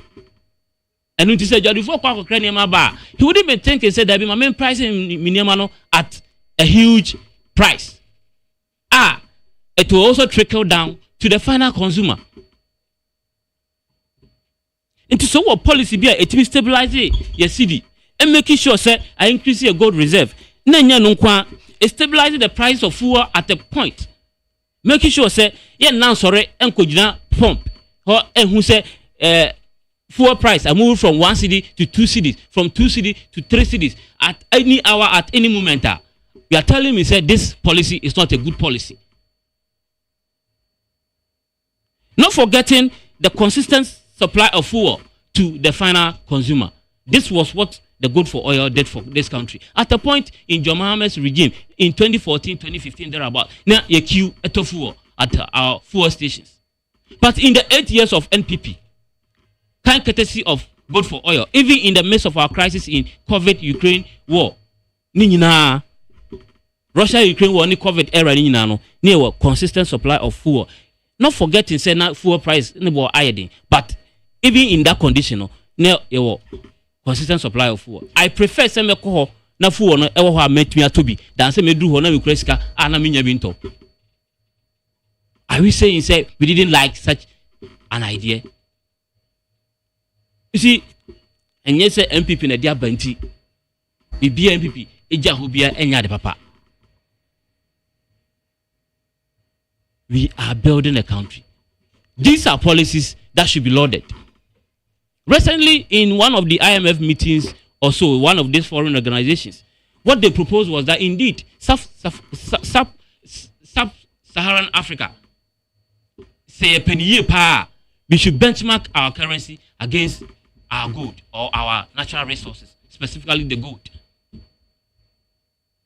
And yet, we can also be the inventors of new ideas for these foreigners to come and also emulate. And such was the leader and is the leader of Dr. Mahmoud Bawumia. I always make references to a lot of policies or they buy and game changing policies.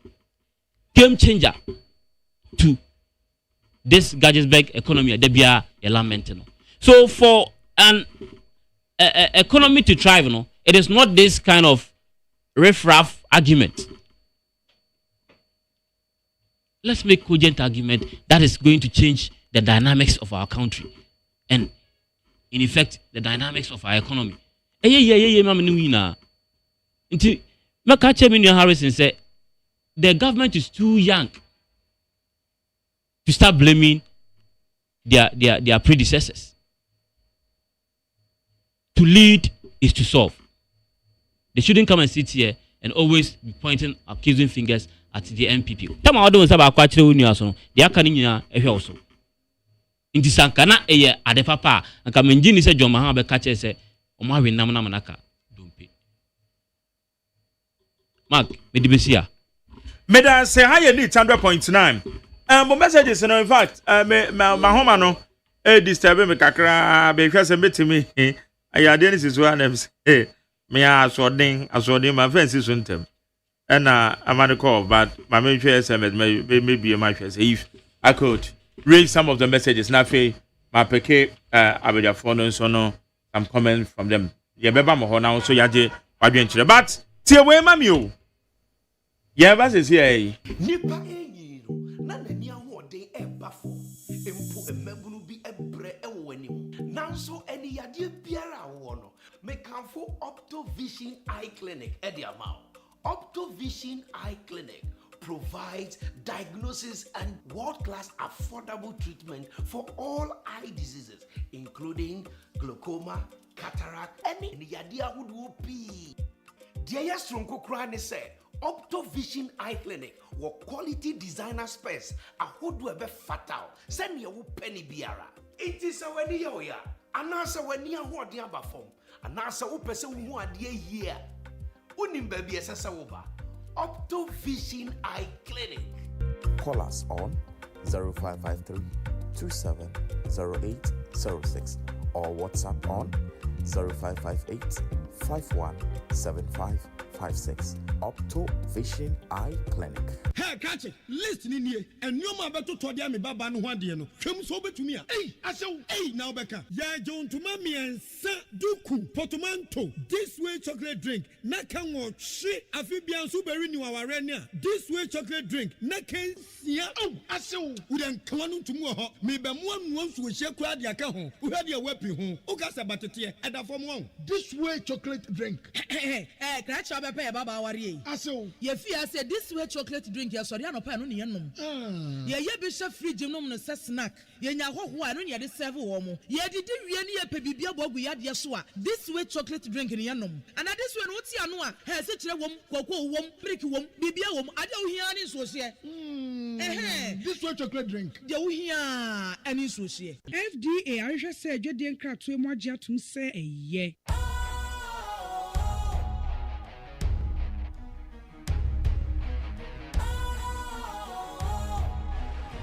What's cool, fresh and trendy with a new look? Makes you feel real good, that refreshing vibe. Satisfies you right just the way you like. Do you know? Do you know? Do you know? Ain't gotta do it alone.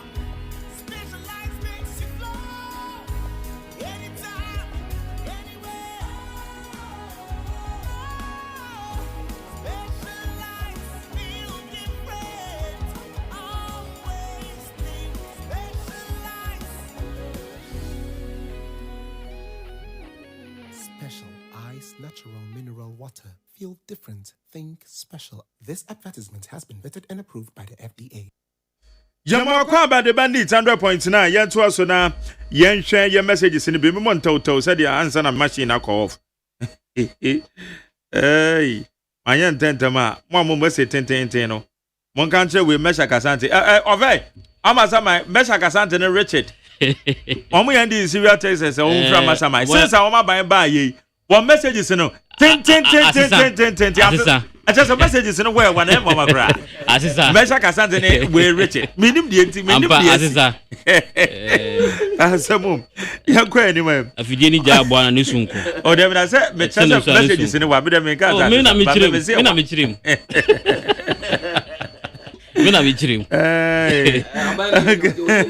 Asa wama ba be did you munya time. Kasa tentu toponko. Kasa tentu toponko. Radina go on. That's as we go ni for. Okay, Mesha Kasante. No at 3:43. Na message number. 3:43 na message number. Me wa me kwa me no. Me morning no. E chance ya 5:30. Topic no at the same time. Because we be say that dey there be me read Mesha Kasante message first. Now say dem me find first come first serve. So me mentias here. O ntias. 3:43 kwa fe na me wo bat house. I late kura no.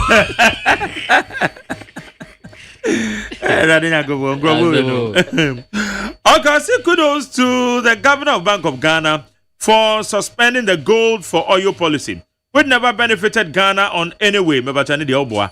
Okofa Bank of Ghana for way Nagasana. Gold reserves are Yenyana and Amiko Tichrewono from 19 tons to 30.7 tons. Into Yanukra increase your reserves. Into you say it was rather a big scam, which intentionally orchestrated by Dr. Baumia to loot the state. And he needs to be questioning on why he led the past government to throw away our gold just like that. Every single corrupt act that took place under the past MPP government will be legitimately investigated and prosecuted. The current NDC government is more than the word serious. We are Mesha Kasante, but Mesha, say, Sabi, we nimu in Bank of Ghana governor no. Ono no say challenges be Nominee at the NT Bank of Ghana for no kromo to gold ni biem. And into one the bema a year gold bought. Aha. 81 kase a year scam. When I use the word scam. Governor kono no betimi akono kra o man panya boni din so ote wono. The nominee bu na manya the facts well. When say yesterday you interviewed Nanado's appointed hardball coordinator. My politicians are very annoying and irritating. He said when President Mahama was cutting the sword for the Hajj terminal, the president partially acknowledged Nanado for starting the project. This was so annoying that I was looking for some stones in Mahama's Hayalolo Pass. The good book says, do unto others as you want others to do unto you. When Nanado was president, was cutting sword for all projects started by his predecessor, President Mahama, including the flower pot overpass, Bokuasi interchange, Telmamoto way runabouts. Did Nanado mention President Mahama's name? To give him the credit, by the way, I learned Mrs. Gifty Owari Mensah, the national service lady who called President Mahama, one day men can wear the way. When they were in government is now hiding in Morocco and they can find the bride. Now say we President France ye declare unwanted. Now we so much Morocco how trend there. Abrante Baku we so we to time what ben no the message is here short. But we opposition no the message is lam taking Rashid. Ono so mentiase.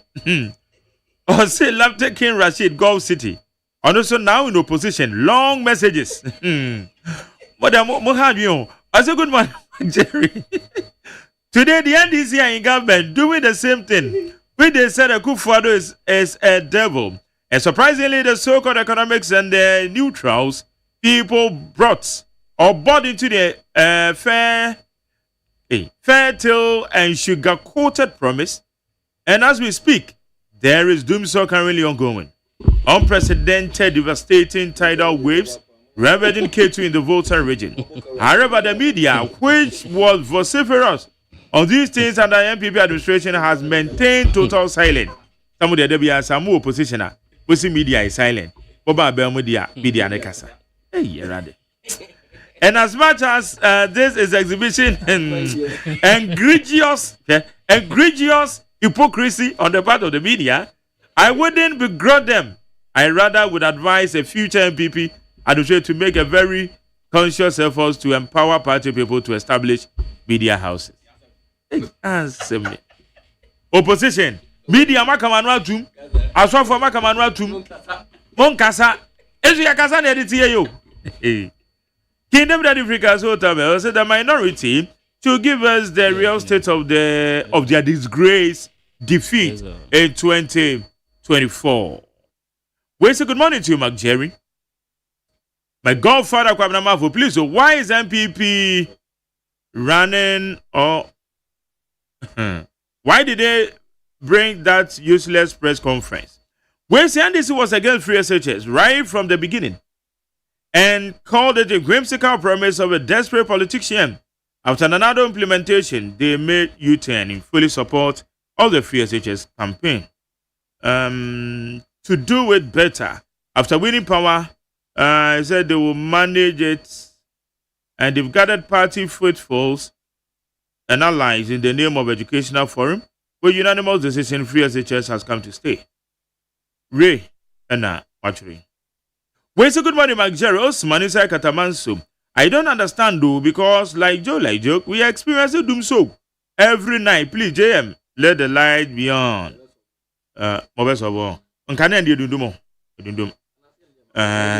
Okay, we say happy birthday to Princess Akosua Pedue J at God's Kings and Queens Academy. We free Ejari Arafat or your engineer on the way a buyer. We say good morning to you, Mark Jerry. Kwabing at Tiwade Street Agenda 111 Hospital was commissioned. Abomosu is completed but not commissioned. Okay, you mean Agenda 111 project. I think we should give credit where credit is due. Kwesiboche, Edifree, Australia. Home Mesa Domipile 2 say NDC and JDM have just decided to waste Ghana's money. Minority, may God bless you all. Anyway, regards to Hadia Safia Mohammed, incoming National Women's Organizer, MPP. Well, say good morning to you, Mark. I don't know why the previous government is complaining about everything that the government is doing, but when they were in power because of their greediness, they couldn't do anything. Profitete, or the free South Africa. Also for Mame, and the freedom, I say, let us unite and stop the blame game and build our party. Starting from the grassroots. There is peace in Ghana, but no peace in our hearts. Ghanaians are actually suffering from this great loot and share. Where's the Nigeria? Why can't we name the Hajj village religious village so that both Christians and Muslims can use the same place simultaneously? Where your kwesibotre and also be say you. Ishaba now said the true state of the nation's address was solely delivered by the mighty minority in Parliament yesterday, touching every sector with facts and figures, which President Mahama should have done, but choose to do propaganda. Hadia Fatibeka say propaganda. Wednesday, good morning, Magjai. Please tell me where special happy birthday, Reverend Eric Safo Kantanka, Okankwe North Constituency Deputy Secretary. Okay, yeah, that's it. Yeah, man, happy birthday. Hey, Lampard. Meton kate papa. Lampard. I'll say good morning, Mark Jerry. Please, who was delivering the State of the Nation's address? Was it the former President Mahama and now the President of State? And I was one for former American or your president. Please, Ghanaians, can you ask him what was his records then? Where you from Pon Lampard? Where you from Pon Lampard? Meton kate papa. Hey, you show your home. When say Nigeria, I think there is nothing wrong if watching uniforms a task force to protect the Brim River. Say Jones. And now on also Ediapa. Okay, yeah, Brennico. Nah, yeah. Remember 1 minute to be and now 2. Oh, now me go to you, yeah. And sabi time so now be kasa sa o graba mantem tu ma wunu yam bogu ma. In the State of the Nation address that John Mahama at the buy no. He forgot to say he left Nanado's government with an energy sector debt of $2.5 billion. And only 2016 there now. Me say he forgot to say that one. And now with 2016 now but what he failed to acknowledge was that inflation had dropped from 54 to 23.8. And that is accurate, yeah. And growth rate and only the finance minister was 6.4 or the budget percent. Finance minister growth rate was 6.4%. These are the indications or the indicators you have communicated to Ghanaians. These are the things we want to know. That growth rate, as we speak, is 6.4%. That was what the previous regime left behind and he inherited. As against IMF prediction of 4%. That should tell you, say, we had prudent managers of the economy. And so when you hear the man Asia, the man more chrono. Okay, then Abraham. How is it? Mark. Yeah. Mrs. Inflation, I say when people can. Mark, I say everyone. And then inflation are dropping from 54 to 23 hours. Now who cause them? Question no. Now who cause them? Wow, paja inflation am aswa 54. Now I was up drop about 23. I will see more about why are they. Then you want inflation no call. Mark, and you want with inflation echo. Massa, your growth rate can even be around 50% or whatsoever. Even from the 6.something% now more can. More growth rate and growing by economy grow by 6.something%. Because almost service your debt. But because almost service your debt. Debt now chunky a buwan was an anabola. It was a chop. When we see this year. When we see, is it this year? Yeah, it's this year by 2025. Yeah, you have almost 280 billion to service our debt. When we say, you have 280 billion Ghana cedis, new topable Ghana cedis to service our debt. And these are the things we are talking about. And these are some more boka aguho. Nana, yeah, try everything possible. say you back like no. And Mark, there is one thing the NDC government don't want to engage in. But as they are pushing us, we don't want to engage in too much complaint and excessive comparison. We don't want to do that. Yempesi yabeza you know. As you complaining here, yempesi ye equalization and a my yenti and a yezu my yenti na dabi. What we are in to do and they say the solutions. Ebeba. Solutions. Solution is here bedding. Mama employ obi wa ba muda. Mama ba nyina ma employ. Enye nsama mfo nkwa na ma employ. MPP for enye nsama mfo nkwa na ma employ. You employ ghost, you came and rule over ghost, employ ghost, two ghost people to NSS to go and work at the end and some mfo yana na no nsama mfo ma sa kwa form mama be adwuma NSS. Free education kurama inflative figure no ni nyina ghost. Medan say and akọ free education. Ni na mo fanya 24 hours. Yanko na me fa my friend for abna go me ho. 0302257902 0302243540 memo bia 2 hours grand somo 0302243540 beba champion McTerry. Yes, I tell you And I pay of source with the encounter with me for our studio. Encounter. I mean, Chairman MP, about Tampa, either Adua, actually, you are our ISO for instance. Then more you are up your market, Baba Papa, Ned must move your parliament. That's why you like the way well, you're man, and I'm walking around make up. Like Jelly. And then you like your mama said, almost see hard bleach. I'm a Muslim for a common. You see hard bleach, your mom. I'm saying that a hard bleach no almost new. And your ways can be hard bleach. And your man can be here now. Your mama on one pocket money and do this hard bleach, you know. You could say, I'm saying, airport company and it's hard bleach. Airport company, again, I've got a company. Ah, for sure about I said the boy on Mangana Hobra. You see, Cathedral, our Ghana, Nina home Kasai, and you a company Ghana for nothing. Our back when you are for mostly or many white economy and I just put a mugwage on where you may go to some what you. Nothing, some would just from where you know where you show me. But Amako, the answer moon says, so can I say, I didn't quite Bible told you, I said, Nanado Cranny can cut a sword, no. Nanado ne cut a sword. Emma, MB before we create complaint and Rauche with the interview, I may, yeah. Many former Hajj board, Honorable Ahmed Banda, Kasaya, no, or Kase, Yadia by that, Nanado Cranny cut a sword. It is a mechanism and it is a time another one prioritizing. No, it's a Mojam Casamu. Tata man, because the ATI Cathedral no can once of the answers also much had released Adam Muslim Fu. And then I'll go back to one. Mebatron another cat sort. So you can just check it easily. Magdalene, and I'm back and say, so you when see, and the way they were supposed to be able to say, Muslim, I'm and for our education, enemy. Natama na another cat sword, Nankola, and yet you need I'll give it as a mammy fat to do it. And you are moving to money, you. Namazian, you're Ghana, Kamrama to you say, Nempa Obama say, Obenini Ache, Luniricha, or Betty Zabubunama.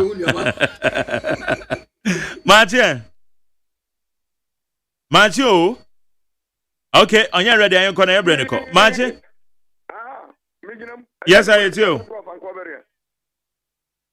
when we can have you are no pay me church or Mombo Juma, Yamishra Monano pay with my palm diamond. Lampa on your switch, Jim Secretary, like Jasafia Mohammed, Japon, Ocean one, this is a Corella Nova. And I'm Martin Afanaso or Bojuma or Papa. You the American in a say, you see, dear, Enya and Rano. And then so and yet. So when a cat is sorrow, one cat is sorrow. Mukasafa, a year cathedral was say, Adiana Wayaning. Nothing in Adiana Wayaning and the other by the ocean and also got to us. Nothing in Adia, we are yes, you want and want to assume. Now, Pufron, I was Aqua says, obey. And then so says, baby, I'm a Quajas and Yaganeska. Cathedral is a Yaganeska. As a man was right there. A Ghana can be this year. I catch the Atua. As I can so and Yanuque. And the other thing is, oh man, I'm going to Okay.